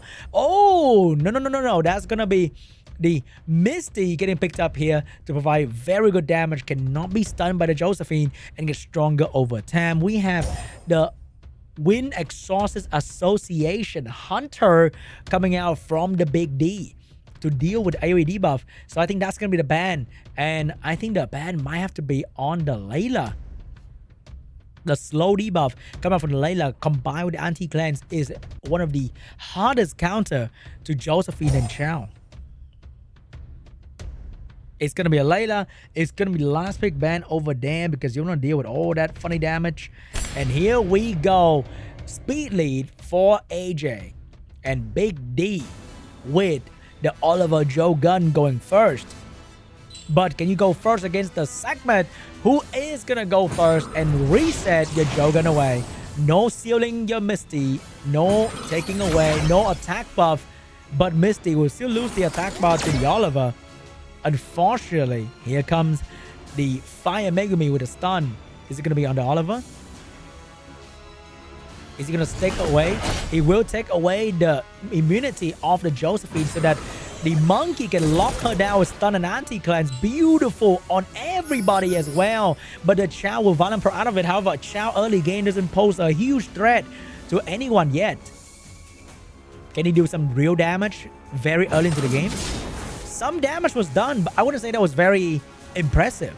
And now the Misty is going to heal back. Oh, not quite yet. Did not even break the shield. Misty early game is also not as strong, unfortunately. We have the Fire Megami with a stun. Is it going to be on the Jogan? It will be onto the Jogan, not letting the Jogan get any turn to get his skill back. And the defense break coming out from a Dark Monkey is going to land onto potentially Josephine. It's going to be on a Jogan. He wants to get this Jogan out of the way as quickly as possible. No attack buff, no sealing, but the 2-turn provoke onto the Misty. Misty under... Oh, the Chow with a back-to-back. Could not finish off the Misty, unfortunately. And now Fire Megumi, will he sacrifice getting stunned, taking away the revenge coming out from the Josephine?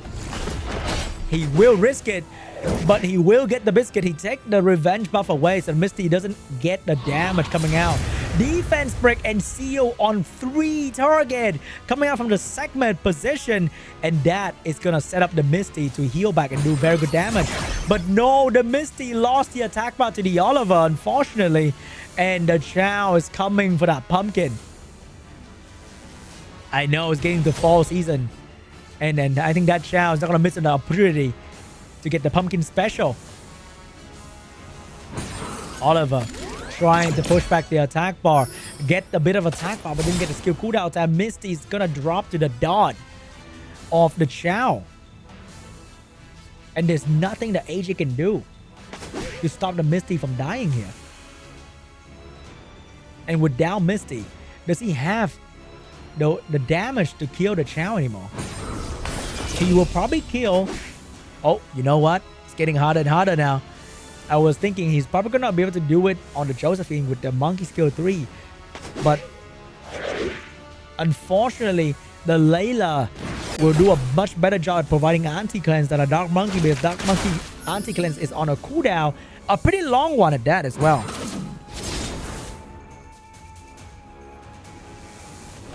By Megami taking away the shield of the Joe gun, but could not get it done. Now segment is not looking too good. Oh my god, segment is definitely not looking too good. The moment the monkey goes down, Chow can easily hit the snooze button. Fire Megumi once again trying to provide a support for the team, but just getting absolutely hard counter by the good old Josephine right now. Chow once again taking another turn here, focusing down the monkey. One more justice and the monkeys are gonna go down, and there's no healing from AJ to do anything about it. No healing, no damage, no chance to win, just nothing. Stealing the shield, getting stunned instead, as usual, getting stunned again. And Chao is going to finish off the monkey, and that's GG.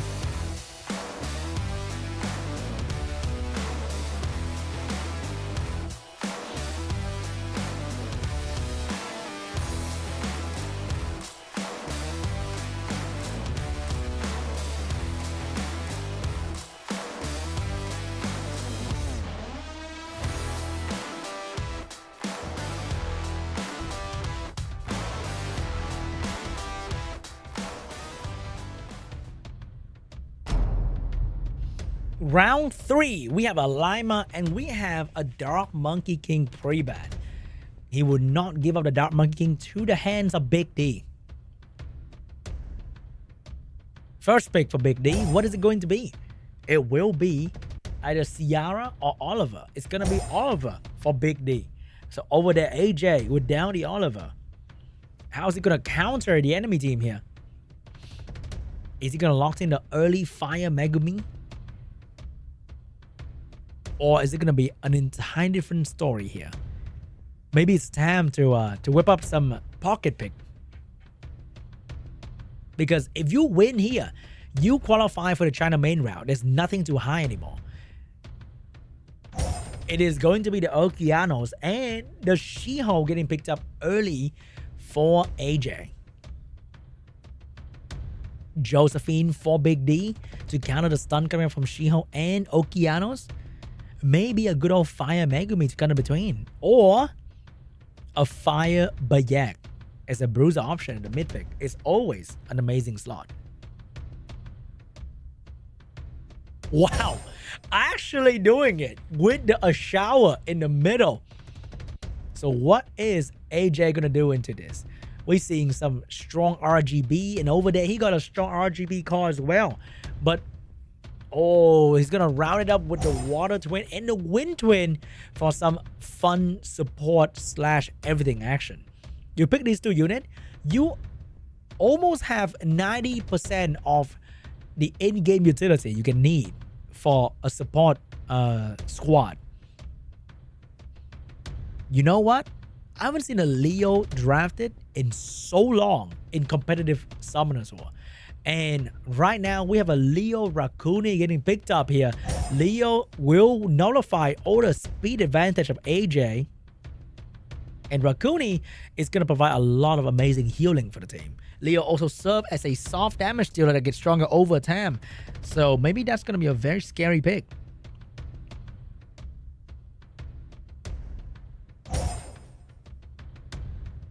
And last pick for AJ is going to be the Dark Indra. Seeing that the enemy team doesn't have any immunity, a bit of cleansing, but especially no immunity, Dark Indra is extremely troublesome for BIG.D. The 2-turn provoke, the reflect damage, the tankiness of this character, the damage it can do over time is also really, really good. And the ban will be on the Rakuni and the Shiho for these two players. Speed lead for both sides, but we have Leo, so maybe we don't need that. Maybe we're gonna go for like defense and like accuracy. It's gonna be speed for AJ, and it's gonna be accuracy for BIG.D.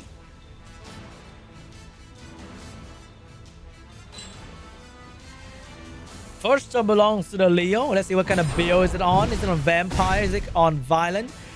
I think I know what it's on. It's on Violent.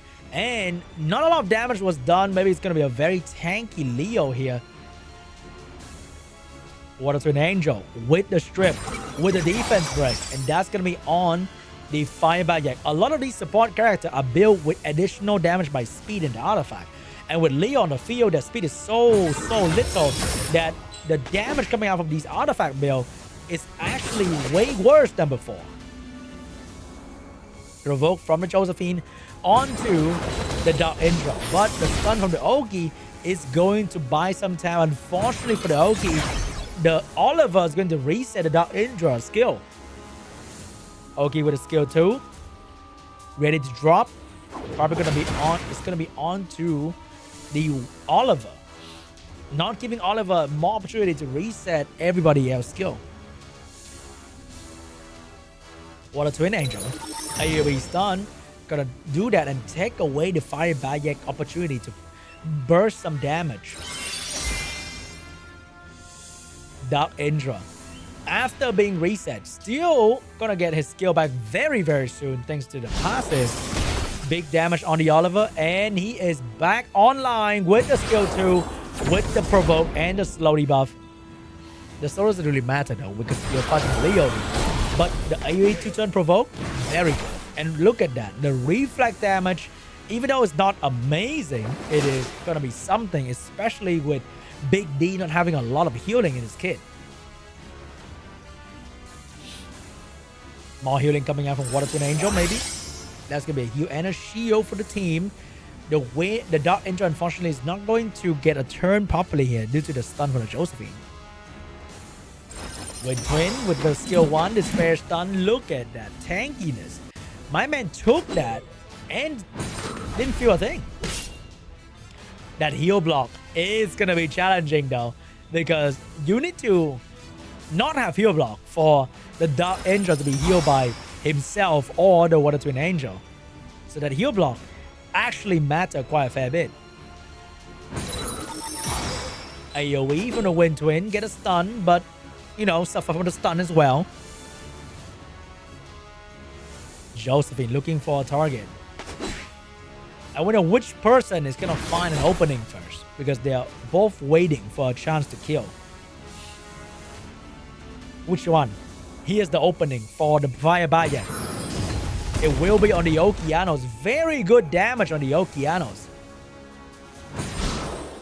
If this Josephine managed to get a turn, it would be a bit tricky.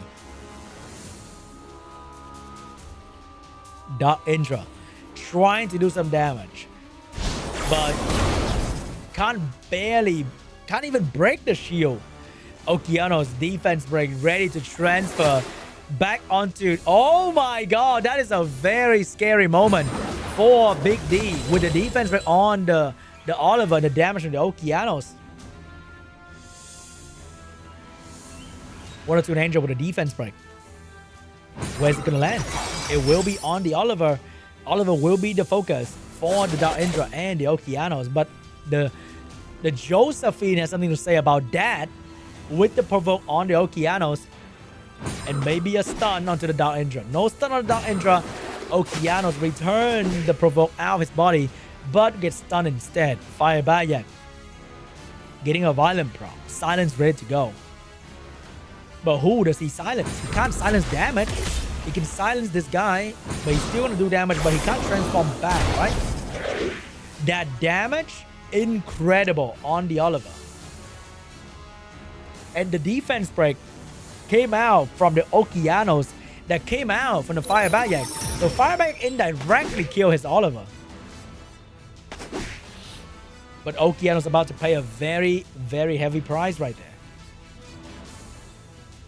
Because I don't think there's any saving. No stun. No violent proc. Maybe. But if the Dark Indra violent proc, he will get stunned by his own passive. And he did not need to do that. But the immunity from the Wind Twin saved him from being stunned from his passive.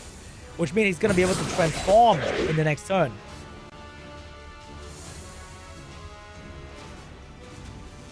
Wind Twin with the AoE speed buff.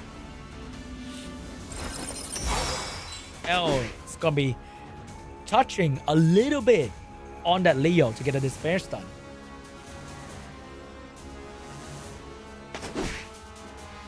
Now the Dark Indra with the skill 2 available is gonna take the attention of everybody, and that's gonna open up an opportunity for the Water Twin Angel to do some real damage. Can he get rid of this Josephine at any time now? Water Twin Angel waiting for a chance to heal, and that's not going to be a heal, just going to be a simple skill 1 for the Dark Indra.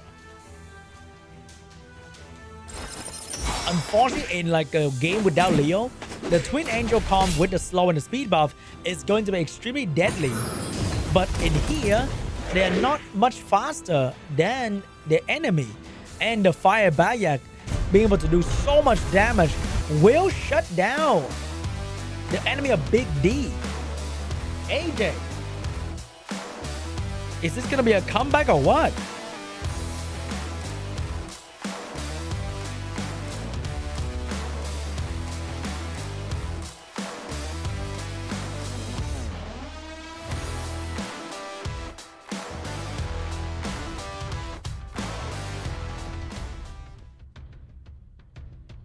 Round 4 between BIG.D and AJ. Previously, we got a lot of tanky action. And it worked out wonderfully for the guy with the Leo. Leo actually has a 100% win rate in SWC2025.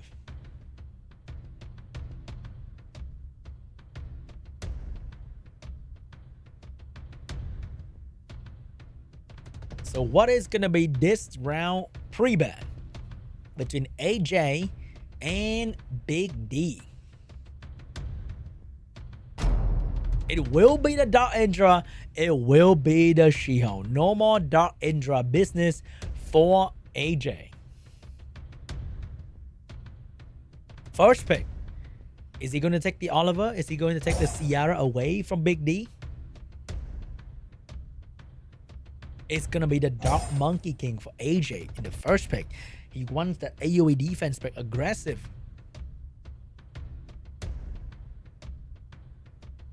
BIG.D is going to carefully lock in the Oliver. Maybe a Joe Gun to get the aggressive turn 1 over on his side. Or I can also go with the early Josephine. You never know. You never know when you're going to need a good old Josephine, right guys? He's going to go with a Joe Gun for the turn 1 aggression. But what is AJ going to do to answer that? Will he go for Water Twin, Fire Megumi? Or is he going to lock in full turn 2? Maybe some sort of Heigang. It's going to be a Ciara. It's going to be the Heigang to counter the Joe Gun.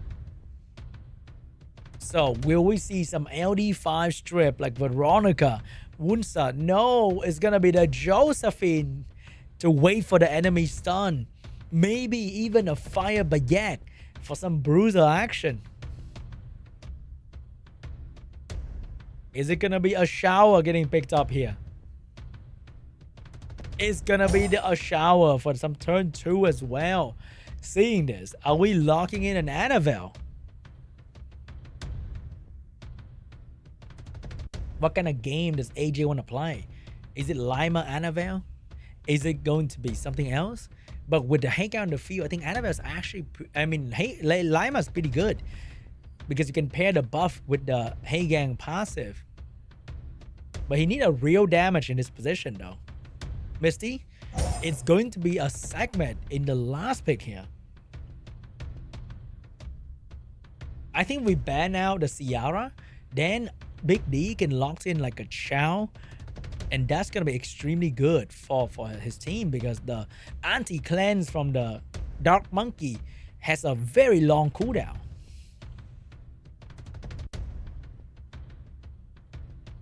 Let's see what's going to be the last pick for BIG.D here. It's going to be a Fire Chow, and that's going to be the Juno getting picked up here.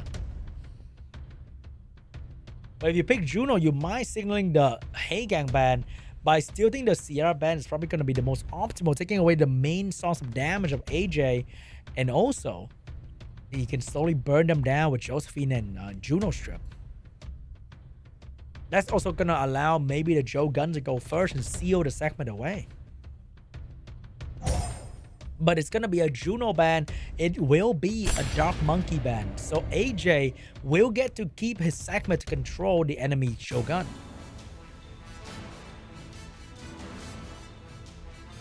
And now BIG.D will have to deal with the Heigang plus a Lima. And that is a very nasty combo.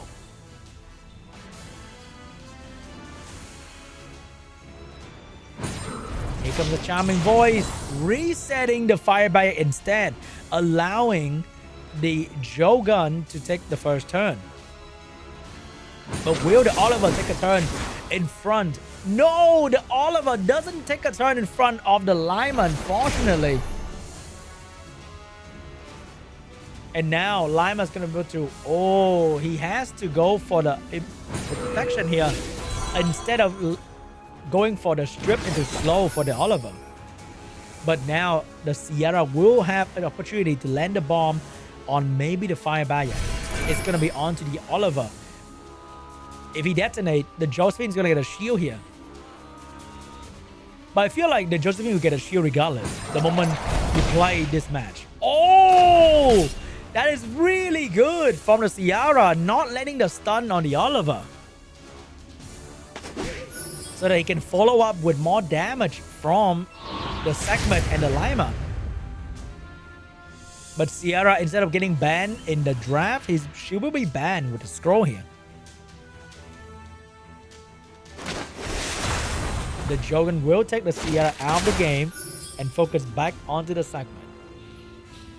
However, the reset in the first turn already took away the Fire Barrier seal, so no healing for the Oliver at all.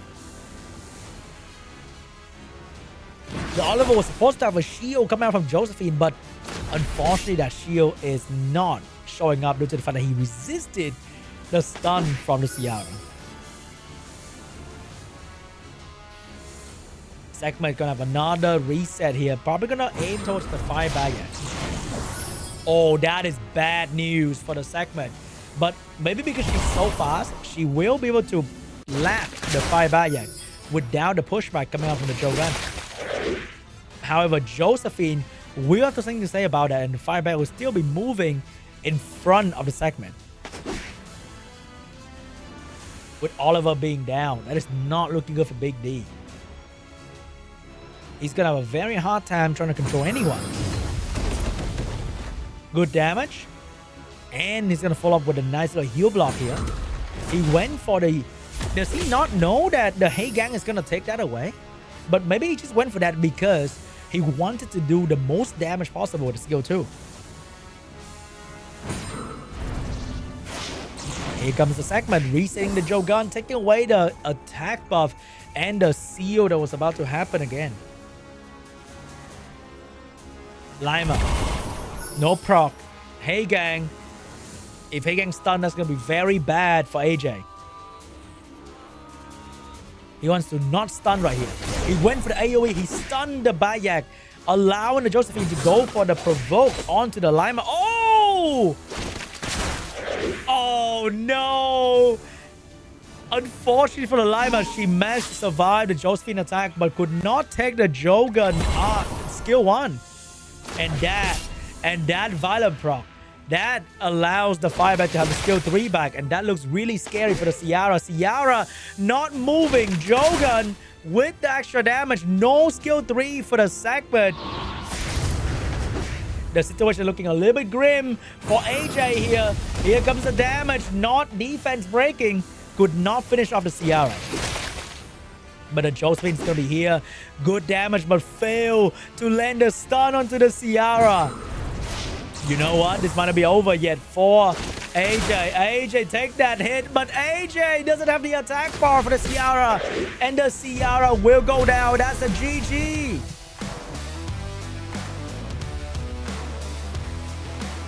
AJ is gonna go down to BIG.D.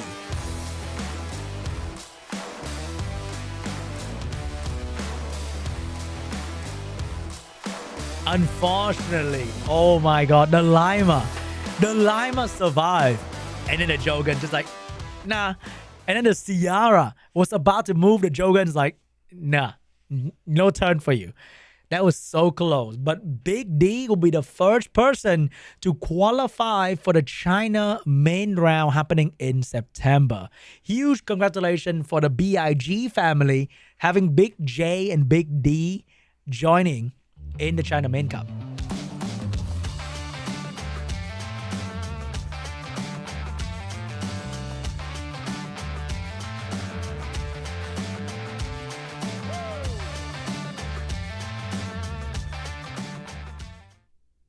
And now we're moving on to the second upper final, and that is going to be between Les and KANGJING. So we get to see the ex-world champion fight again, and I can't wait to see what it's going to bring to the table. He brought out the Viva shell. He brought out that fun little Dolman Annabelle combo as well. And I wonder what he's going to do against KANGJING.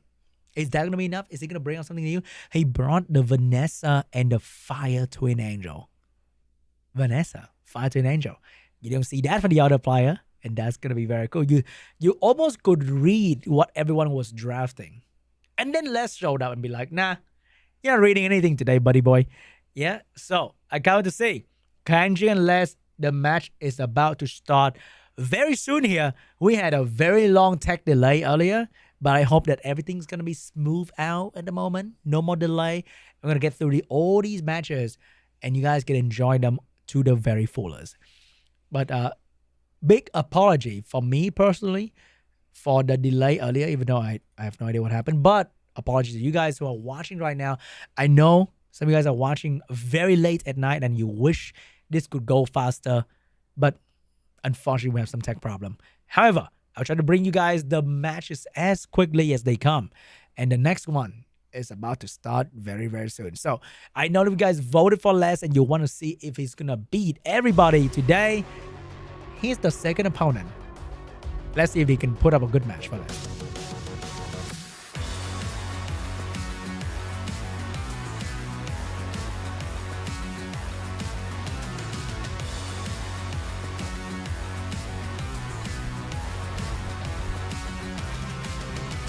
Here we go, guys. KANGJING against Les. First round. What is going to be the pre-ban?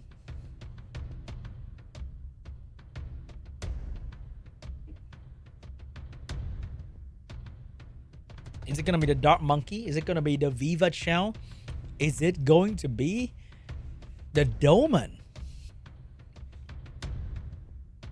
Les is like rocking a lot of different LD5 now. It's actually very hard to pre-ban against him. But it will be the Viva, and over there it will be the Jogan pre-ban. First pick for KANGJING. No more Jogan.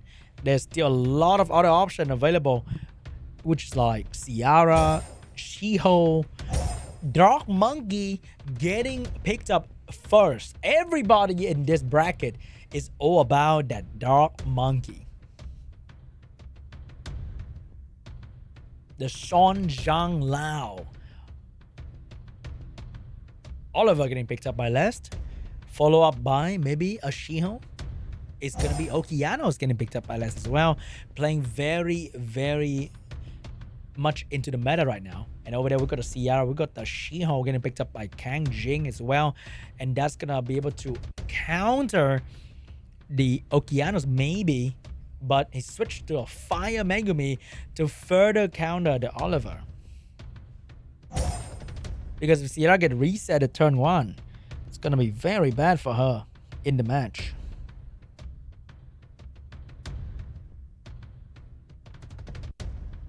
Now, what is Les going to do here in the 3rd and 4th slot?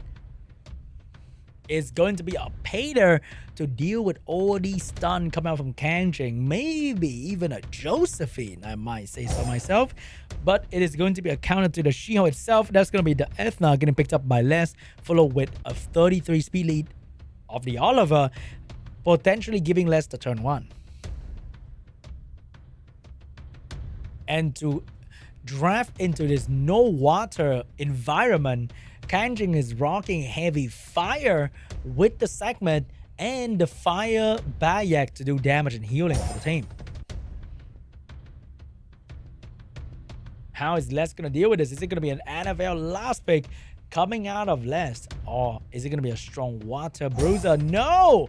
It will be a Chiwu getting picked up by Les here because he noticed that KANGJING is not exactly rocking double speed lead. So Chiwu is going to be a beautiful force band, and the Fire Megumi is going to be out of the draft as well. Is this Okeanos on Swift? Or is it going to be on Violent? And everybody's on Vio except for Ethna. Easily outspeed the enemy Shiho without... Oh, he went for the skill too. He did not get enough attack bar to go in front of the Shiho. Is that calculated? What if he gets stunned by the Shiho though? Oh. Oh my last. He went for the greedy skill 2 to get some extra juicy pump, but he paid the price and the Ethna got absolutely stunned by the She-Hulk. Here comes Peter with the AoE immunity transformation back into the Druid. Maybe, or stay here for the heal. He will transform back, and the Fire Barrier is about to get a turn to maybe to go for a heal for the segment and bring down the Ethna. Unfortunately, everybody from left just not moving, and the Okeanos got full reset from the segment, and there's nothing that he can do about it. Maybe he's gonna buy enough time to wait for this immunity to run away so that he can start putting out some damage, and Okeanos can start having some skill back. Oliver, skill 3 ready to go. Is he gonna go for the segment or the fire barrier? He will drop it on. I think someone missed Fat Finger right there. That was a rather intriguing move coming out from the Oliver, and now everybody is done. So KANGJING will take the first game.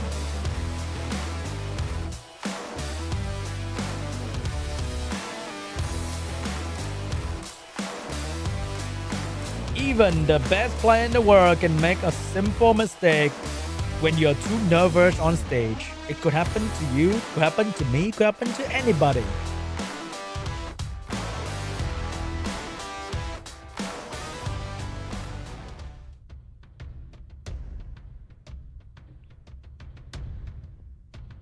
Round 2 between Les and KANGJING. What is going to be the pre-ban? If KANGJING can't get the Dark Monkey, he will not pre-ban the Dark Monkey. He will pre-ban the Ethna. And over there, we got the 0-2 pre-ban from Les. First pick. Let's see what's going to be. It's going to be the Dark Monkey steal from Les. And KANGJING is going to go for the Ciara. Oh, it's going to go for the Oliver and Okeanos that Les drafted in the previous game.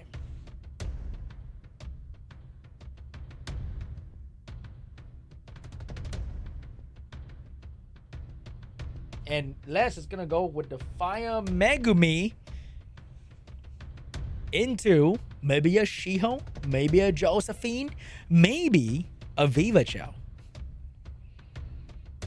What is he going to go for here? He will be locking in the Josephine together with the Fire Megumi. KANGJING will use the Wind Twin Angel to provide his team with AoE support and AoE strip together with AoE debuff. Pretty much everything AoE in one unit. And that is a page from Tara's book that is not going to be utilized by KANGJING. He's going to lock in the Fire Bayak so that he can provide some damage and healing for the team. So what is going to be the last pick up for Les here? Maybe some sort of Fire Monkey King. Maybe some weird LD5 action come out from Les. He has a lot of things under his belt here, but which one is going to be the most appropriate for the situation? It's going to be the funny LD5 with the Pater for the support, but you kind of need a damage dealer here. That's going to be a Village or double immunity coming out from Les. And the play from KANGJING is going to be Veronica, which can counter everyone on the enemy team if she managed to land her skill 3. So I think that is going to be the ban coming out from Les right there. There's no way to let this Veronica stay. Is he going to lock that Veronica in though? Veronica get locked in. And insta-ban. Over there, the Pater is going to get banned out as well. So the first turn might belong to the Wind Twin Angel, but is it on Despair? Is it on Violent? How many stun is it going to get? We shall find out. Here we go. Wind Twin Angel, skill 3, speed buff, and AoE strip into slow debuff. Lock and load, unleash the charge shot. Immunity 2 turn for the team. Missed the Velaju, and 2 units say hello with the Josephine moving and the Fire Megumi moving. But unfortunately, the Josephine could not stop the Okeanos fully. Okeanos is gonna draw. Oh my god, he dropped the ball. He dropped the ball right there. But then the Firebite is gonna be following up after to control the Oliver. And now the Dark Monkey is also being controlled by the Oliver. The Firebite shut down the Villager. Even with Violent Proc, the Tucson Silence is too strong. Stun from the Fire Megumi. Finally do something right this time around. And the Wind Twin Angel could potentially shut down the Josephine here. Beautiful stun from the Wind Twin Angel to shut down the Josephine before she get her passive back. And the Fire Bayek still 3 units to go as well. Waking up the Okeanos, going straight into the Villager, doing very good damage. And the Okeanos is gonna drop the stun and miss almost everybody. And the Oliver could not finish off the Villager. Villager, hang on, dear life. We need to get a Violent Pro. No Violent Pro for the Villager. And I think Villager will be dying very, very soon to the damage from the Fire Bayek here if this Wind Twin Angel didn't stun. No stun from the Wind Twin Angel. Going for skill 1. Finish off the Villager very meticulously by KANGJING. Les losing a unit, and very important one at that. But he still has some fighting left in him. He's going for the enemy buff, taking everything away from them, and Okeanos getting stunned. The Fire Bayek losing the speed, but Okeanos waking up once again. And now the Fire Bayek is about to get another turn, maybe with the skill 3. Look at that stun. Another reset. Another turn for the Oliver. Is he going to go for the Josephine here? He will go for the Josephine. Fire Bayek skill 3 is almost ready. Just a couple more seconds now, and Fire Bayek is going to unleash the skill 3, and that's going to be very painful for the Fire Megumi. Monkey King trying to stun, could not get the stun. Megumi trying to go for the stun, did get the stun, but Okeanos skill 2 is ready as well, and that's going to be a full reset for somebody. It will be a full reset for the Dark Monkey King. Josephine also full resetted. Fire Megumi trying to buy time for his friend, but it's too much. And here comes the skill 3 of the Fire Bayek. Look at the damage. Unbelievable damage coming from the Fire Bayek, taking almost the Fire Megumi. The Fire Megumi is going to go down here. Okeanos is not stopping. KANGJING 2-0, the world champion. Do you bleed, Les? It's like Batman fighting Superman, you know? Maybe with enough prep time, KANGJING can do it. KANGJING can do what was impossible for many players last year, defeating Les. But once again, guys, this is the China qualifier. 2-0 doesn't mean anything. 2-0 means you just play 2 games. Okay, it doesn't mean you get any advantage. Doesn't mean you get any momentum, because right now Les could easily turn the table around, spin it 50,000 times and get a 3-2 against KANGJING. Like in a China qualifier, it's just crazy how you can get 2-0 and then suddenly, oh, never mind, I'm losing now. Thanks for watching, guys. That kind of thing. This time around, we got the Jogan and we got the Josephine pre-ban. Will KANGJING locked in the Dark Monkey King and steal it away from Lest?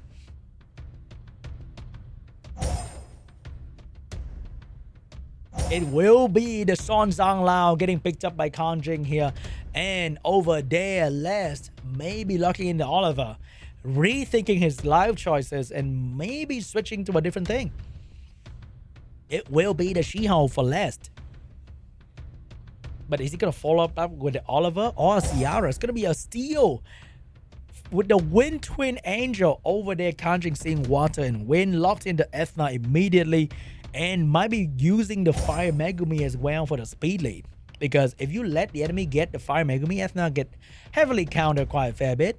And Les gonna go in with a Hey Gang here to protect the team from all these strip into debuff. And we're using a Masha as a general damage dealer.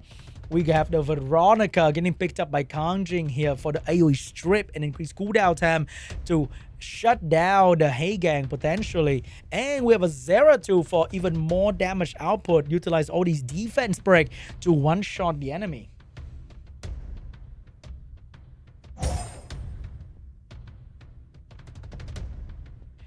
Last pick coming out from Les. What is it going to be here? How can he survive? I think the Hey Gang might be banned out as well, but Les could potentially ban out the Fire Megumi and allow the Shield to outspeed the Veronica and stun her.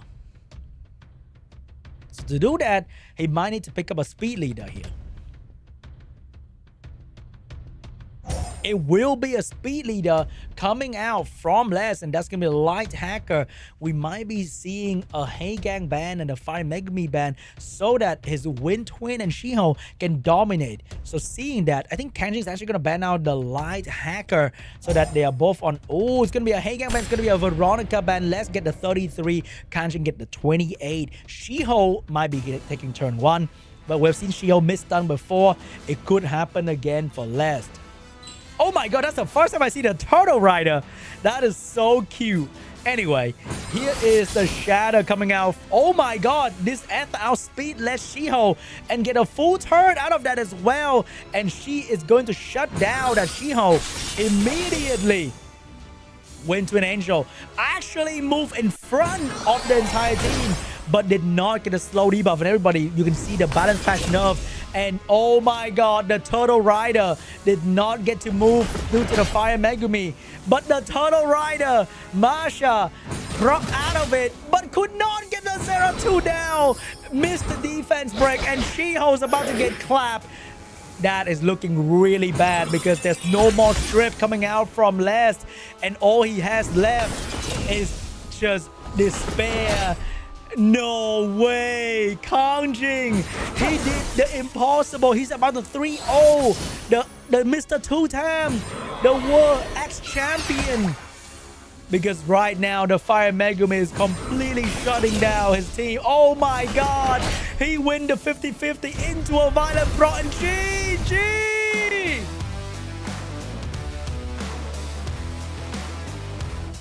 KANGJING defeated the giant, the absolute legend, Les.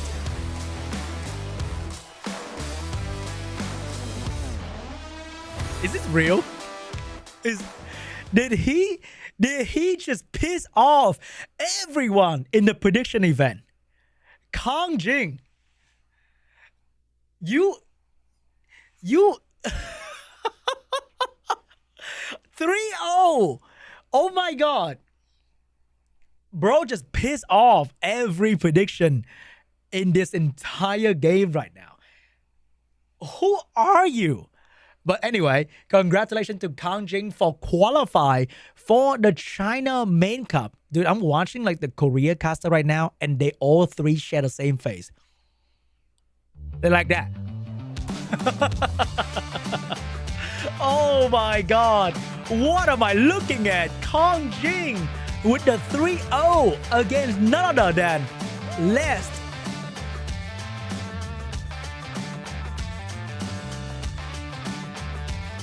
And here is the bracket for the lower round. First round is going to be between IKUN and BIG.P. Second round is going to be LUCKYSOUND and BIG.B. Les will be waiting for the winner in the lower final 1. AJ will be waiting for the winner in the lower final match 2.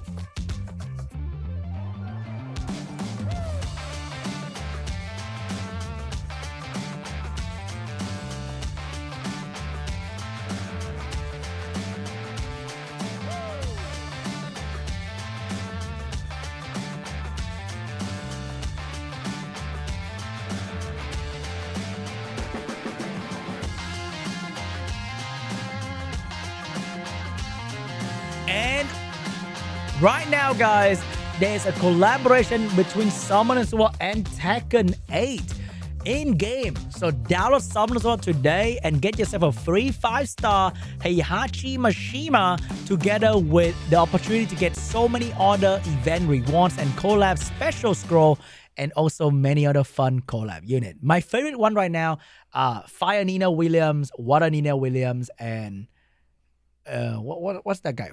Waterpaw Phoenix. Very fun to play with. Okay, but before we go to the lower bracket, we're gonna be having a short break so that I can have a short break. I just want a short break for myself. Okay, I'm sorry, guys. I need a short break. I'll see you guys back here in 10 minutes. Thank you so much for watching. Oh wait, hold up. I was just kidding. Before we go into the short break, we have a code for you guys. I got you right there. You be like, Sean, where's the code? Where's the code you promised me, Sean? Here is the code. We have the code Zuiho Yi. I can't read that. I'm not going to pretend I know how to read that. But the code will be in the comments. All right? It will be in the stream chat. If you're watching it on your phone, it's going to be on the chat. Okay? Pretend this is my phone. It's going to be on the chat. But I'll see you guys back here in 10 minutes. I was not kidding about the break. There is a real break. 10 minutes, though. So go catch a break. Drink some water. Go to the toilet. I'll be back here very, very soon.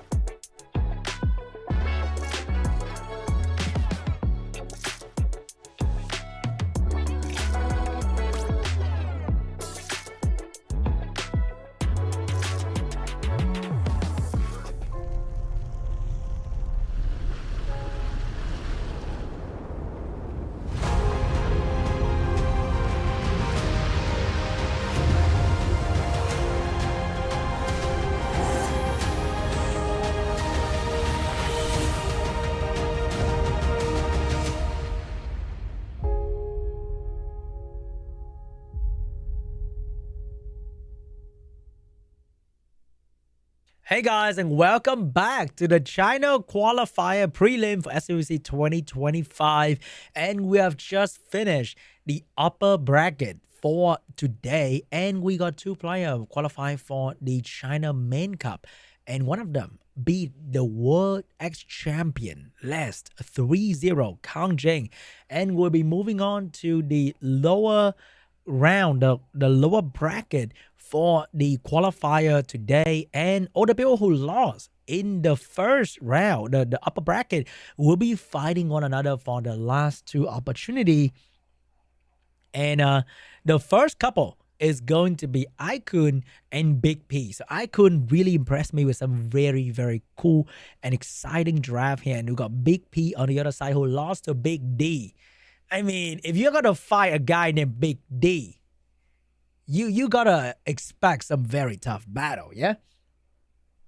So we're gonna be going to the next match very, very soon here. Unfortunately, we will have oh wait, no, hold up, we might be going to match right about now. IKUN and a BIG.P.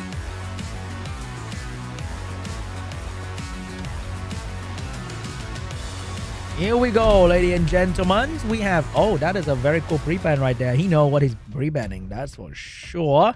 He was preparing for that. And let's see what is gonna be the first pick. We got a mouse pre-ban. That is pretty crazy, huh?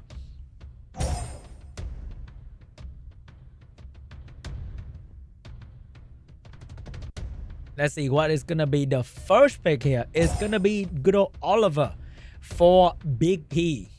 IKUN.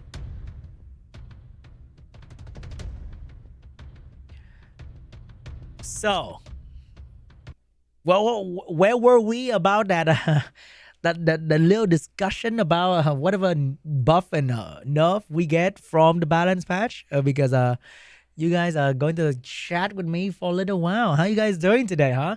How's the break? Because we're now at like the second half of the day. I would say so myself, a little second half right there. We have in total 4 matches left in the today China qualifier prelim, and we have in total 6 players in the China prelim, 6 players left in the China qualifier prelim, and we're going to be finding out who is the next 2 to qualify for the China main cup. I know a lot of you guys voted for the world ex-champion last, but these players, they're proven to be tough, full of grit and tenacity and perseverance and all the fun characteristics I can think of. They are strong, okay? They're not some pushover like Sean B, you know? Like if Les go to fight Sean B, he would need to pick 3 unit and a mushroom to beat me. It's how easy it is. But these are Chinese finest player.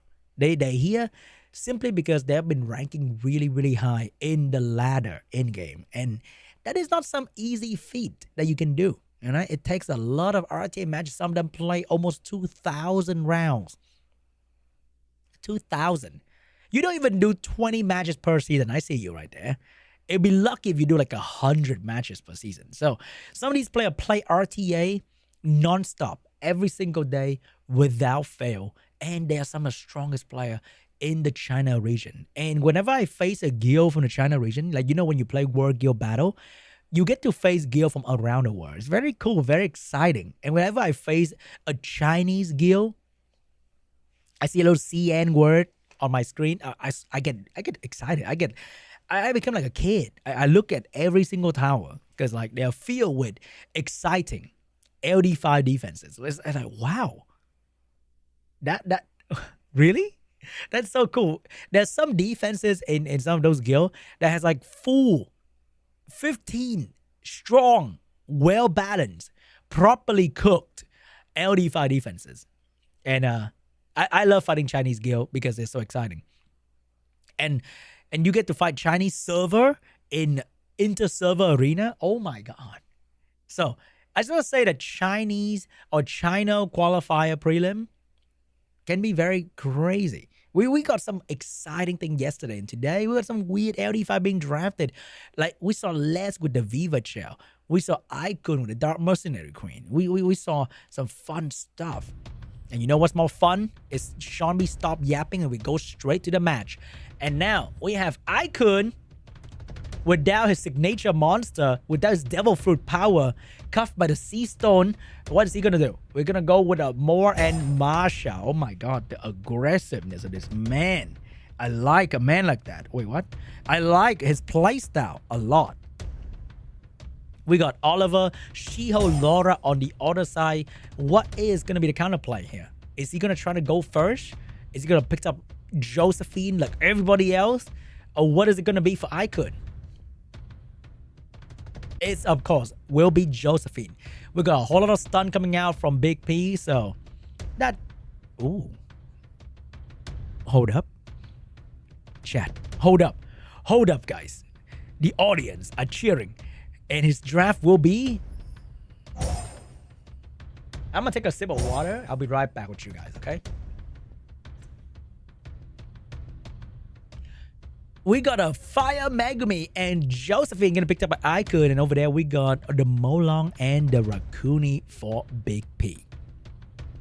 So, very, very old school combo right there with the Molong. But... over there from IKUN, there's no wind unit. So you know what? Molong seems very appropriate. And probably going to do a lot of damage to BIG.P lineup, to IKUN lineup. Layla getting picked last. I think that's a little bit too late at the moment for Layla. So that's going to be a Layla ban right there. Over there, we got the Molong getting banned out instead of Shiho. I'm not sure if that's going to be the best play, but it is going to be the play. Molong getting banned out and Layla getting banned out. We have Fire Megumi locked in for the leader skill and Oliver as well. First turn probably going to belong to the Shiho and the Laura. Let's see what IKUN going to have in plan to stop that.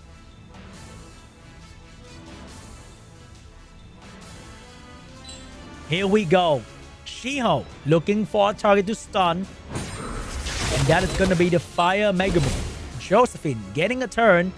Trying to provoke the Laura, gets the provoke and gets slapped immediately. And here comes the Laura AoE buff for the team, defense and speed. More getting a turn. Wake up the Josephine, push back and take away the speed of the Rakuni. Oliver will have an opportunity to reset the Marsha. Did not get the attack of the Marsha. Laura getting another turn for the Rakuni. Toy Knight. Quad stun, but the more wake up with a violent proc, but the quad stun was devastating for IKUN. Oh my god, another AoE stun. And right now IKUN is not looking healthy at all. He blew his skill, but everyone on his team is slowly dying. Meanwhile, all the damage that he dealt onto the Laura is being fixed by the Rakuni. Here comes the Fire Megumi stun onto the Oliver. Get the stun, the more get another turn here. Very good damage. Marsha woke up and now it's IKUN time. He's utilizing everything he got in this very small window before the Shiho and the Laura get their skill back. Can he get something out of it? Damage onto the Shiho. Laura, one more turn. One more turn before. Oh my god. No saving the Fire Megumi this time around. The Shiho with the skill 3. Take down the Fire Megumi. Josephine get a turn right here. But I think it's a little bit too late now. She might be able to stop the Laura. She will not stop the Laura. We will have the Rakuni taking a turn right there. But the Marsha may have this opportunity open up before her. Can she utilize it? She will not be able to utilize the window. The more trigger the Oliver triggered the more attack buff before the more get the skill 2. Very good play right there. Could not stop the Laura from moving. Laura dropped the skill 3, doing very good damage on the entire enemy team. And Shiho with the triple stun paid the price with the Josephine moving, but that is an okay price to pay. Actually, a free 99 price to pay, because now he can delay the entire team and stun the Laura again with the stun the Josephine again with the Laura. Nothing that the Josephine can do. Oh no, not looking very, very good. Josephine get another turn for IKUN. But what can she do at this moment? Who can she stop? She will stop the Laura. Oh, never mind. She will not stop the Laura. The Laura will have business as usual with the skill 1 onto the Marsha. Outer Ego taking away the Marsha. Josephine get another turn here, but the protection The healing, wait a minute, could not do enough damage of the slow debuff. Can this Moore provide a crazy comeback? Nope. Oh, another turn for the Moore. Take down the Oliver. Moore is trying to do so much more than he should have, but he's still gonna go down soon to the She-Hulk damage. And that is GG. BIG.P will take game 1.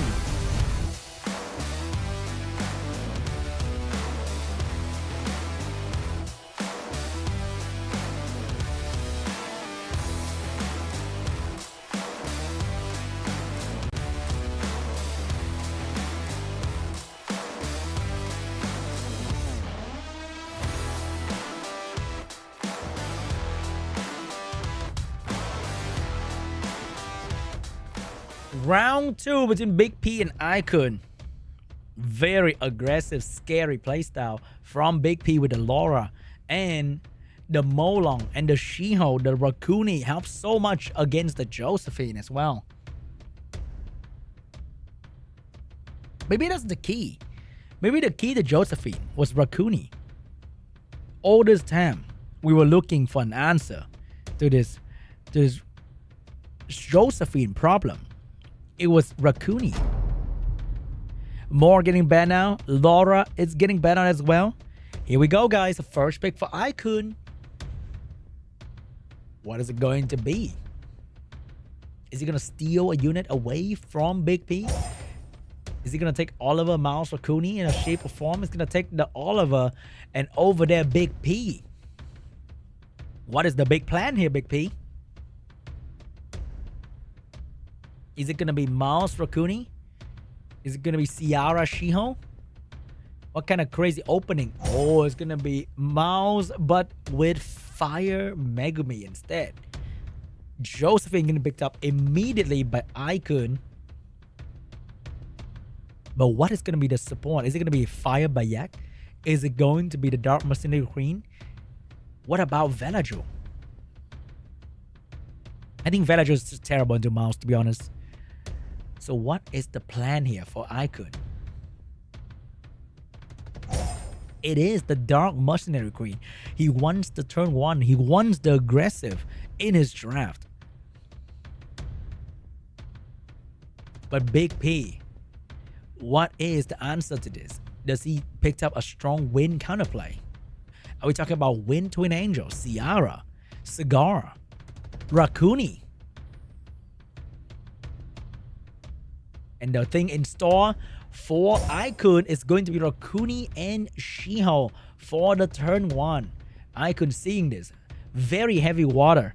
Is it going to be an NFL last pick for IKUN? Will he go for something entirely different? Is it going to be an LD5 for him as well? We got a Miying ready to go from IKUN. Is it going to be the Miying getting shown? Oh, the most classic counter to Miles Rakuni. We got the Tian Lang. Also amazing counter for the Fire Megumi. And Miying getting picked up as well to counter the stun and do big damage against the enemy team together with the attack buff from the Dark Mercenary Queen.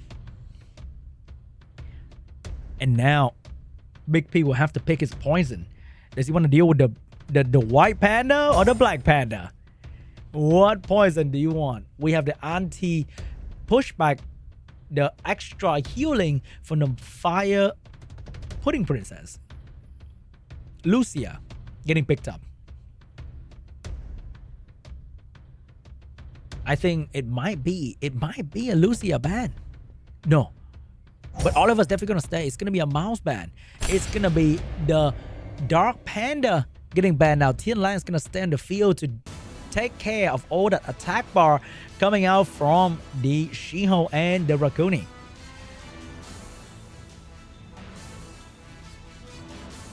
Is the Tian Lang gonna be enough?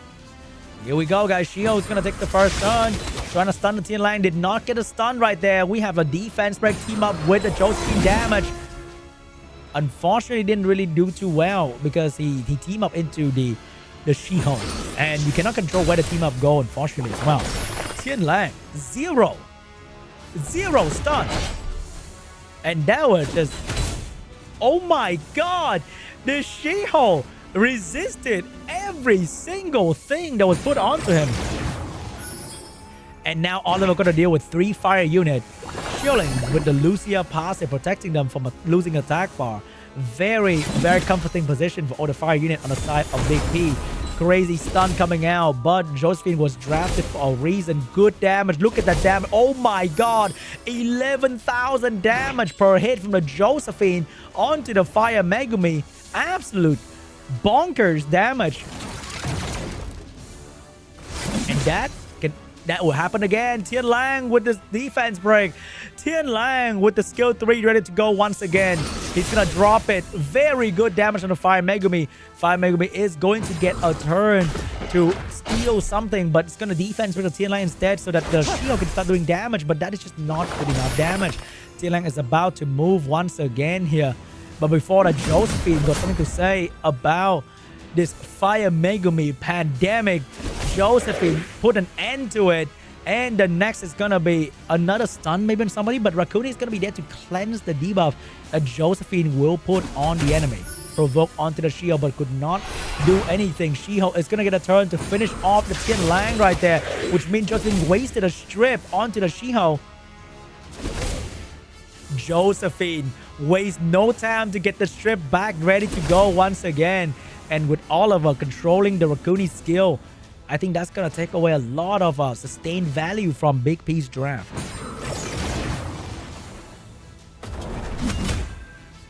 And now we're going to wait. It's a waiting game for IKUN so that he can take down the Shiho. Can the Shiho do enough damage? Once again, the Shiho dodged the strip of the Josephine.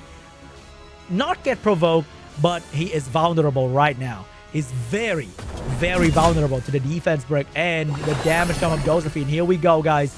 Big damage incoming from Josephine with the maze. Bonk on the monkey, but did not get the stun. Did not do enough real damage as well.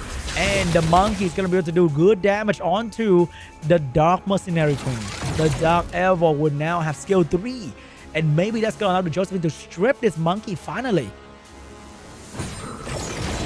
More control into the Rakuni. Here comes the horn of the battlefield. And that is going to bring back the Josephine skill 2.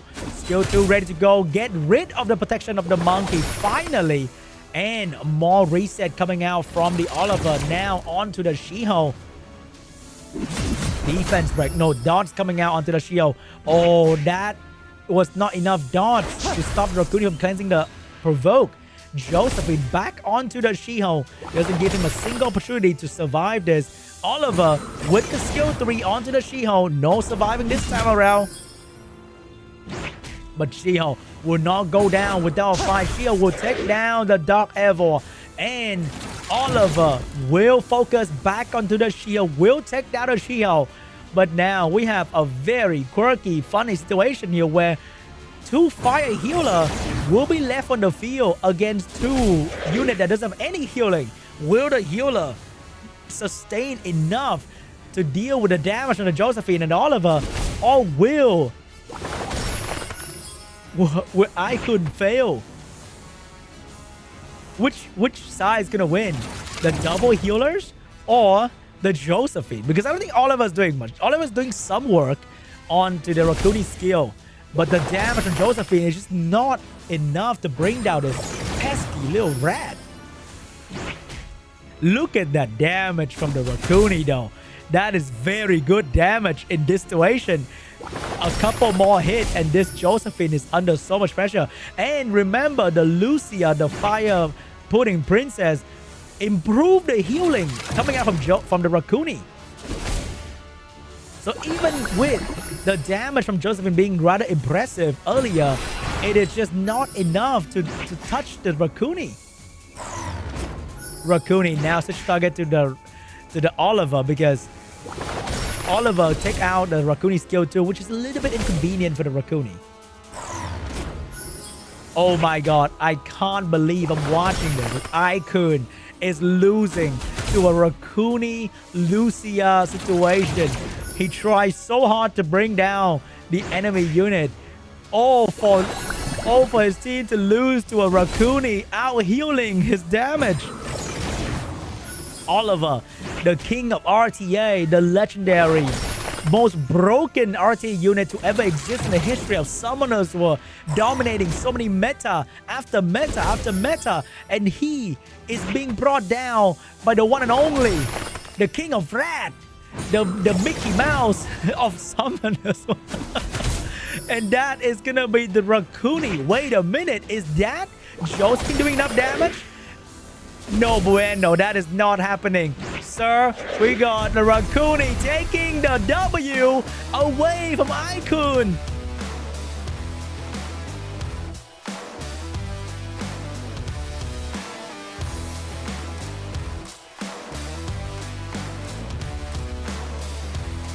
I cannot believe it. What was that? What was that?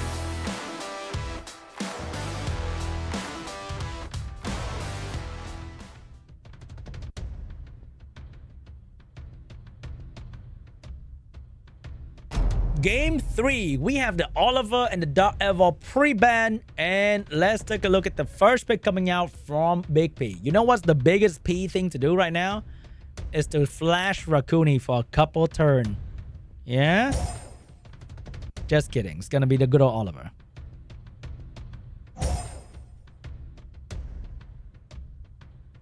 Oliver first pick, and we know exactly what's coming up next. We know exactly what is coming up next, boys. IKUN with the Chandra first pick here, but how is he gonna be able to deal with that monstrosity of a healer? Is it gonna be a steal? Steal or no steal? It's gonna be Chandra Sagar. In the BIG 2025, we are watching Oliver, Mouse, Rakuni, and Chandra Sagar. How is this the circle of life mentioned in the great movies? That we have to go all the way around the world just to go back to good old Oliver, Mouse, Rakuni, and Chandra Sagar. We got Juno getting picked up by IKUN here. And a Layla getting picked up as well. He wants to get rid of all that debuff. And he wants to put that anti-cleanse on them. We got Rakuni and we got the Molong getting picked up by BIG.P to counter the Bruiser setup coming out from IKUN. True damage on true damage. But Juno is going to be a heavy counter. So I think Juno is probably going to be banned. I think that Leo might not be the best player over here coming out from IKUN, because if Juno get banned out, his team lacks sustain and damage. It's going to be very hard to recover from the control coming out from BIG.P. The moment Sagar get maybe 1 or 2 resistance, it's going to be extremely bad. So I think it's going to be a Juno ban. It's probably going to be a Rakuni ban to take away the sustain coming out from BIG.P.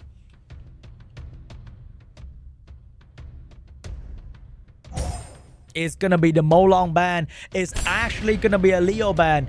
BIG.P will get to keep the Mouse and the Rakuni to control and take down the Juno.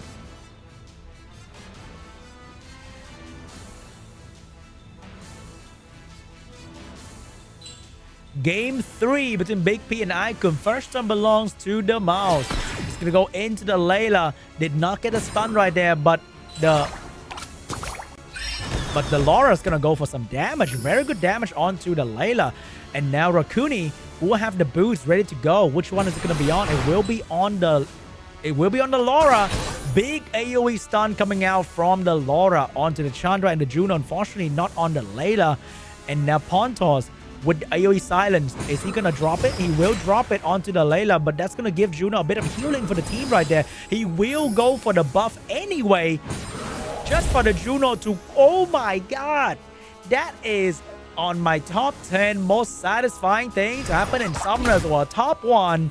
Juno landing every single buff on the multiple buff situation, putting crazy amount of dots on the enemy team. And now we got the Cigar pushing back everyone else. Attack bar. Layla with the anti-cleanse about to be ready. What is that attack bar again? Oh my god. Layla went 4 turns in a row on a despair build. Yeah, I repeat. Layla went about 4 turns in a row on a despair build. Pretty crazy, I know. And now Everyone being controlled. Everyone is absolutely being controlled. Not banning the Juno. I'm not sure about that, little Big P. Little PP. That was not a play, my guy. The Juno completely shut down the front door, the back door, the side door, the door to Big P victory. There was nothing that he could do. He put on the pawn toss protection, thought he was safe. Juno said, surprise. Knock, knock. Everything turned into dot, and there was nothing they could do about it. The Laura being controlled so hard. Everybody slowly died to the dot, and we're going to a game 4.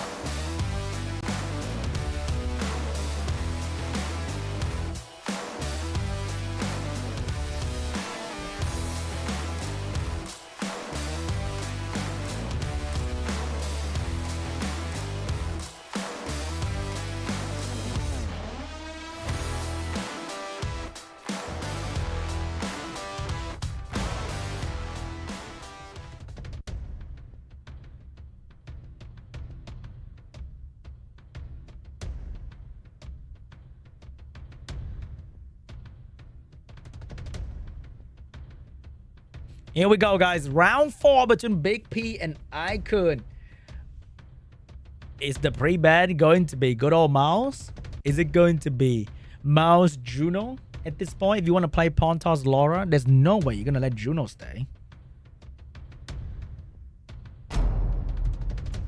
And the ban is going to be on the Rakuni! Of all things, of all the craziest option to be used in Summoners of Sky Arena, the pre-ban will be on the Rakuni, guys. IKUN who now picked up the Dark Evo immediately over there. Mouse Oliver as well, but no more Rakuni. What is going to be the counterplay, the healer, the fire unit to keep Oliver Mouse together? Is it going to be an early Laura pawn toss? Do you locked in the Juno to steal it from the enemy? He's thinking about his actual support here. He needs something to heal, to speed boost, to stop the enemy Chandra from slowing his Mouse down, which is going to be one of the biggest counter to Mouse damage output.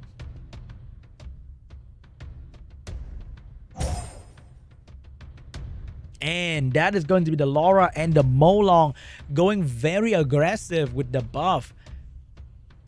Are we seeing a Leo coming out from IKUN?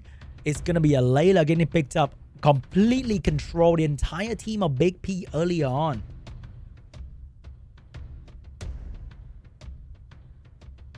And the Leo last pick as well to deal with the speed scaling damage situation that BIG.P is rocking. We have a pawn toss last pick, which means we might be seeing a Leo ban here, but giving IKUN the first turn. What if he failed to stun the Dark Evo? That is also another concern for IKUN.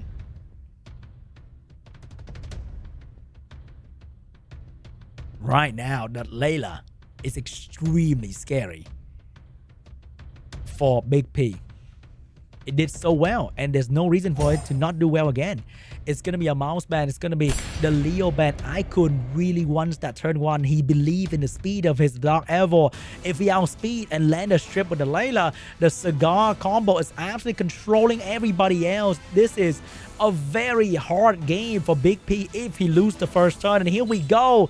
The first turn belongs to the Laura. The second turn belongs to the Oliver. Is that Oliver that fast? But the strip of the Laura did not do the Laura justice. Oliver, we need to land this onto the Cigar. He needs it. He will not go for the Cigar. He will go for the AoE slow of the Layla. Here comes the horn and the debuff coming out of the team. Cigar will have an opportunity to control either the Molong or the pawn toss here. He will need to get it done. If you control the pawn toss, you can drag the game. If you control the Molong, you save Layla from getting one shot. Which one? Oh! Oh my god! That strip from the Chandra! That... Oh my god! What? No way! IKUN! He's doing the impossible. He stripped 1 out of 3. He landed the reset on the pawn toss. He will dominate this game, and it is absolutely over for BIG.P. I'm just in disbelief that Chandra managed to strip the Mo Long right there. There is absolutely nothing BIG.P can do anymore. He's just got to sit there and watch the Layla spin after spin after spin to control his entire team. This is pain. This is suffering. BIG.P completely shut down once again by the Layla. Can he get any opportunity to move in between to do something here? He just doesn't have the window. Every window will be shut by the Layla. When you are slowed down like this, it is so hard to come back out of it. Because the moment you get a turn, you are probably going to get despair stun once again. Here comes more control coming out from the Chandra. Now, the Oliver's about to go down. Layla with another. Here comes the pain. Take down the Oliver. Getting an instant turn on his spare bill. And looking at the Laura. So juice easy. Despair stun. Beautiful stun onto the Mo Long. Laura, small window. But no, could not really achieve much. And the Mo Long's about to go down as well. The next target is going to be the Laura. Here comes the defense break. Here comes the provoke. That's going to be onto the pawn toss. Another proc for the win Bison. Cigar taking down the Mo Long. Controlling everybody else. Oh no. Round 2 of the horn. And that is a despair stun onto the Laura. Another spin and GG. We're going to a game 5. IKUN taking revenge for the loss to Rakuni. Once again, guys, 2-0 doesn't mean anything in the China qualifier.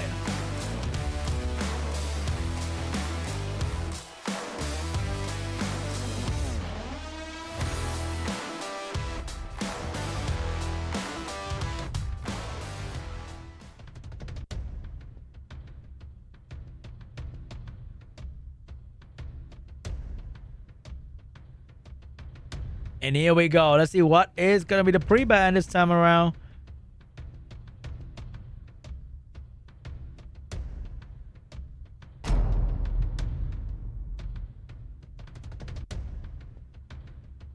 The pre-ban shall be Oliver and the Dark Ever. First pick for BIG.P. No more Oliver. Is he going to stick with the mouse? Is he going to shake it up? He will stick with the same strategy. IKUN might have discovered a way to break through BIG.P. Mouse Rakuni combination. And that's going to be the Chandra. That's going to be the Cigar. The combo that destroyed the meta. The combo that breaks down everything Mouse Oliver Rakuni stand for.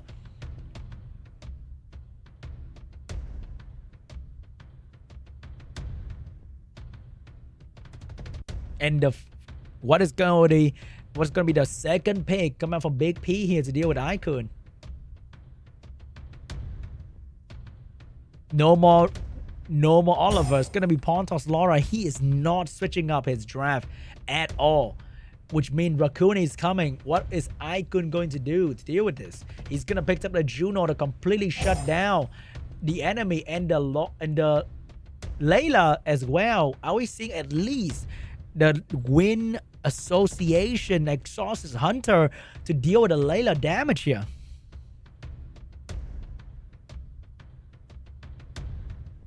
What is BIG.P gonna do? He needs to come up with something new here.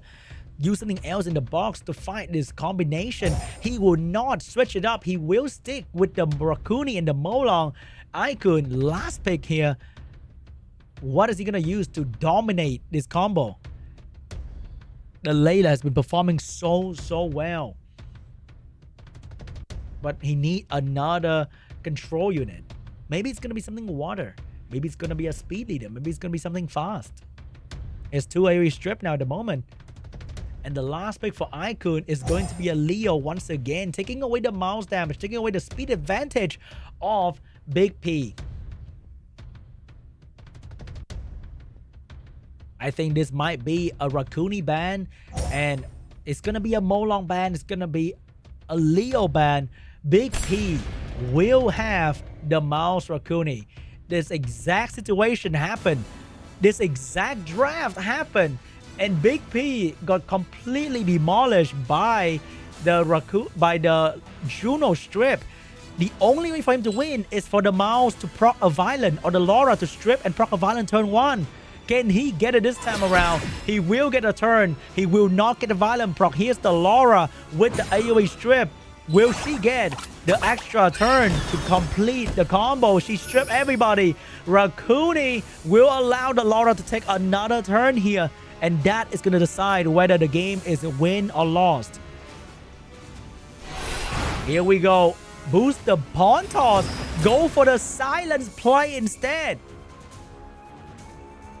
This will stop the Cigar. This will stop the Chandra. Damage onto the mouse. Could not stun him. No strip, no stun. And here we go. Juno with the AoE ready to go. But will she go for it? He switched up the way he played his match.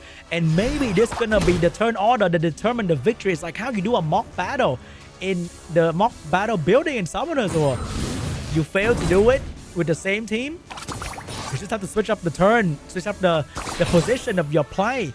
And now it looking like maybe BIG.P is having the upper hand here.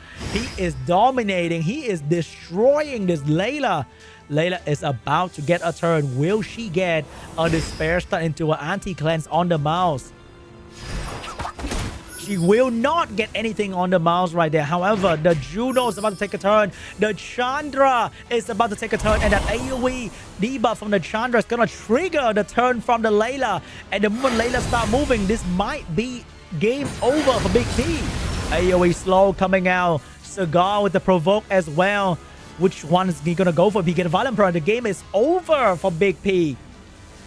IKUN praying for that lucky sound. No violent prop, but here comes the Ghost. The Ghost is going to unleash the... Oh my god. Here comes the pain from the Layla. Once again. Triple Despair Stun. Slow debuff as well. And now the mouse is about to go down. More damage coming out from the Chandra. More damage coming out from the Chandra. Cigar is about to drop the heat as well. Cigar with the skill reset. And that is gonna be on to the... Who? It doesn't matter. He has already won the match. He got the attack bar of everybody in their mother as well. And that is GG. The Laura will have to sit there and die to the Layla damage.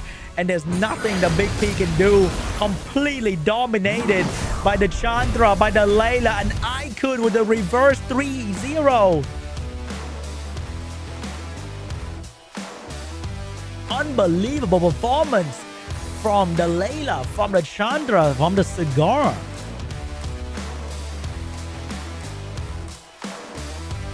Once again, you won 2 games. Very adorable, very cute. You think you had it, son? It's just like every game. How does China Qualifier do it? Literally every game except for the game that Les lost. Every game went to like a game 5 or something like that. That is crazy. It has happened so many times today. I can't believe this.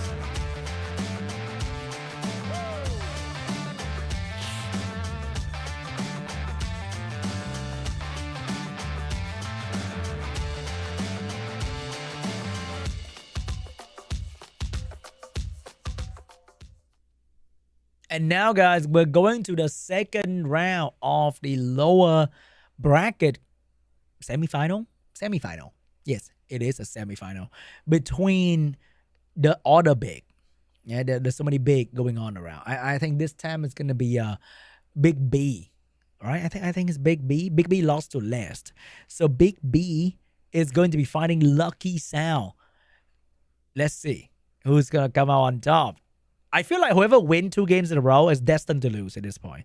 The best way to go through the China Qualifier Prelim Day 2 is to lose the first 2 games. I'm not even joking. You think I'm joking? You lose the first 2, you are guaranteed to win the next 3.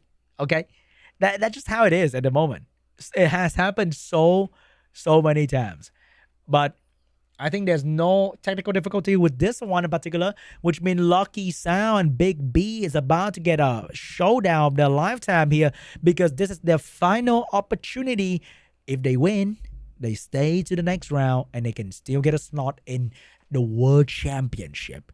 If they lose right now, it is over. They lost the game before this. They gotta win now, guys. There's no second chance anymore. It is what it is. You don't win now, it is totally over. LUCKYSOUND better find that sound luck. And BIG.B. Come on, man. Your name is BIG.B. You can do it.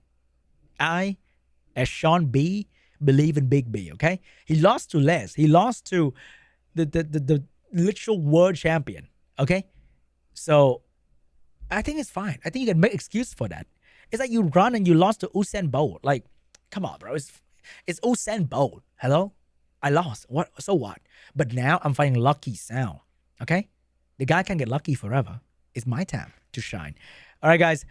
Enough glazing for the players. Let's start the round right about now. Let me check with the team. Yo, team. Are we getting the match anytime soon? Yes. We got it. No delay. Got it. LUCKYSOUND, battle sound, whatever kind of sound, turn it on right now.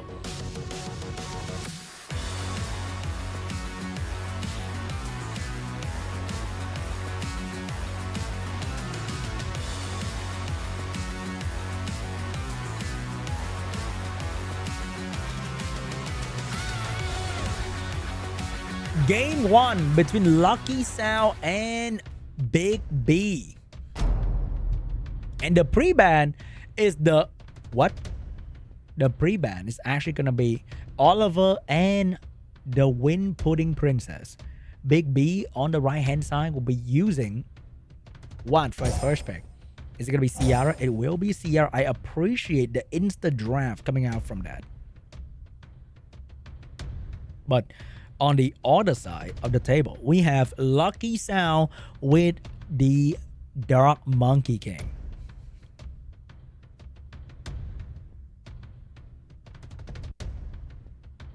But what's going to be the follow-up? What's going to be the opener? Is it going to be Fire Megumi? Oh no, hold up. Switch it up a little bit. We're going to go in with the Water Twin and the Fire Bayek. You know, I don't even need to say what you guys just saw right there, okay?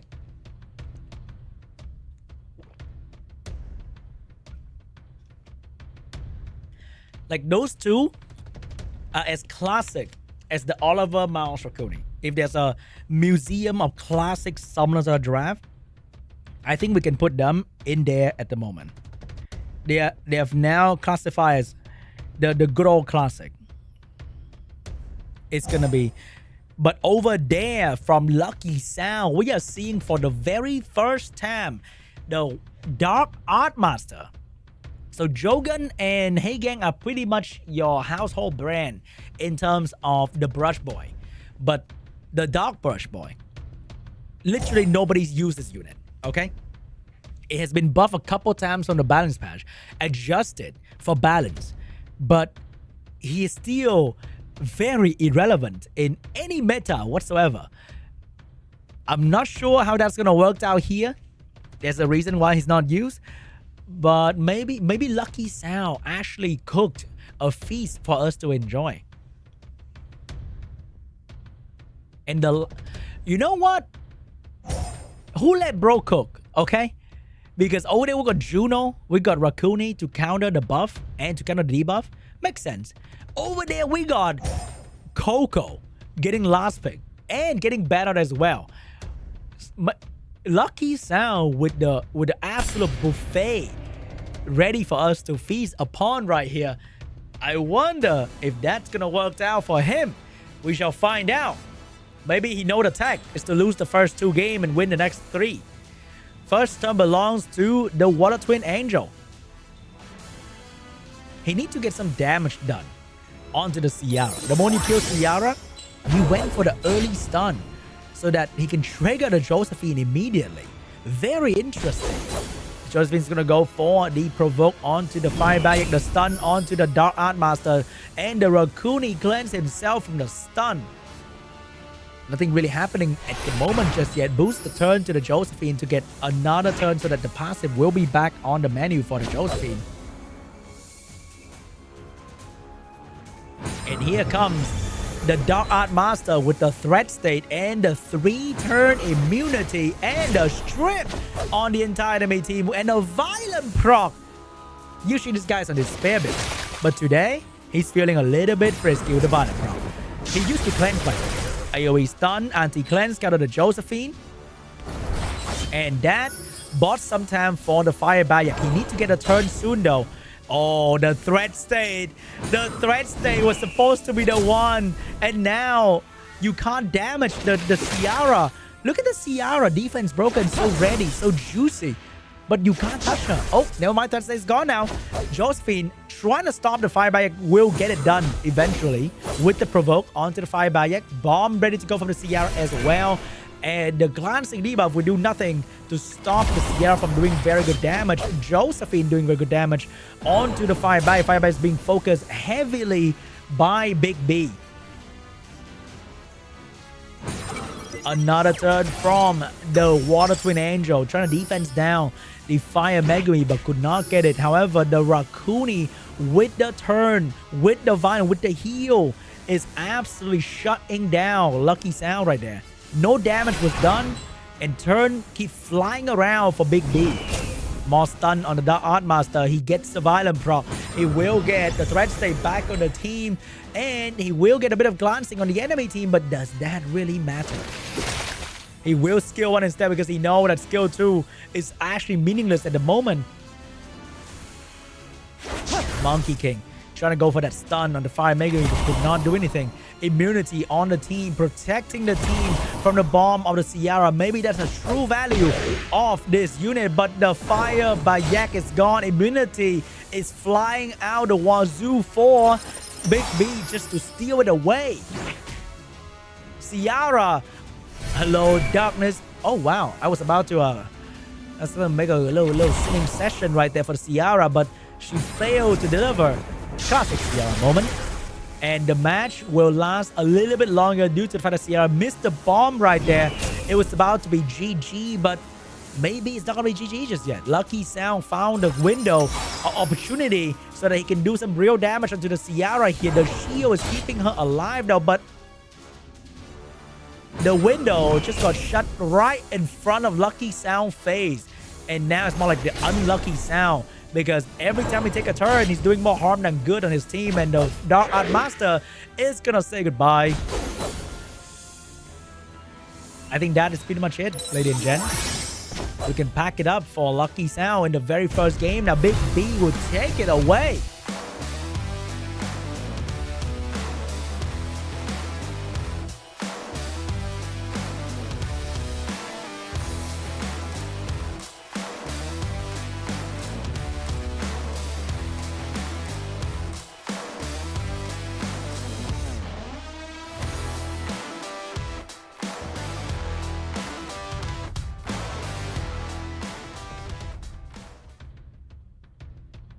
Moving on to game 2 between BIG.B and LUCKYSOUND. Remember, guys, you win 2 games in the China qualifier doesn't mean you're winning. It means you just play 2 games. It's never really over for these players. We got a Fire Megumi. We got the Joe Gun getting pre-banned. Like, everyone here feels like they're a main character. They just happen to like completely destroy you immediately after you think you've won. They're waiting for you to let your guard down. And that is going to be a Dark Monkey King first pick for LUCKYSOUND. Ciara Sekhmet getting picked up by BIG.B. Not Shio, Ciara Sekhmet. They're scared of Josephine showing up, so they switched their rune to Sekhmet. Never mind, just kidding. They're all ruined, by the way. They are all ruined up, ready to go.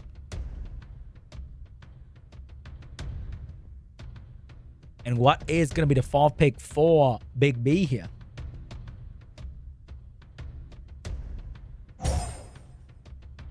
And the 4th pick is actually going to be the Raccoony. Raccoony is today's main hero for so many drafts. But how about Layla? Is also one of the scariest unit in Summoners RT at the moment.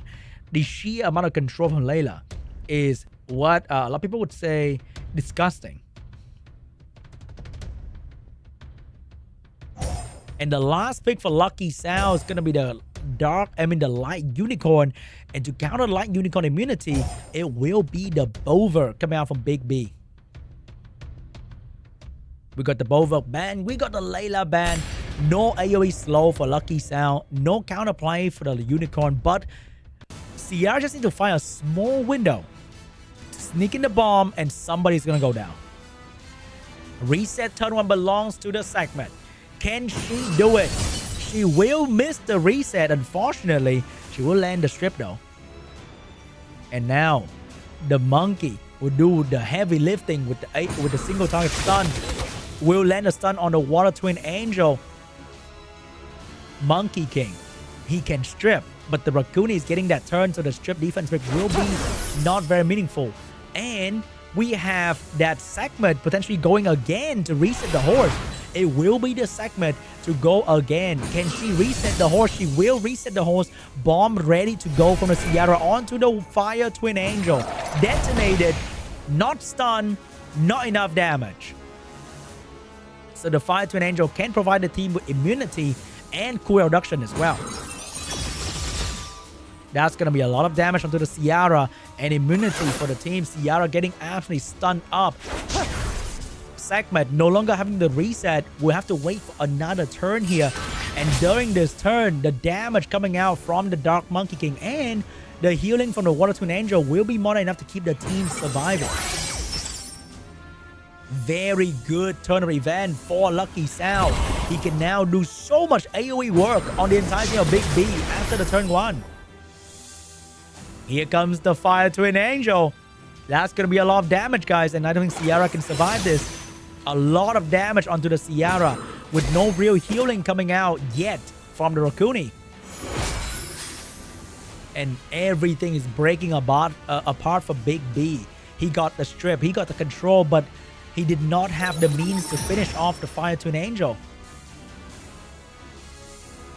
Dark Monkey King looking for a target. Will finish off. Oh, hold up. Nah, he is not surviving this. He is definitely not surviving this one for sure. And the Sierra's gonna go down. Immunity full on Lucky Sound. Nothing that a She-Hulk can do. And even if you reset, anyone in immunity is still gonna come back. And with immunity on all the time, the She-Hulk just have it so hard to find an opening to control anyone. Another round of AoE stun coming out from the monkey, stopping the Raccoony from cleansing and getting a turn. She-Hulk, defense broken. No one to protect the She-Hulk. Looking really challenging for She-Hulk right here. What can he do? How do he survive this? He's not surviving this. The horse gonna be able to do the finishing touch here on the She-Hulk. But he chose to go for the safe play and transform. But oh my god, he got rewarded for the safe play. And the She-Hulk, oh, the She-Hulk's not gonna go down just yet, but the She-Hulk's about to go down very, very soon here with the Fire Twin Angel moving and having that skill too to finish the She-Hulk off. And that might be GG, ladies and gentlemen, because there's no way BIG.P could come out of this.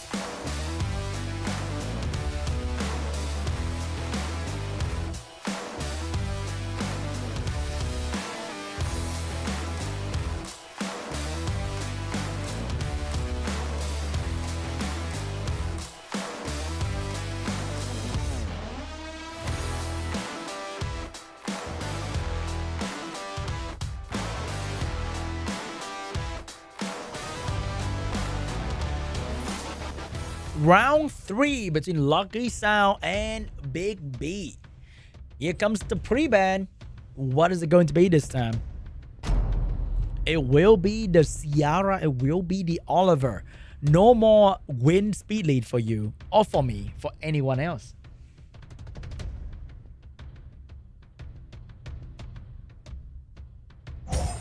What's going to be the first pick for BIG.B and Lucky Sound here? Without the Sierra, without the Oliver, it will be the Fire Megumi, which means Lucky Sound can go straight into the Josephine without worrying about anything. And we have the anti-Josephine, the Dark Monkey King, picked up as well by Lucky Sound.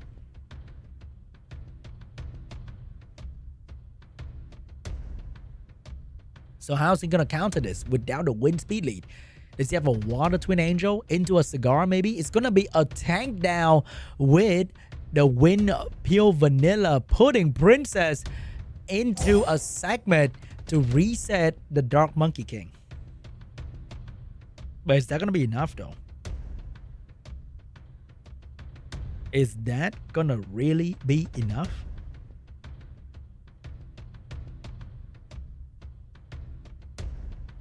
And the mid pick for Lucky Sound will be the Fire Twin Angel for the damage. And oh, okay, you want to tank down? We will tank down. We got that Gapsu getting picked up by Lucky Sound. We will take this game to 50%, baby. We got healing for days and the Fire Twin Angel to do some nice damage onto the enemy team. Reduce cooldown for the Dark Monkey King as well. Shiho getting picked up by BIG.B for some damage, but he definitely gonna need another strong water damage dealer. Maybe a Chow. Maybe an Annabelle. It's gonna be the Mouse getting picked up by BIG.B here for some single target water damage dealer. So what does Lucky Sound want to do? He definitely needs some AoE follow-up. Even a Layla seems pretty solid at the moment. It's going to be the Annabelle getting picked up by Lucky Sound. The Annabelle can provide AoE defense break plus slow debuff. That's going to be incredible against BIG.B. Annabelle getting locked in for Lucky Sound. And Annabelle getting locked out for Lucky Sound. And over there, we got the Wind Pure Vanilla getting banned as well.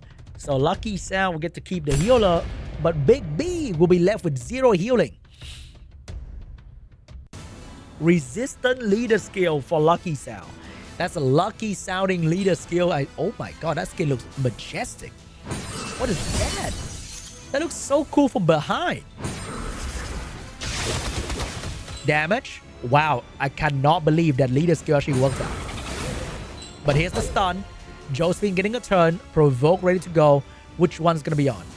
It will. Oh, the Shio dodge. The strip for the Josephine right there. Very unfortunate for the Josephine. But the Dark Monkey will survive the stun of the Megumi, providing the stun for the enemy team to enjoy taking away. Nope, this. How is this Shiho resisting 2 max accuracy unit? Gapsu will change the focus to the Fire Megumi instead. Stun coming out, not really nothing much, but the damage coming out from the mouse is not going to be enough to break Josephine's shield as well. Josephine getting another turn here. Passive is back, which means shield stun will bring the Josephine another layer of shield for the Fire Twin Angel. No stun from the Shiho. The Dark Shiho, Sean Zhang Lao, woke up from the stun. Choose to stun the Fire Megumi instead. Gapsu trying to get that turn. Gapsu with the big heal onto the Fire Twin Angel. What can this mouse do? Will he go for the stun? He will not go for the stun. He will go for the skill 1 to do damage. Shiho will have to go for the skill 3. Stun up the Fire Twin Angel. Give the Josephine a turn right there. Josephine went straight for the Fire Megumi, blocking him from moving and controlling his team. But here comes the defense break from the segment, dropping it on everybody. That's going to allow the mouse to do very good damage. The heal block blocked the heal from the Gapsu onto the Fire Twin Angel. But Gapsu has a skill 3, which means this is going to do a decent amount of damage on somebody here. Gonna save the skill 2 and trying to stun the Fire Megumi, but could not succeed. Fire Megumi is about to get another turn with another stun, but will choose skill 1 trying to bring down the Fire Twin Angel. Triple stun for BIG.B. Another reset. Even without healing, Lucky Sound just doesn't have the damage to bring down anyone from the side of BIG.B. And that is a beautiful stun onto the shield. But right now, LUCKYSOUND is not looking so good. His unit are dying. The Dark Monkey is down to half HP. And the heal from the gap. So, oh, that's double resist coming out from the Fire Megumi.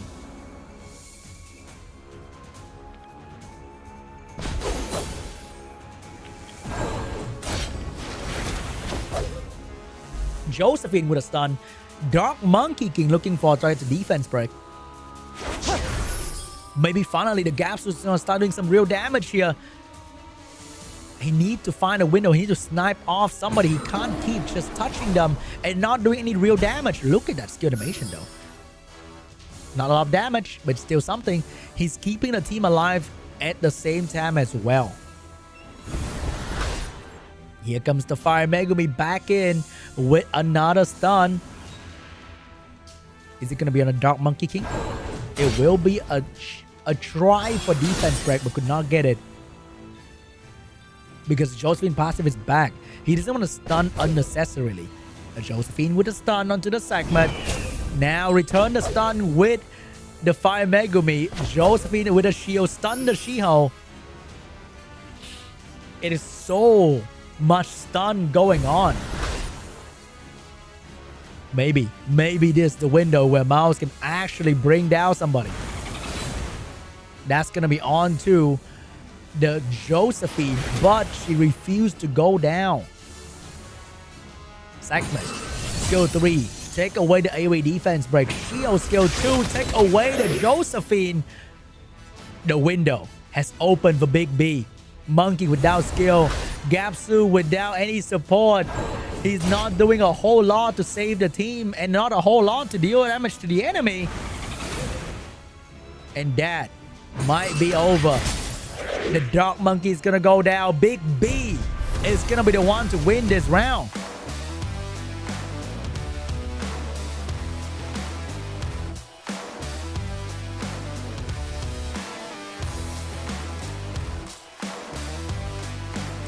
Game 4 is about to begin.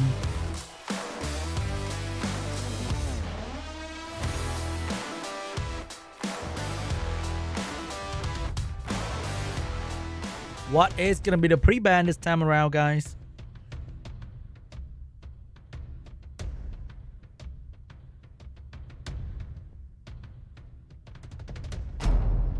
And that is going to be the Jogun and the Fire Megumi. No funny Fire Megumi business. We may not even see the Josephine getting picked up here. First pick for LUCKYSOUND. And that is going to be the Dark Monkey King for LUCKYSOUND. Over there, BIG.B with the Ciara and the segment early on, trying to shut down the enemy unit, and LUCKYSOUND with the Twin Angel spam. We are finally seeing some Fire Twin Angel representation in SWC.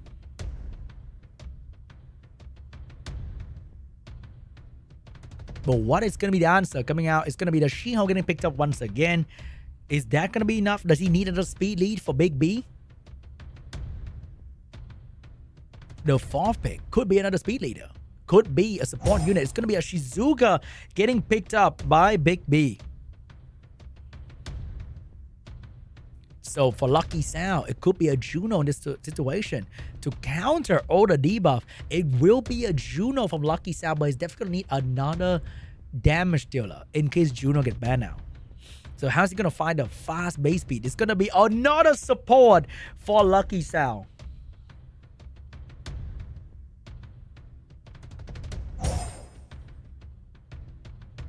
And the last pick coming out from BIG.B will be the Bover to counter the Light Unicorn.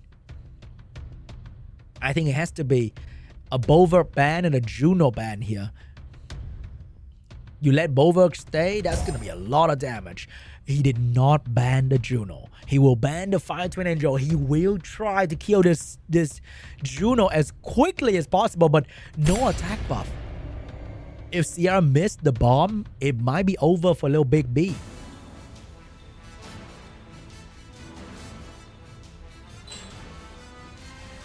Now now, segment starting off the first turn with the reset on the Dark Monkey King. Shiho starting off the second turn with the stun. Missed the stun on the Water Twin Angel. Is that me or is that Juno on a wheel set? Very interesting. But then he probably made that so that he won't get one shot by the Ciara of the world. But then he's outspeeding the Ciara so that wheel become pretty meaningless. Maybe that wheel is also to counter Joe Gunn, who assume every Juno is going to be off wheel and you can seal her turn 1.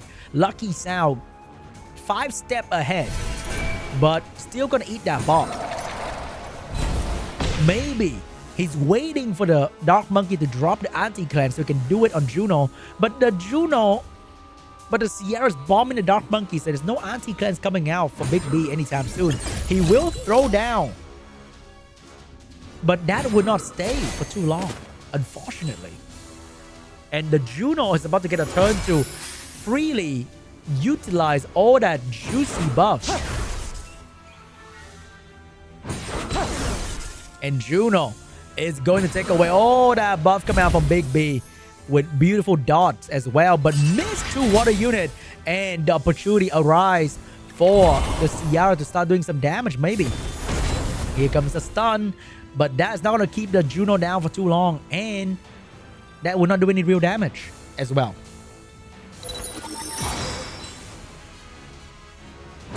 I wonder what his BIG.B game plan is, because right now the Juno is just gonna crush everybody. There's no way this monkey is gonna be able to kill the Juno. And Juno will slowly burn down the Ciara and the segment with this double healer. Maybe a Juno without a dedicated healer, but we have 2 healers to further support the Juno. Ciara, hang on dear life once again. But maybe he's waiting for Ciara to go down to truly utilize Ciara, which is to revive her. But then a Ciara being revived by Shizuka would not be able to detonate the bomb that she planned. So I'm not sure what's the plan for BIG.B. It's losing units slowly without being able to achieve any real result.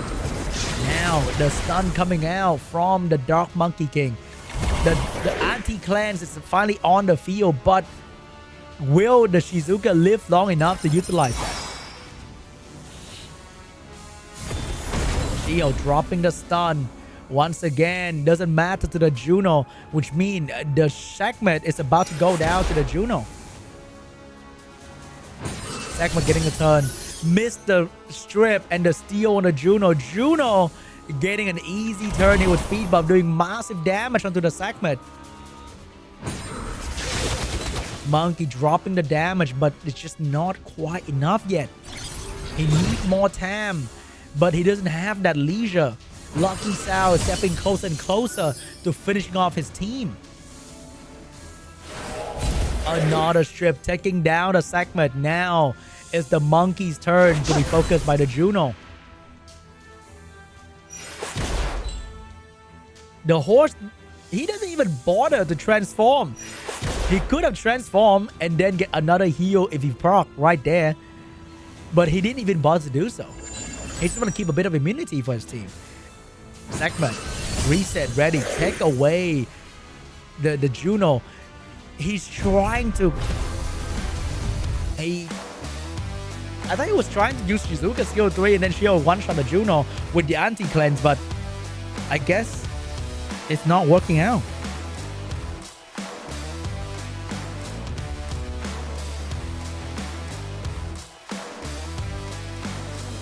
And now we'll be going to the game 5 between LUCKYSOUND and BIG.B.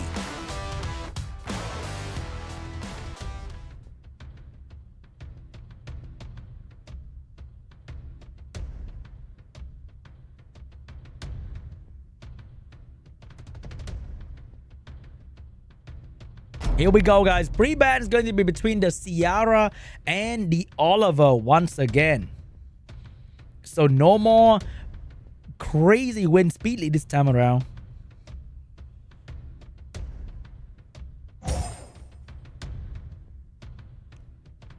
What is going to be the first pick? It's going to be the Fire Megumi first pick for for BIG.B.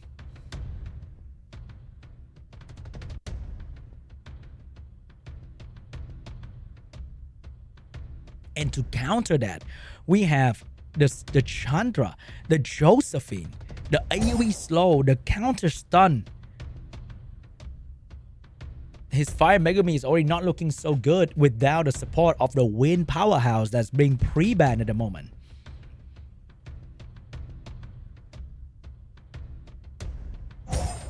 And to support that, we got a segment so that he can reset maybe the Chandra, maybe the Josephine, and the Ethna.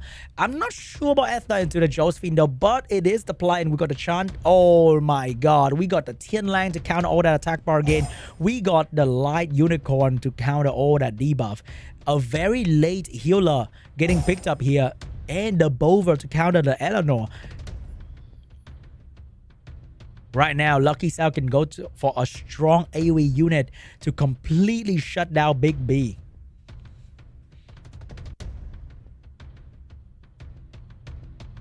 What is it going to be for LUCKYSOUND?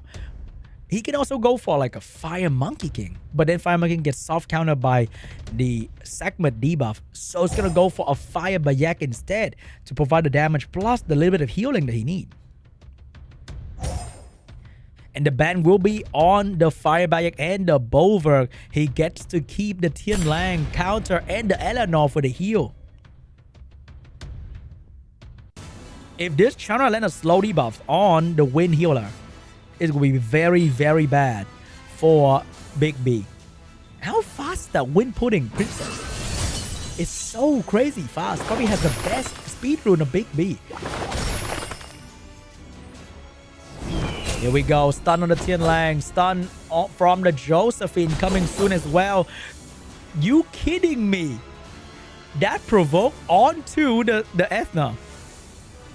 Not looking good for BIG.B. Starting off with the provoke onto the Ethna.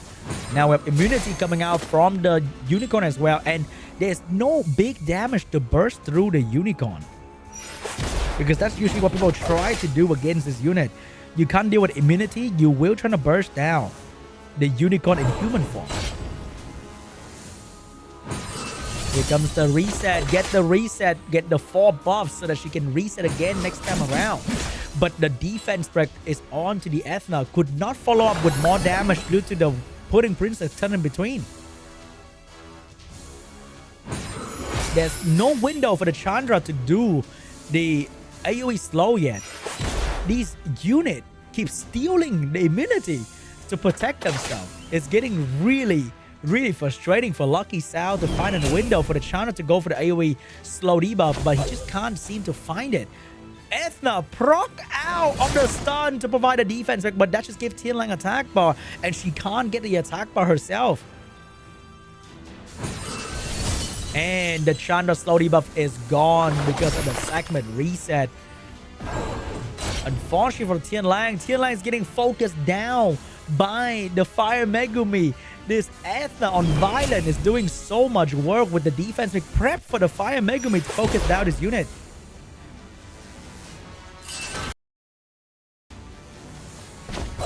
Sorry about that, guys. YouTube problem. But we're now back on the match with Ethna being stunned. Unfortunately for LUCKYSOUND, he can't find a window to do any real damage to the enemy with this Wind Pudding Princess being so fast. Even the Tianlang cannot gain enough turn in between to do any real threat to the Ethna. Investing into the Wind Pudding, having the best speed of your team is paying off really well for BIG.B. Because there's just no way for LUCKYSOUND to deal any meaningful damage. He keep getting reset, stun. His buffs keep getting stolen. He's dying to reflect damage, but maybe right now is the moment where the Ethna is gonna finally go down. Ethna is finally gonna go down. LUCKYSOUND found a window opportunity to take down the enemy main damage dealer. The Tianlang is about to go down as well, though. Tianlang might be dying to reflect damage if he's not careful. Tianlang will die to reflect damage to land the defense back on the Fire Megumi. The sacrificial play from the Tian Lang. Is this gonna be worth it in the long run? The defense break is ready. It is presented on the meal that Chandra and Josephine's about to devour. But unfortunately, can they do it though? Here comes the first hit. Here comes the second hit. He's going in. He's going in, but he could not finish off the Fire Megumi. And the healing, the pudding, the soft pudding is going to bring the Fire Megumi back to life. Oh, but the pudding only put on a 2-turn shield, and Fire Megumi got too violent with his turn. He will lose the shield, and that is bad for him. More provoke coming out, more turn coming out. He's going into this Fire Megumi. The Chandra finally can unleash the AoE slow on somebody. He will protect the Josephine. He will go for the trick of water, finally landing some slow debuff, but did not really keep that on for too long. Healing coming out for the Josephine as well. Josephine's going all in on the Fire Megumi. Unfortunately for BIG.B, he's only trying to survive if he can't do any real damage to the Josephine as well. Being the 2 units left that can do damage out both fire. The elemental advantage, the elemental god is smiling upon LUCKYSOUND right now. He's about to step into the final of the China qualifier. Unless some magic happened for BIG.B here. Here comes the damage, but it's just not gonna be enough. And Josephine only gets stronger and stronger every single time that she takes a turn. More damage from the Chandra. Chandra damage going down, but Josephine damage is going up. And the horse heal is still rather effective at this stage because the damage from Megumi is just not good enough.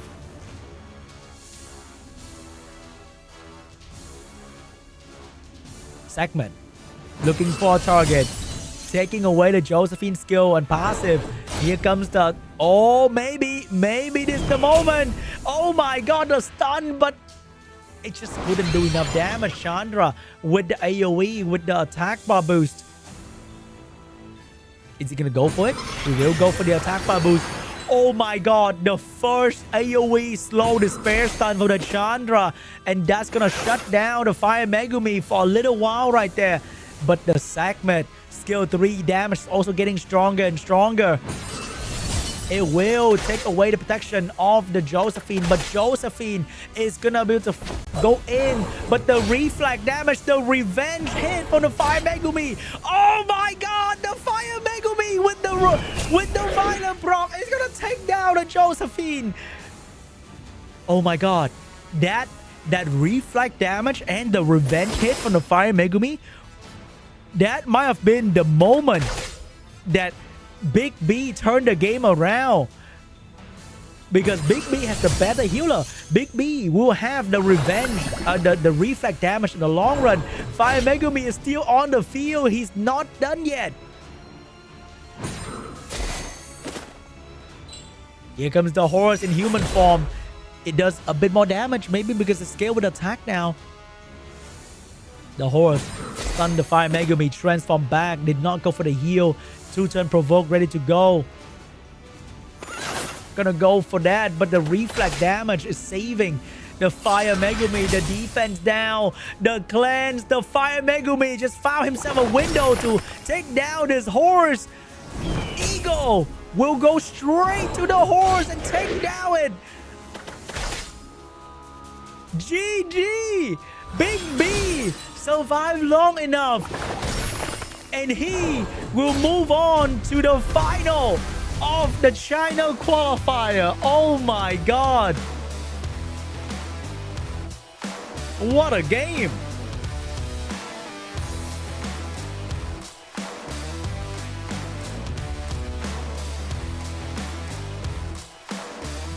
That was a long game. That was a crazy game right there, guys. Oh my god. We get to witness Rakuni, and we get to witness Wind Pudding Princess today. How incredible was that? Healers rise up. You see that? It's just surviving long enough to the point where you will out heal and out damage the enemy with your support character. It is a strategy. It is a strategy. And right now we are down to the last 4 player of today. And one of them is going to be the good old BIG.B.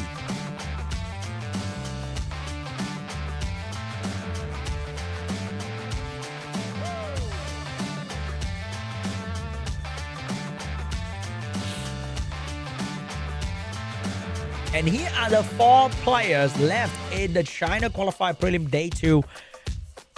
The first one will be between IKUN and Lest. The second one will be between BIG.B and AJ.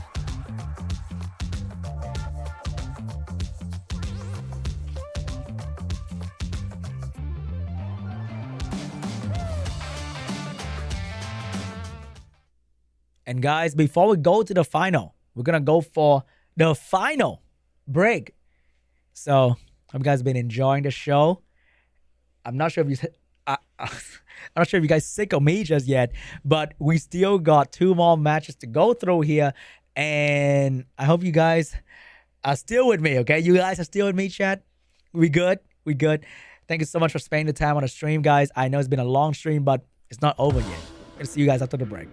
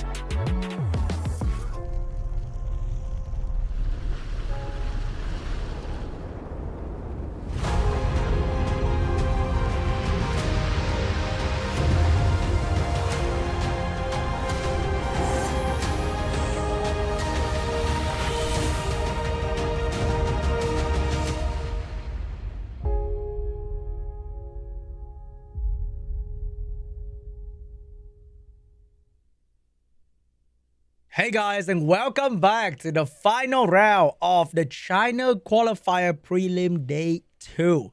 And we are down to our last 4 players left in the China Qualifier. We're trying to find out the last 2 to qualify for the China Main Cup happening on September 6th. And this is going to be the intense final battle between these players. It's going to be very exciting.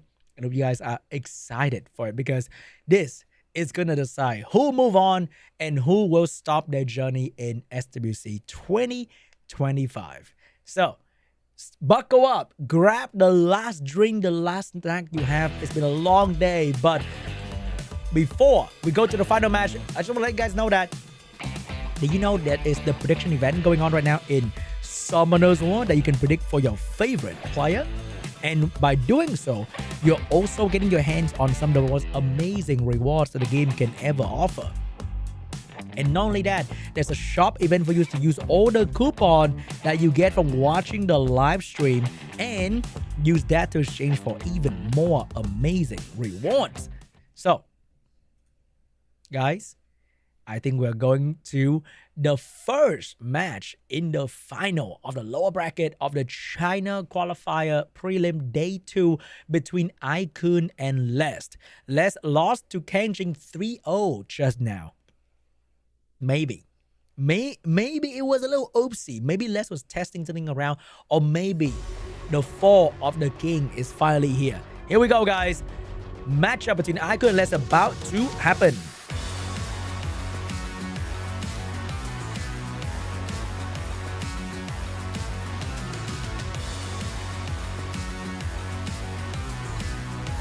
Let's take a look at the pre-ban for the very first round. What is it going to be for Les and for IKUN? And that is going to be the Jogun pre-ban as well as the Dark Evor pre-ban. First pick for Les is going to be the Dark Monkey King here. And the first pick for IKUN is going to be the Dark Indra and... wait, not the Dark Indra, the Water Indra, as well as the Dark Hacker. You gotta be. What? Is he serious? Early on, we have anti-debuff, but what if let's just stop using crazy debuff and just stick with the Dark Monkey King? That could be the case as well. Water interest so early on as well. What is IKUN planning though? We got the Oliver, we got the Villager pickup from Les. Very standard, very good draft right here with a bit of control and a little bit of protection. And follow up after IKUN is gonna be the Moore and the Masha. So he got the strip, the defense break, the damage, the control, looking really solid at the moment. But is that going to be enough to control the enemy team? Is that going to be enough to survive? Let's go with a shield and the paddle. Double immunity. A lot of AoE and single target control. Very textbook draft here. IKUN is doing something exciting. And I can't see if that's going to work against Lest. Last pick for IKUN. What is it going to be this time? Is it going to be a counter play to all these immunities, something to use that immunity for his advantage? He's going to go for a single target unit to strip them one by one. I think this is going to be an Oliver ban. It's going to be a Diana ban as well. So no speed lead for Les, but I think he still might be going first. Because if I remember correctly, IKUN more is on a Violet build.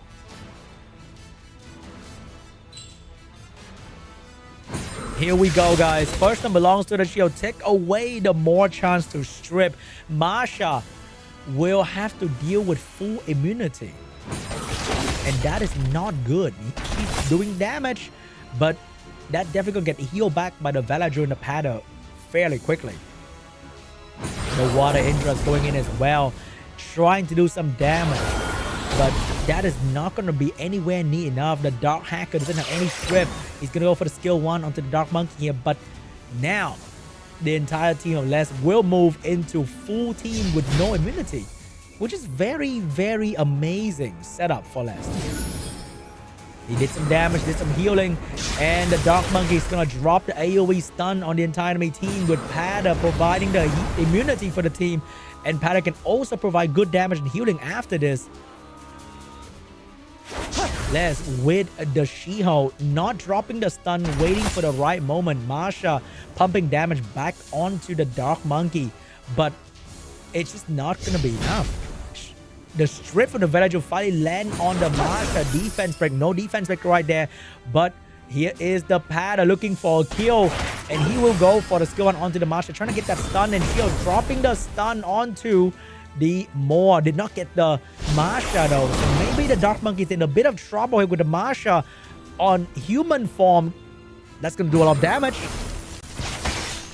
That almost did enough damage to bring down the Dark Monkey King through the immunity. However, that was not enough, and Shiho is gonna finish off the Masha villager with immunity available. Is he gonna drop it? He's gonna go for the heal. He will drop the 3-turn immunity, and now Shiho has the chance to stun. I mean, not Shiho, the Dark Monkey will stun the Moor, and the Pada will follow up and finish off the Moor. Water Indra looking for a target, could not take down the Dark Monkey, and another layer of stun onto the Dark Hacker. That Hacker will limit the debuff to 2 debuff, but right now Les only needs to land 2 debuff. That is defense break and stun. That's all he ever needs, and the last one standing will be the Water Indra. This guy might be very annoying to be the last one standing on arena defense, but this is not arena defense. This is RTA, and this guy sooner or later is gonna fall as well, because Les is not rushing arena. He will take his time, make very careful choices to bring this guy down slowly. Water Indra self-revive activated, and he is going to go down once again very, very soon. If only the Moor did not get stunned by the Water Monkey, then IKUN would have a shot. But he did not have that shot. Moving on to game 2 between IKUN and Les.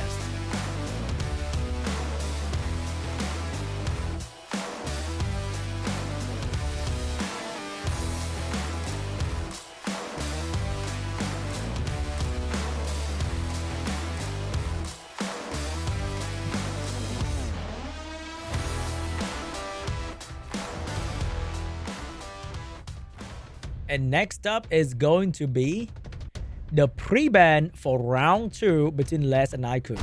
And the pre-ban will be the Chandra and the Dark Monkey King. First pick for IKUN. He's blocking the Chandra from the Dark Evo combo. IKUN's gonna go for the Dark Evo first pick, regardless of whether he has a Chandra or not. But he does have the Moor ready to go into the Masha as well.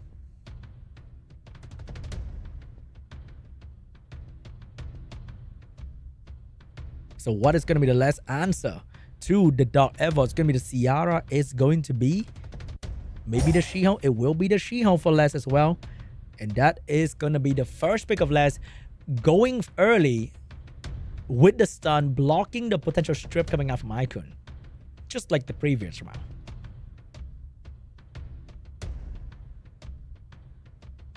IKUN thinking about his next step. Is it going to be more Masha? It will be more. But what kind of damage style does he want to go in with? It will be the light Geralt. Maybe this is the game that IKUN's gonna show the world champion how to have fun and still dominate in SWC 2025. Let's gonna go with a very, very traditional draft here with the Villager protection and the Layla for some AoE fun control. Works very well with the Shiho turn 1 stun.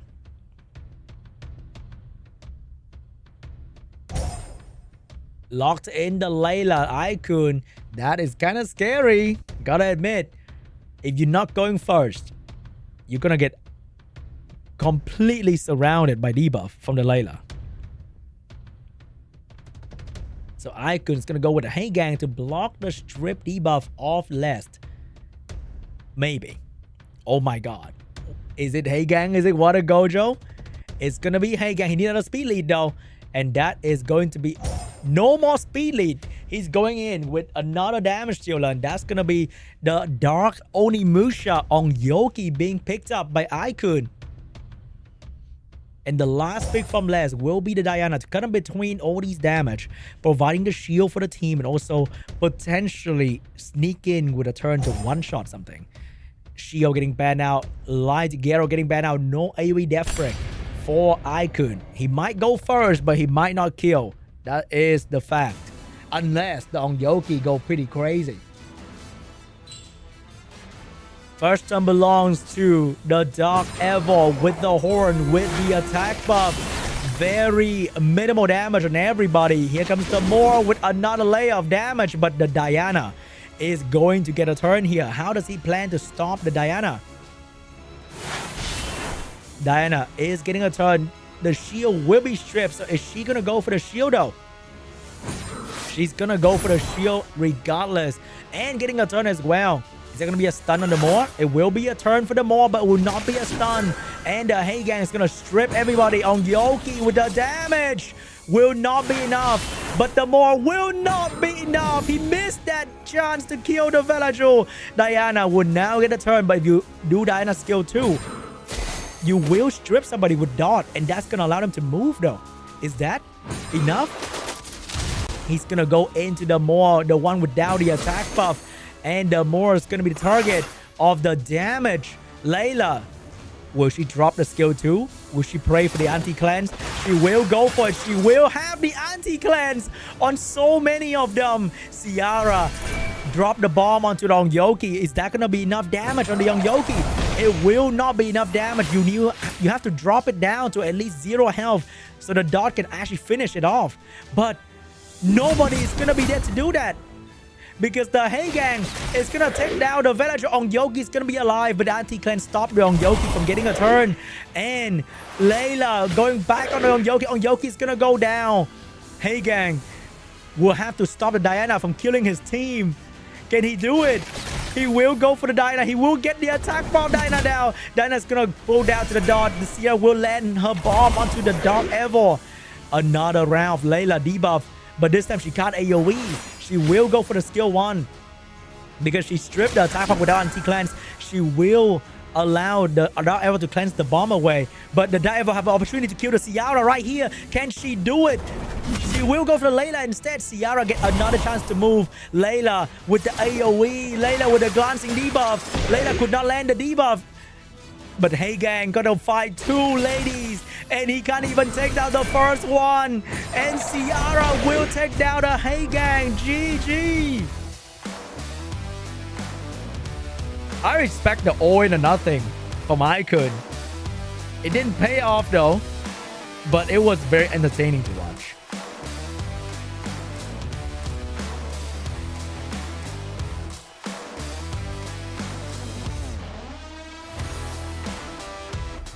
And now we move on to round 3.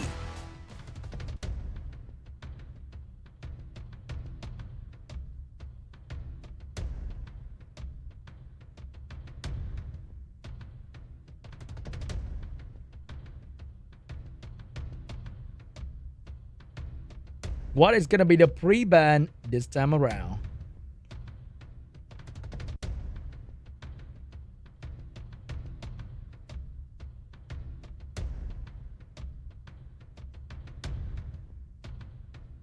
Is it gonna be the Dark Evil once again? Will IKUN lock out maybe the Shiho? It will be the Dark Evil. It will be the Ciara getting pre-banned. First pick for last. I'm pretty sure it's gonna go in with the solid Oliver first pick here to secure the win. Oh, it's gonna be the Dark Monkey first pick.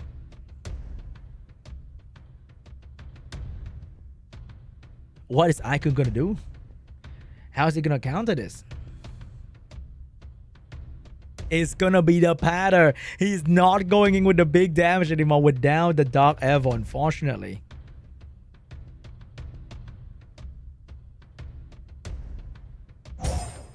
And over there, we still got the more coming out from IKUN, which means he still believe in the damage. Les gonna lock in the Oliver and the She-Hulk. He still won the turn 1. He's not giving it away too easily to IKUN.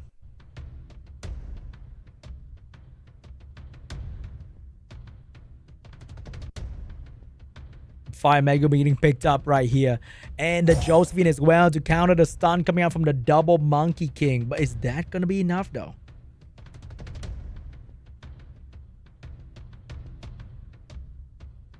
Viva Shell getting picked up by Lest. And that's going to be an amazing last pick. Also, as a turn 2 option. Because that is going to allow Les to snipe somebody. Gapsu getting picked up by Les as well. This provides healing for the team and cleanse the potential stun coming out from IKUN. And because the cleanse of Gapsu is a passive, it will do really well against these stunners. Instead of relying on a skill with cooldown, because both Josephine and Fire Megumi can stun the cleanser, but you can't deal with Gapsu that easily. So what is IKUN going to do to counter this amount of healing? It's going to be another heavy bruiser option. And that's going to be the Miying getting picked up. So I think it's going to be a Viva Chow ban because there's no counter to Viva Chow right now. And hope that Miying will carry him in the late game.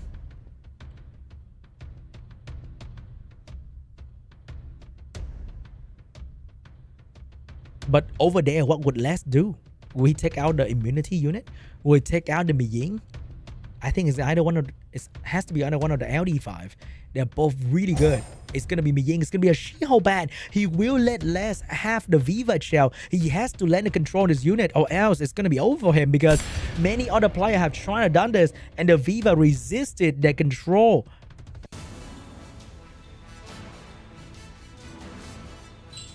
Here we go, guys. More going in with the AoE strip. If he can't do it on the Viva, it's over. The Viva will have the opportunity to swap. But then the more absorbs some attack bar, so his attack bar is actually pretty high. She can't do it. She will not go for the snipe because it is unsnipeable at the moment. Oliver getting stunned. Josephine protected from the Oliver reset by the Fire Megumi. Both counter and best friend. And right there is the provoke that he really, really needs. Man, Gapsu looks so badass. I still think it's like, that looks like one of the best skins in the game, honestly. Huge provoke. Huge provoke from the Pater. And now looking for a target. The Gapsu. Who's going to be it? It's going to be the Fire Megumi. That's going to be the focus of Lest. Can he take down this super annoying unit? He's gonna try. He's definitely gonna try. Skill 1. Big stun onto the Fire Megumi. Pop the passive of the Josephine. He's waiting for the opportunity. Oh, but that AoE stun opportunity is gone now. He will take the attack bar of the Fire Megumi away though. Fire Megumi is still going to be the target. The healing coming out from the Pater, giving Gapsu free attack bar. Gapsu is getting a lot of value out of this draft right here. Oliver finally get a chance to move freely. And he's going to reset the Pater transformation. Megumi getting a turn as well. But no stun available to stop the Dark Monkey from moving. He will go for the Viva. Remember, the Viva skill 3 is still there, which means the Viva is about to stop. No, the Viva could not snipe the Fire Megumi, but Fire Megumi is still going to be focused by Les. A lot of damage coming out. The Dark Monkey with a stun as well. Huge stun, giving the more the spin with attack buff, but the damage is not going to be good enough. Les breaking down the Fire Megumi. One turn. By one turn, but they still have not succeeded. Gapsu going straight back into the Fire Megumi, getting a stun in, but the Josephine say hello. Finally stun up the Gapsu, provoke the Viva for 2 turns and get another turn. Josephine finally showing up, controlling 3 enemy with 1 single turn in the violent proc. Look at that unit. Can she control another round of Viva Gel? Absolute domination from the Josephine. Just one simple turn. And she turned the game around for IKUN. Another stun for the Josephine. Just not missing a single beat. Oliver getting a violent proc. Is that going to be enough to save the Viva? He will try to get the attack bar. Oh! The Viva will save herself. And suddenly, Les is back on a very firm standing in this match. Back to the Fire Monkey, but now the Fire Megumi will finally go down to the Gapsu. All that work for the Viva to Nate say, nah, I'm not dying today. Pata trying so hard to keep the team alive with immunity, doing big damage onto the Dark Monkey King. The Dark Monkey King will also join the the Fire Megumi. Trying to control the Viva. The spin. Oh my god! The IKUN spin. He take down 2 units. And suddenly, the comeback is real once again.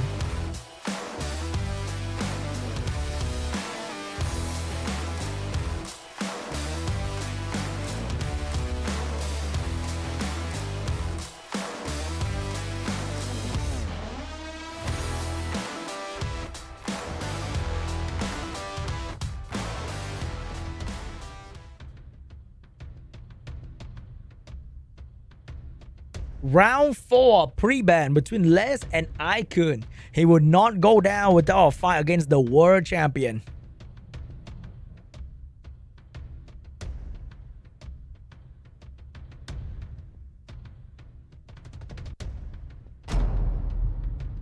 And that is going to be the Chandra plus the Dark Monkey King getting pre-ban. IKUN, first pick.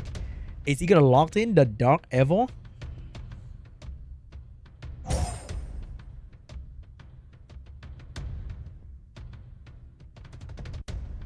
What is he going to go for here?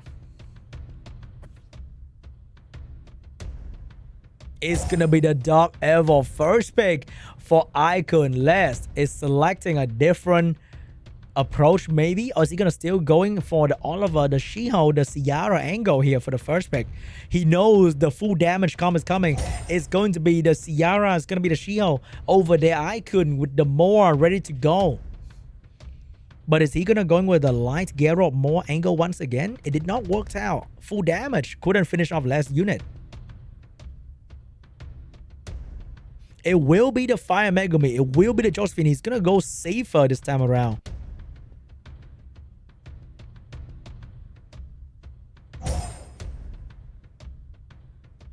And oh my god, we're finally picking up with the Annabelle early on, not last pick, mid pick Annabelle together with the Viva Chair once again.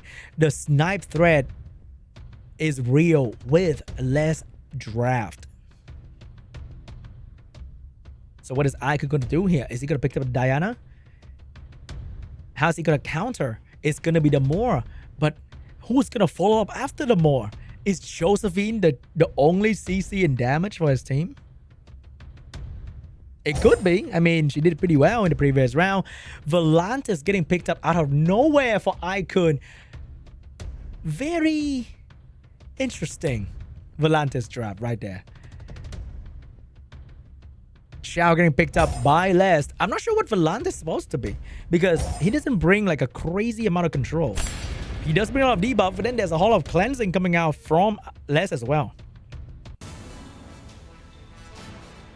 Here we go, guys. Round 4, Les and IKUN. The first one belongs to the Shiho with the stun onto the Moore, giving the Josephine and the Fire Megumi a turn right after that. Can she lock down the Viva Shell? She will lock down the Viva Shell with the provoke. Fire Megumi with the stun as well onto the Ciara. And that's going to be on the Annabelle. Could not get the Annabelle stun. Here comes the Volantis, but is that going to be enough to shut down the Annabelle? It will be a quad provoke. It will be a revenge, but no stun. Volantis landing quad triple provoke. That is unreal. That is actually unreal. Defense break on into the Viva chair, but the She-Hulk with the stun is gonna stop the advance of IKUN's team. But it's not over, guys. Volantis damage coming after this is gonna be a dot. But how does he plan to stop the NFL from healing?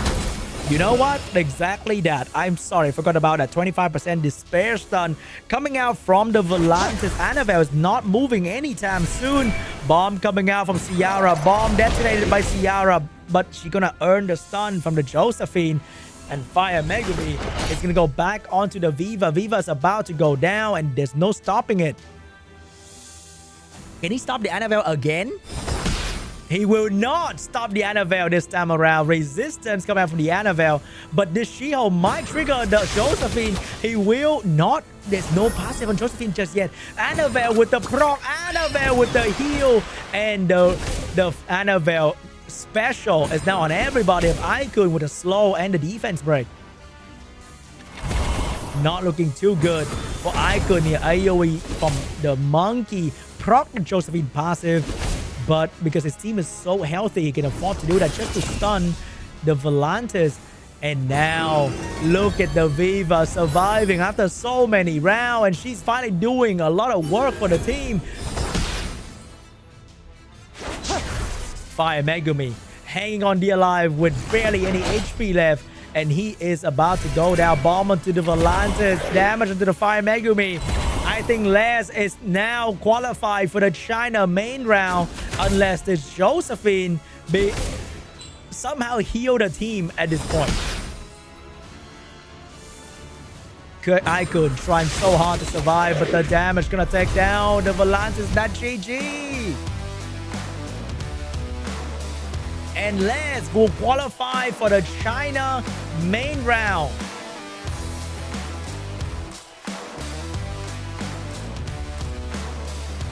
We are down to the very final match of today. Very, very soon, ladies and gentlemen, in the audience. Last, the third or the seventh person to qualify for the China main round. We will find out who is the last person to qualify in the next battle very, very soon here. And we're going to be drawing for the China main round bracket after the final match as well. Stay tuned for that if you're interested to see who is going to be fighting who.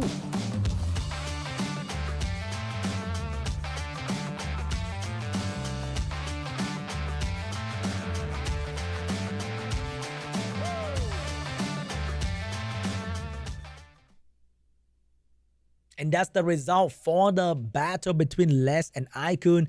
Unfortunately, IKUN journey will stop here. And he will have to come back next year again if you want to join SWC 2026. And for the final match of the China qualifier prelim, we have BIG.B against AJ. BIG.B managed to beat LUCKYSOUND but lost to Les. And AJ is going to be fighting BIG.B, who won against BIG.D. So BIG.B will be revenging for BIG.D because AJ beat the BIG.D. I mean, AJ lost to BIG.D. Wait, you know what? If he lost to BIG.D, then BIG.B doesn't have to revenge for BIG.D. BIG.B just have to win for himself. Yeah, so that he can tell to AJ that you will never beat any of the big clan. Maybe that's the angle. We're gonna look at it here. Okay. So BIG.B and AJ match is about to start very, very soon. If you voted for BIG.B and AJ, it is time to cheer for them in the comments. They might be watching the stream right now. They might be looking out for your encouragement, for your cheer, for your belief in the chat. All right, guys. The final. It's the final match.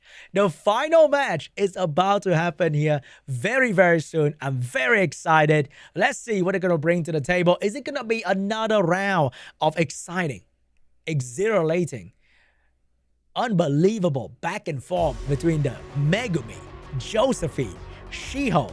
Or is it going to be something else? We shall find out between BIG.B and AJ.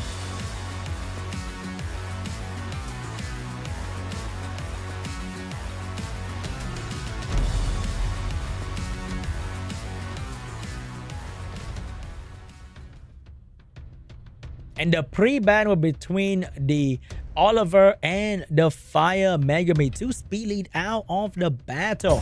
First pick for BIG.B. It's going to be the Ciara. And first pick for AJ. What is it going to be? Water Twin? Chandra? Shiho? What are you going for, Mr. AJ? Miles Rakuni? You never know. It could happen. It could happen any moment now. It happened before. It could happen again. Here we go, guys. First pick for AJ is going to be AoE stun on AoE stun with the Dark Monkey and the Okeanos. Stealing the follow-up from BIG.B. And BIG.B is going to lock in the segment in the mid-draft to try and reset the enemy follow-up with the Josephine to counter the stun coming out from AJ.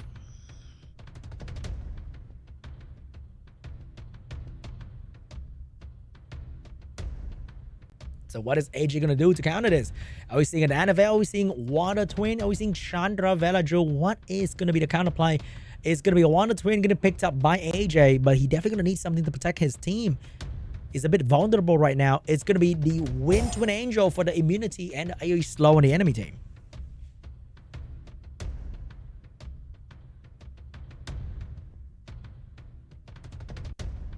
Over there for BIG.B. Seeing that, are we locking a Juno, a Shizuka maybe? He's gonna go very aggressive with the Shiho. Might be locking the Wind Pudding Princess they was using with very good success previous game, but no, it's gonna be a light hacker for BIG.B for the secondary speed lead.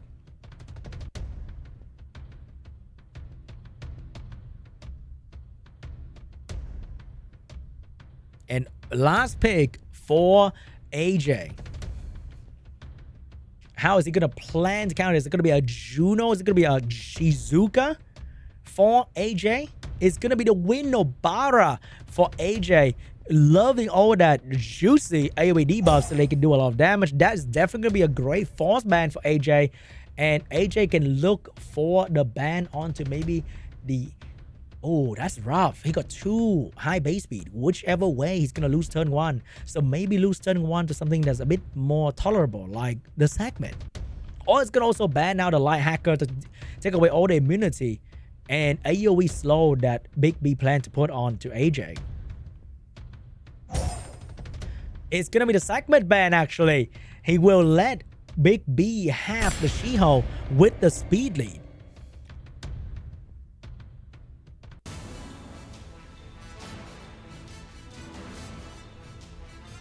First turn belongs to the Shiho.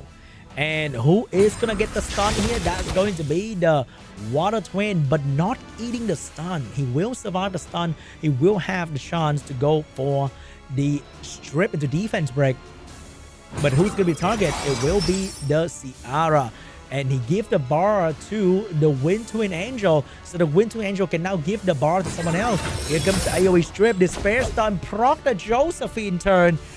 And Okeanos will not be able to move in front of the Josephine. Will get provoked by the Josephine at the stun as well. But the monkey have the opportunity to stun the light hacker.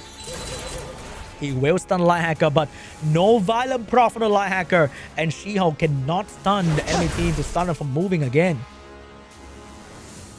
Shiho didn't do much, and now the Water Twin Angel can heal the team, reduce the cooldown of the Wind Twin Angel on the Sean Zhang Lao. It will be the Dark Monkey getting the cooldown reduction, and the Wind Twin Angel still have the AoE speed buff and AoE stun coming after this for the hacker. It will be a beautiful stun onto the hacker. Immunity is still going to be on, and bomb will be landing onto the Okeanos. Is that going to be enough to take down the Okeanos? It will not be enough to take down the Okeanos, and the Dark Monkey King will be able to go for the defense break here, but on who? It will be onto the Ciara, switching the target back onto the Ciara because that is the main damage dealer at the moment. Big stun, but no stun onto the Dark Monkey King. And Water Twin Angel will still have the AoE shield and heal for the team. And AoE stun as well and stop the monkey from moving. Wind Twin Angel. Attack Babu's ready for his teammate, and that's gonna be for the monkey. Okiano say hello with the Sea of the Stone, the Rain of Stone. So much damage onto the Ciara. Everyone is enjoying some nice debuff. Oki with a skill 2. Is it gonna be on a light hacker to block the violent proc from happening? Skill 2 onto the light hacker. Take away any chance of coming back from the light hacker. And now Ciara looking prime and ready. She is about to drop to the Wind Twin Angel. And that is a beautiful foresight moment. Resetting the light hacker. No funny proc coming out that can change the course of AJ's battle. And he is gonna take the first game.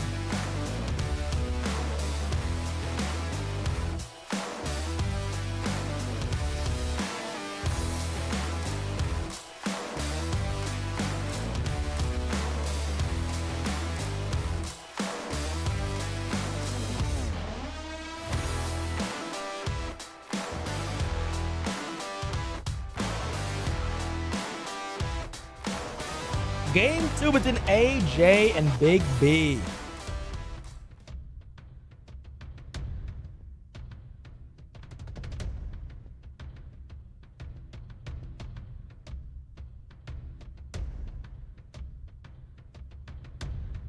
What is going to be the pre-ban this time around? Is it going to be the Dark Monkey King?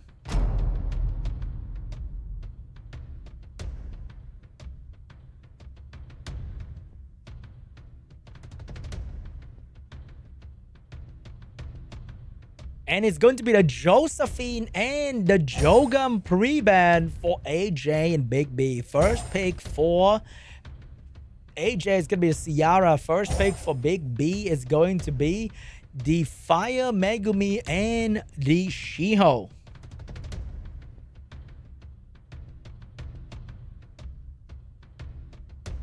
What is going to be the counterplay for AJ here? It's going to be the Dark Monkey getting picked up as well for some fun AoE defense break.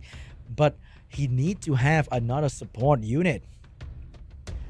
No more Jogan. Is it gonna be the Wind Twin? Is it gonna be the... It's gonna be the Heigang to counter the strip into debuff. We got the Wind Pudding getting picked up here to deal with the debuff from the enemy team, as well as providing healing for the team. Segment getting picked up here. I think I've seen this game before coming from BIG.B. That game where the Fire Megumi survived for so long that he managed to kill 2 water units.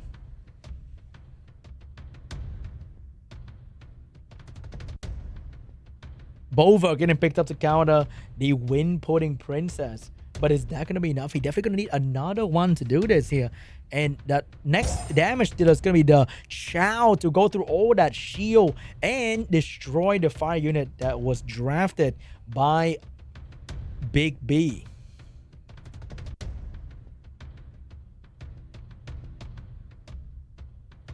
And the last pick coming out from BIG.B is going to be a Julian. Someone that can't be controlled too easily.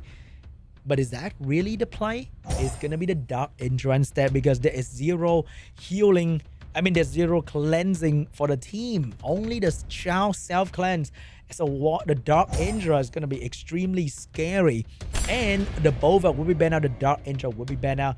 So if the defense break land properly, the Chow could easily take down the enemy team. But that is if the defense break land properly. Here we go, guys. Segment taking the first turn, and that's gonna be the reset onto the Dark Monkey. Say goodbye to your defense break. Shio looking for a target right there. Is it gonna be a stun onto the Dark Monkey as well? It's gonna be the damage onto the Ciara, giving her a bit of attack power for the Heigang passive. But I don't think Ciara in the first turn, without any support, is gonna be able to take down the Fire Megumi. Oh! That is some bad news right there for AJ. No real damage being done. No real support being provided. Now he's stuck with a bit of damage from Chow. Is that going to be enough? No stun provided by the Dark Monkey King. And Fire Megumi will now go to defense break. Trying to defense break the Ciara. But here comes more debuff coming out soon by the by this segment as well, unless big despair stun triple from the Heigang. Heigang turned into a Gianna for a moment right there. Chao going straight for the Shiho, and that Shiho took a fat hit, and look at how tanky the Shiho still is. Oh my god, that is a very, very tanky Shiho. And the Shiho is not only tanky, he's being healed by and shielded by the Wind Pudding Princess. Chao once again finding an opportunity to do some real damage here. Can he actually do some real damage? Chao looking for a target. That's going to be the Fire Megumi.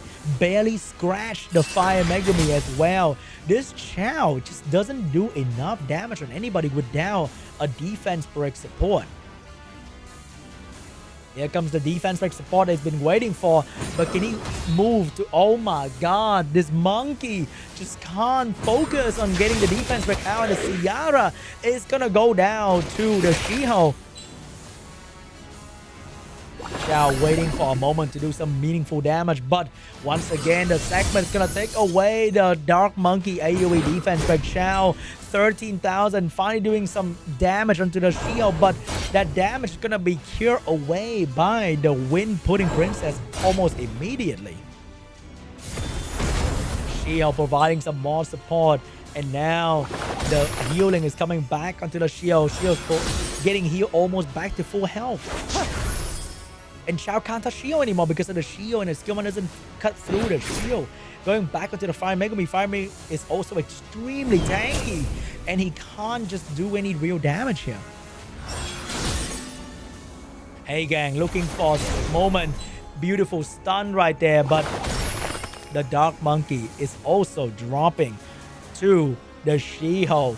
Shiho once again surviving every single round and taking life of everyone from AJ's team. Oh, switch the target to the Heigang instead. Chao Justice. Decent damage. Decent is not enough though.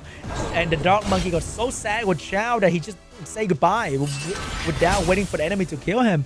And right now, Chao is the last one standing. He was drafted for this moment. Can he get this kill through the Shiho protection? He needs to get it done. Here we go. Chao with the proc. Chao with the miscrit. Oh my god, Chao, what are you even doing?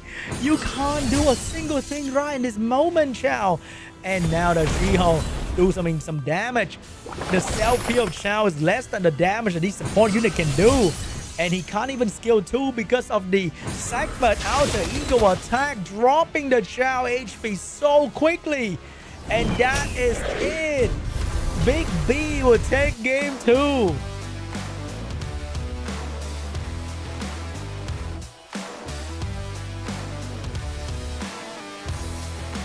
Once again, Chao proved to not be very useful, doing what he needs to do the most.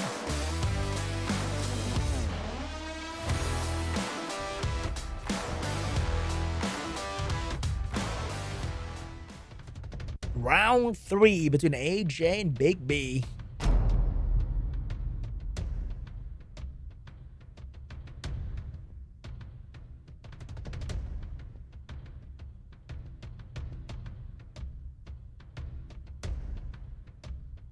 And the pre-ban shall be the Oliver and the Fire Megumi. First pick for BIG.B is going to be the good old Ciara.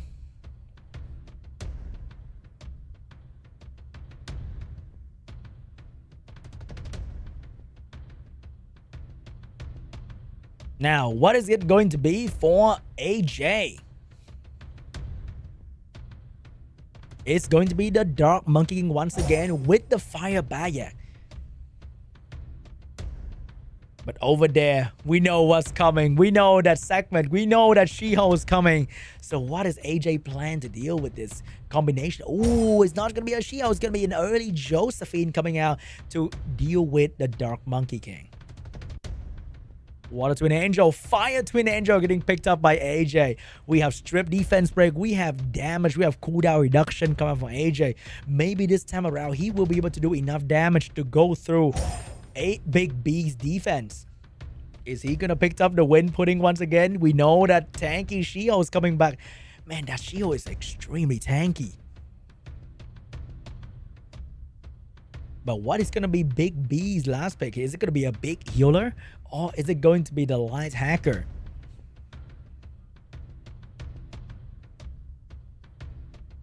BIG.B looking for his last pick. Locking in with an Irene. Very interesting. He's switching it up once again. This time with an Irene to lock someone in the back through the immunity.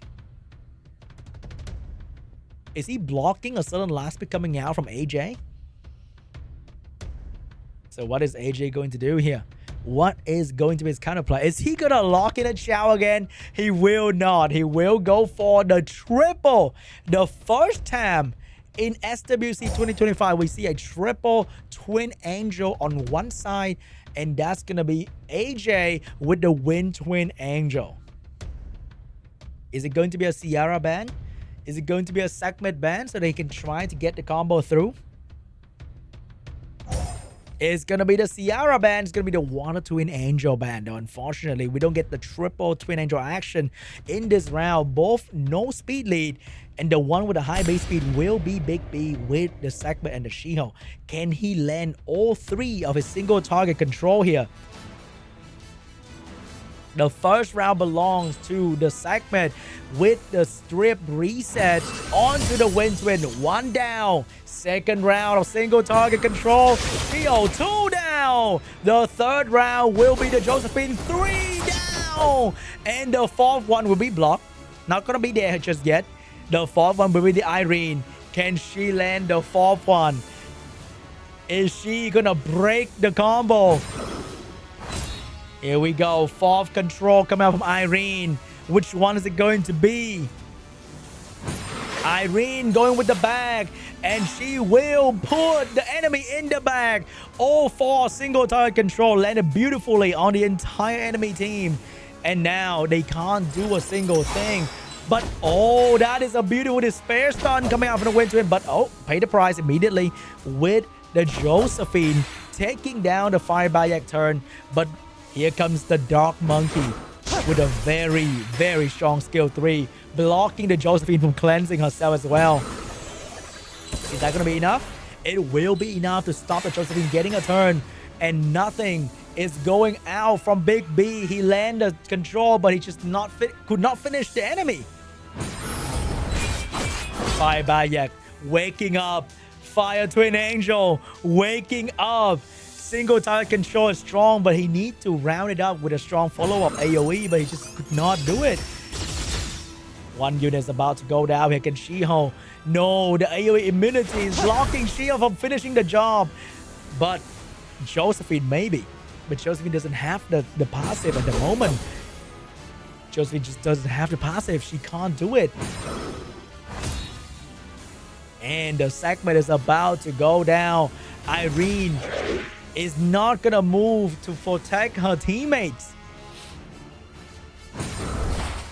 Fire Bayek locking down onto the Shiho.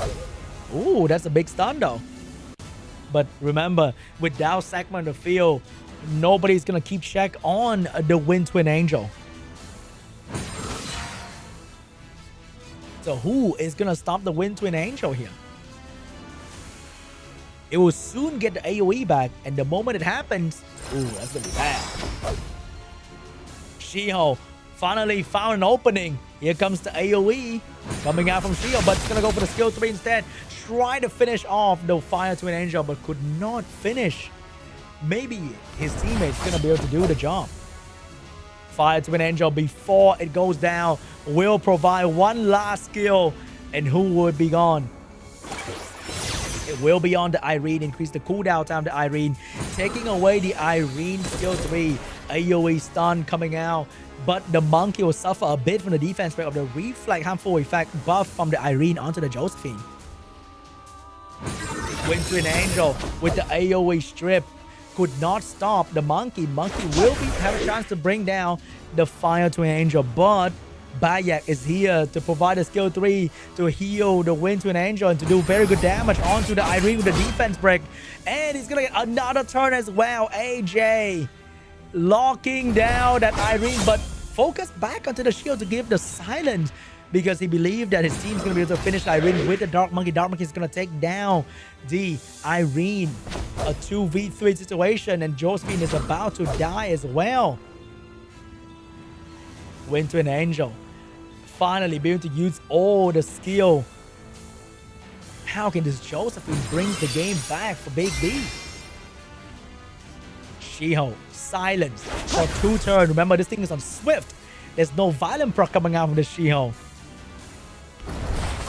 But the real target is going to be the Josephine. Remember, the Josephine passive is back. So the Shiho is coming out of this. Shiho is coming out, but at least he got a good stun onto the Shiho.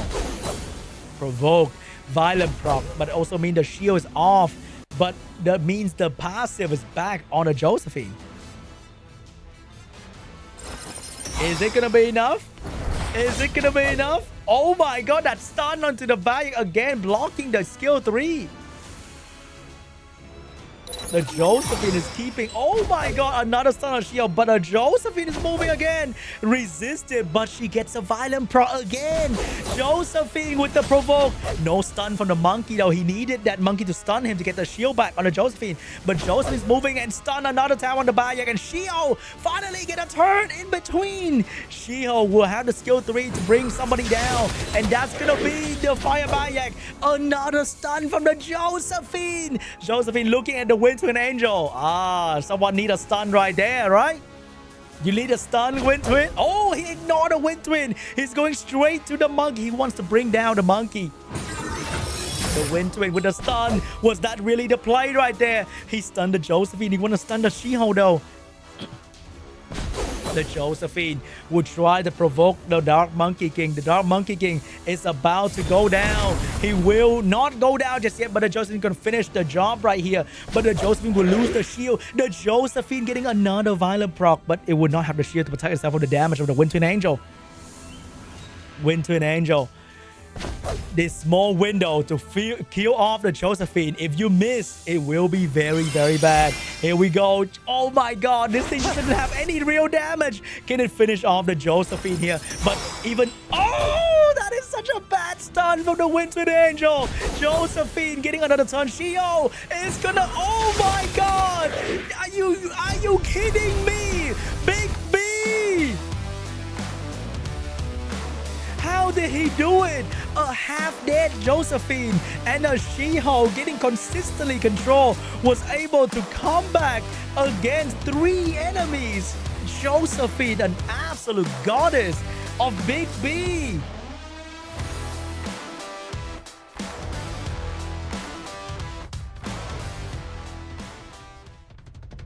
The strongest unit of Summoners War RTA proudly present Josephine. Who would have thought, huh, guys? Who would have thought? I didn't know that. Absolutely. That was that was very interesting to watch, for sure.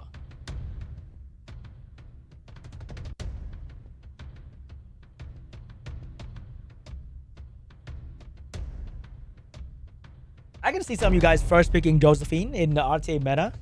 I see that. Pre-ban this time, it's going to be the Segment and the Jogun.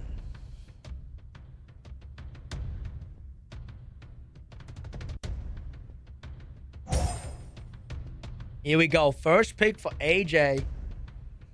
I'm glad there's no, like, Josephine trauma ban. Like, it's justified. I understand that. Oh, no. BIG.B.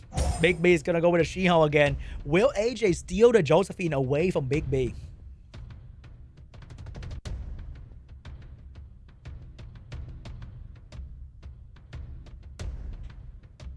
It will be the Ciara. It won't be the Ciara. It might be the Ciara, though.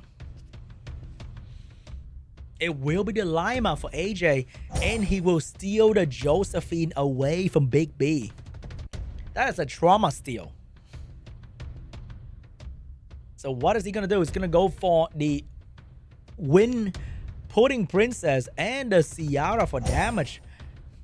I was really expecting the Segment to show up once again, but the Segment got pre-banned, so he had to go with a substitute, and that's going to be the Ciara.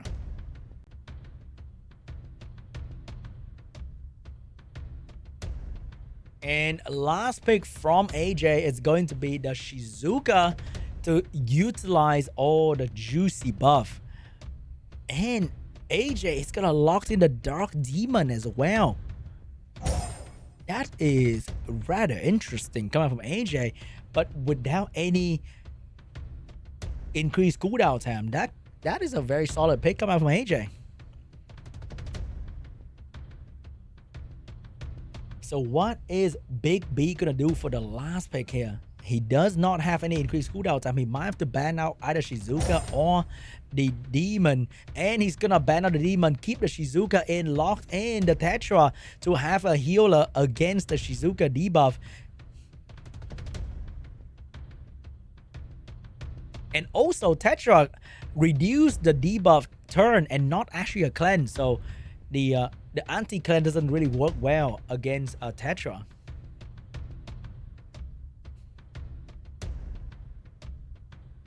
Here we go, guys. And that's going to be a demon ban. That is going to be a wind pudding princess ban. That thing is faster than your Swift unit. I'm not joking. That thing is crazy. Even with such a low base speed, that thing moves in front of everyone on BIG.B's team. The investment is real.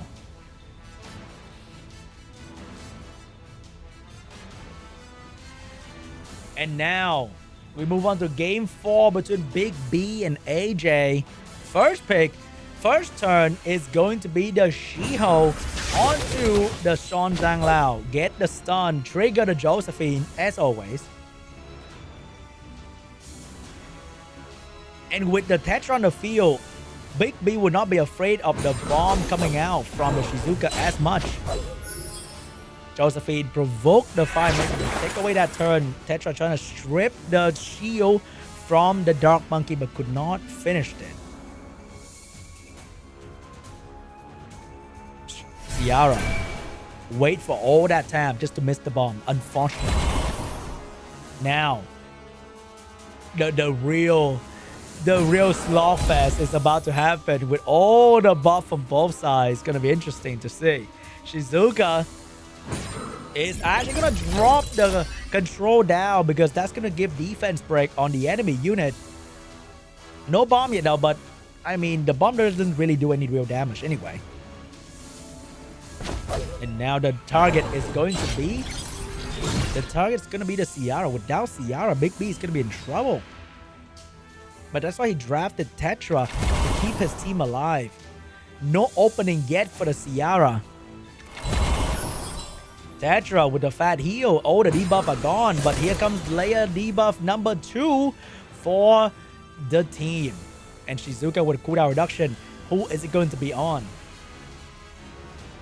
The cooldown reduction is going to go on to the Dark Monkey King to reduce the cooldown to skill 3 because defense break is what going to allow him to do damage with the Lima and the Josephine. Lima taking that turn. Will she buff another layer of protection? She will not buff. She will focus the damage onto the Ciara. Here's the window opportunity. She willing to take it, but the Ciara is still going to be alive. And Fire Megami finally see a team without immunity.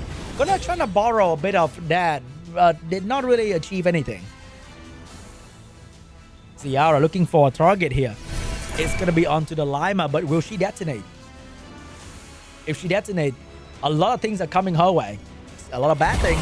She will not detonate, but Lima has the cleanse ready to go. Is that the play coming out from the Ciara? Take the defense break head on. Here comes Shizuka. Gonna drop that skill 1. Lima with the cleanse. Lima will drop the cleanse. The bomb will be gone. Not sure about that bomb right there, BIG.B. But that didn't do a whole lot. And now you have no bomb to take yourself out of the defense break. And and then the Josephine will probably zone into the Ciara. But Ciara's gonna stay alive with the Tetra healing. Tetra will now try to strip the Dark Monkey. Shizuka is about to have the skill 3 once again, but this time with the added bonus of a small little bomb right there. Another layer of stun coming out from the Dark Monkey. Very good damage and a violent proc as well. And that is going to allow the monkey to take down the Ciara. Finally, Ciara gone for the battlefield. No opening for BIG.B whatsoever. There's just zero window for him to do any real threat to AJ. But AJ has all the opportunity in the world to do damage. And the fourth game will go to AJ. We are going to a game 5.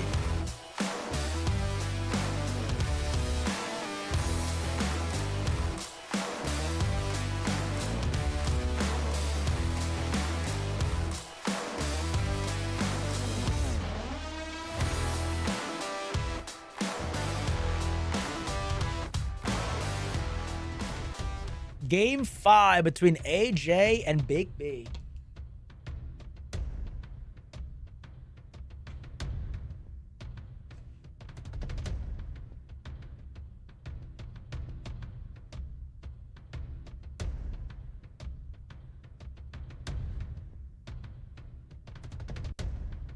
Now, what is going to be the pre-ban between these two players?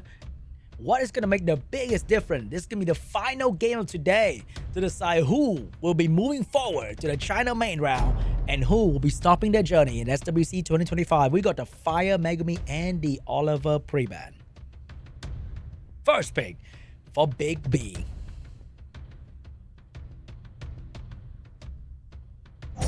And that is going to be a Ciara coming out from BIG.B. What is AJ going to do to counter this? He got two different choices to make here. Is he going to go for the Shiho? Will he lock in the Josephine? Is he going to go for the Twin Angel? What is going to be the angle for AJ? Is it going to be like Shiho, Fire Bayak kind of thing in the first two?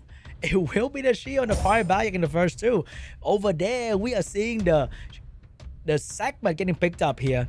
Might be together with a Josephine as well. It will be a Josephine for the Elemental Trio for BIG.B. AJ. No more Oliver. He has to go for some sort of support here. He did go with a double Twin Angel action, but that did not do well into the Josephine just now. He does have the Dark Monkey King and the Lima angle if you want to switch it up a little bit. It will be the Twin Angel, but this time it's going to be the Layla getting picked up by AJ for some fun AoE control. So what is BIG.B going to do into this? Is he going to pick up the Healer Cleanser? It's going to be a Shizuka getting picked up by BIG.B to borrow all the debuff coming out from AJ and especially the invincibility. Last pick for BIG.B. The last pick will be the Wind Pudding Princess for some extra healing and cleansing and shielding for the team. So how will AJ burst through all of this layer and layer of shield, invincibility, and healing? Is it gonna be Bova, Juno, Lima? What is it gonna be? And last pick for AJ in SWC 2025 will be a Jogan for the strip. He wants to get rid of all that buff with Jogan, giving his team turn, sealing his enemy away.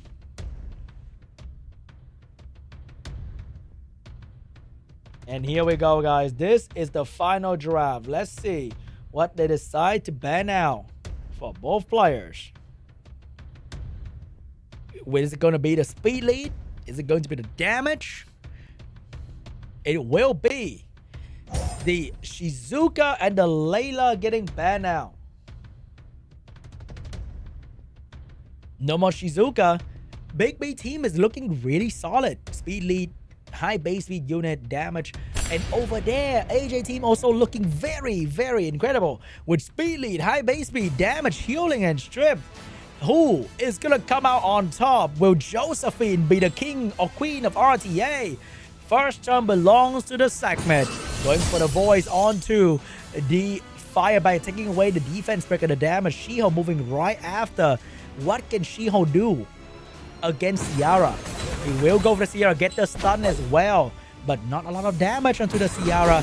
And Josephine, oh, the Josephine's gonna be the first one to miss, and she would not be able to provoke the Jogan. Jogan has the seal and the strip available, taking away the healer, having the AoE strip, but will he use it and eat the stun for the Josephine? He will use it, take the shield and eat the stun, but that's gonna allow the Fireback to start doing damage maybe.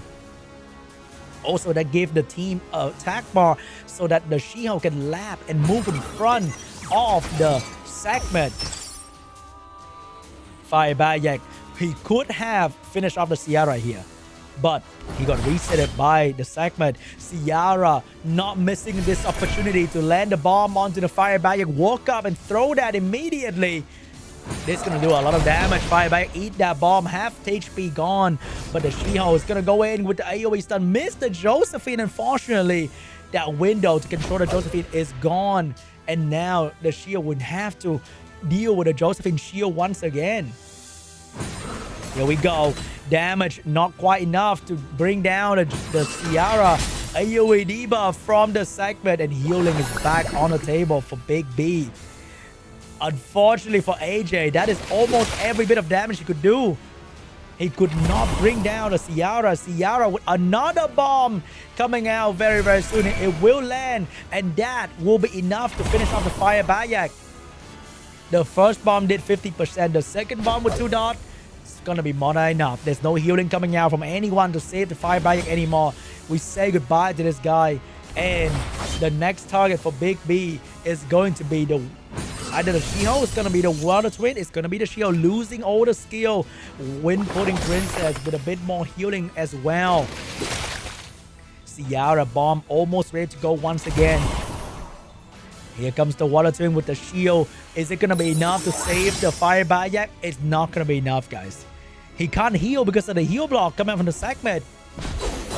The shield is gone. He's making sure that there's not a single opportunity for this thing to survive. And there goes the Fireback. BIG.B is gonna be the winner.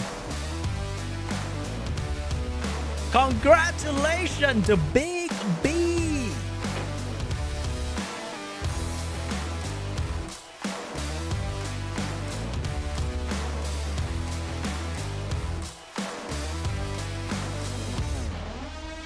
And that was I moved my green screen. And that is the final match of today. And BIG.B will be the final person to make it to the China main round, defeating AJ. Congratulations. We have decided our final 8 players joining us in the China main round to see who is going to represent China in the World Cup. And here is the result of the final match.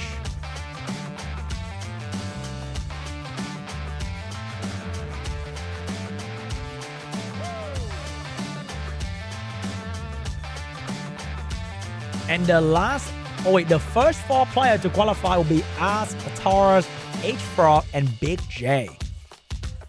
Just to remind you guys, the next 4 is going to be BIG.D, KANGJING, Les, and BIG.B.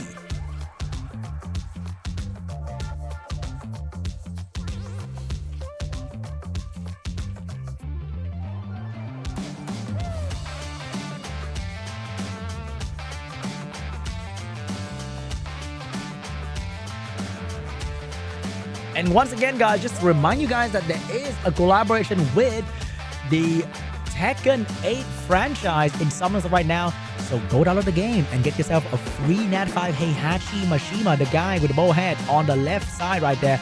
And we have many other characters from the Tekken 8 franchise joining us in Summoners when you can get them via the normal scroll or the collab scroll, and many other events in-game waiting for you, including the mini games.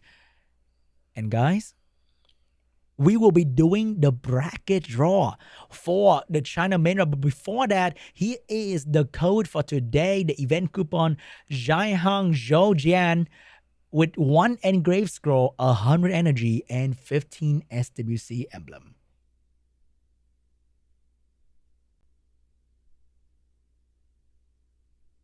The show might be almost over. Almost, okay? We still got the draw to see who is fighting who in the China main round. So that's going to be happening very, very soon here. But that's the coupon code for today, guys. I thank you so much for you guys for sticking around. You guys watched the live stream for way too long. I see you guys. I see some of you guys out there watch the entire thing. Did you watch the entire thing? Did you watch the entire thing with me? Because I for sure watched the entire thing.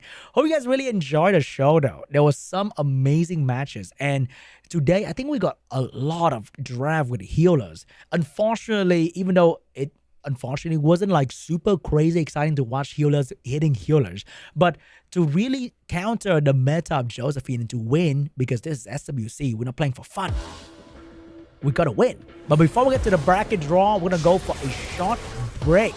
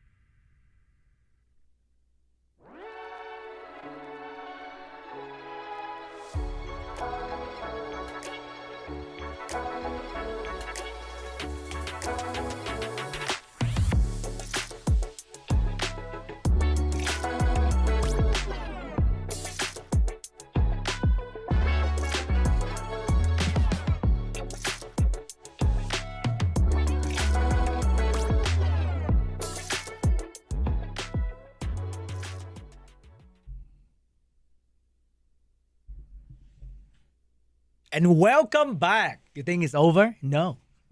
Today, we are back with the SWC2025 China Qualifier Prelim, and we are at the very end to find out the bracket for the China Main Cup.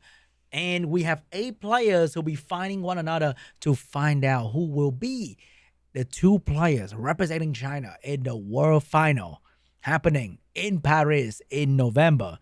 To do that, we need a bracket.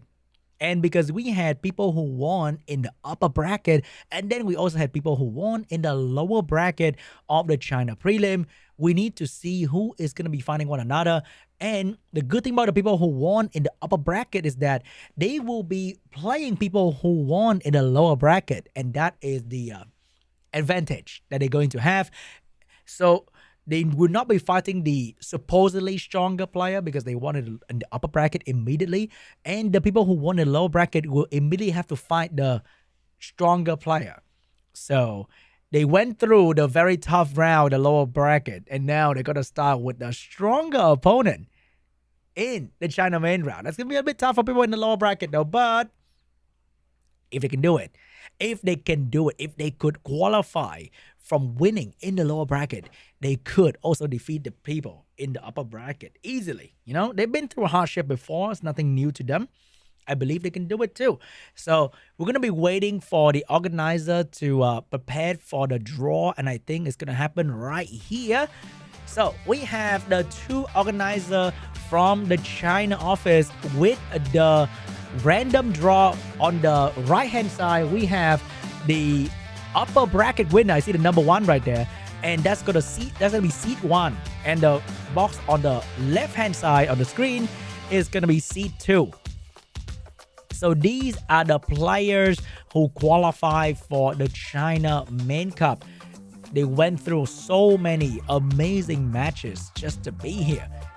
We have Ask, Tars, Big J, BIG.B, I think that is BIG.D, KANGJING, last. Many players. So let's see who is gonna be playing one another in the China Main Cup qualifier.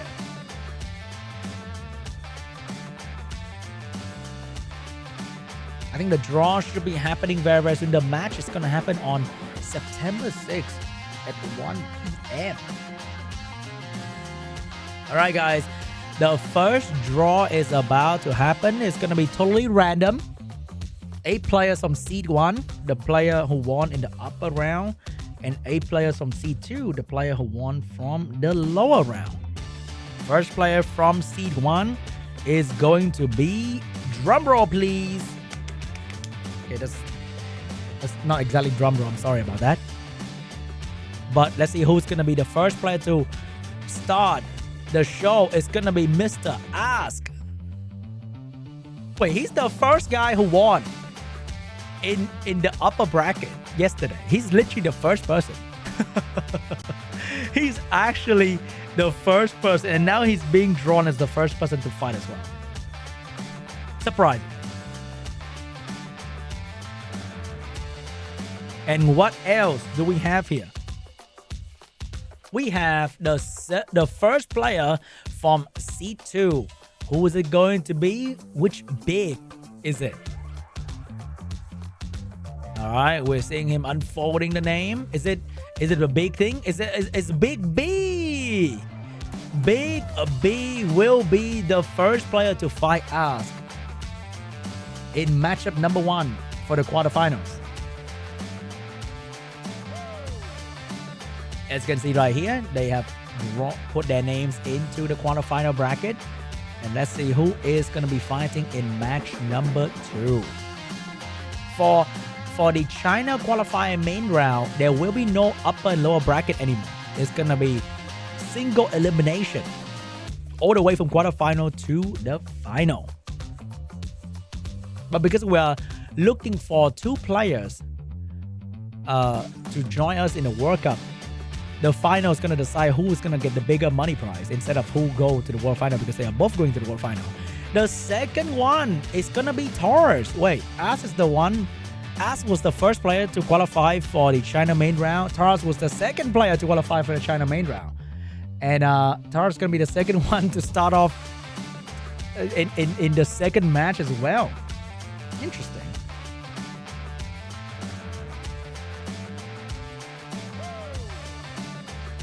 And let's see what is gonna be.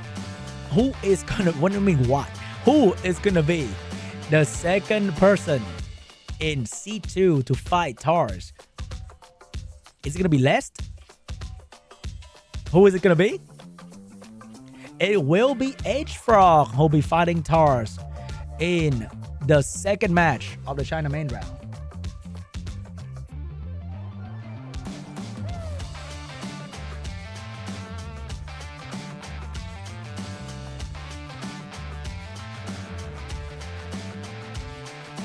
Tars and H-Frog will be match number 2. Now, who is going to be match number 3? Will Les show up, or will Les be fighting in match number 4 like how he started in the prelim round as well?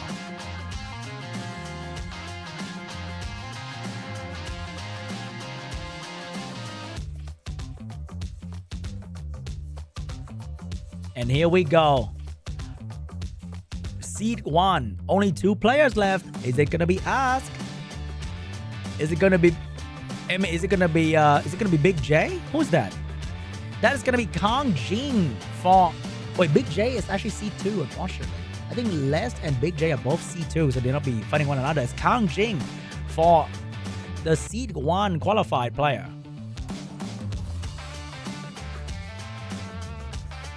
So who is going to fight KANGJING from the C2? Let's see who it is now. I think we only have Lest or Big J left.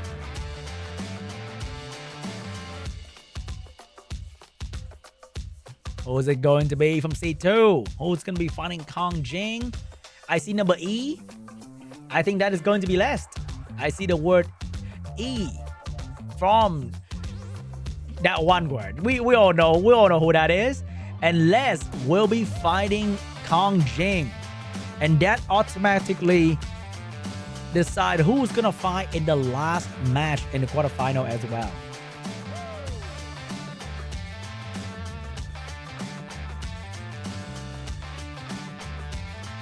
And here we have KANGJING against Les, which means we have, I think, BIG.D and Big J for match number 4.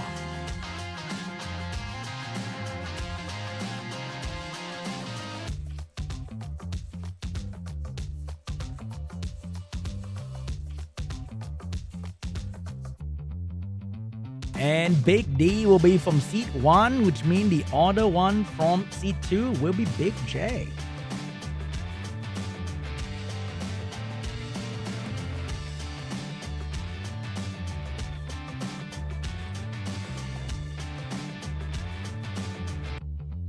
Do we have to draw? Really, guys? Do we really have to draw that one? We all know who it is. It's the crowd favorite. It is going to be Big J.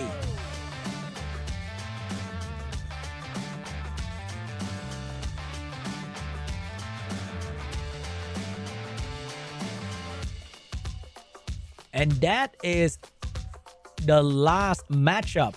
Big.D against Big J. We have 3 people from the BIG clan joining us in the China qualifier main round. They sent 6 players and 50% of them made it through the qualifier. That's pretty good. Representing the BIG clan. And I think that is it for today's show, guys. Thank you so much for hanging out with me today. It's been a long day. Yeah? But many matches, a lot of RTA for one day. Like, that is the most RTA I've witnessed in one single day.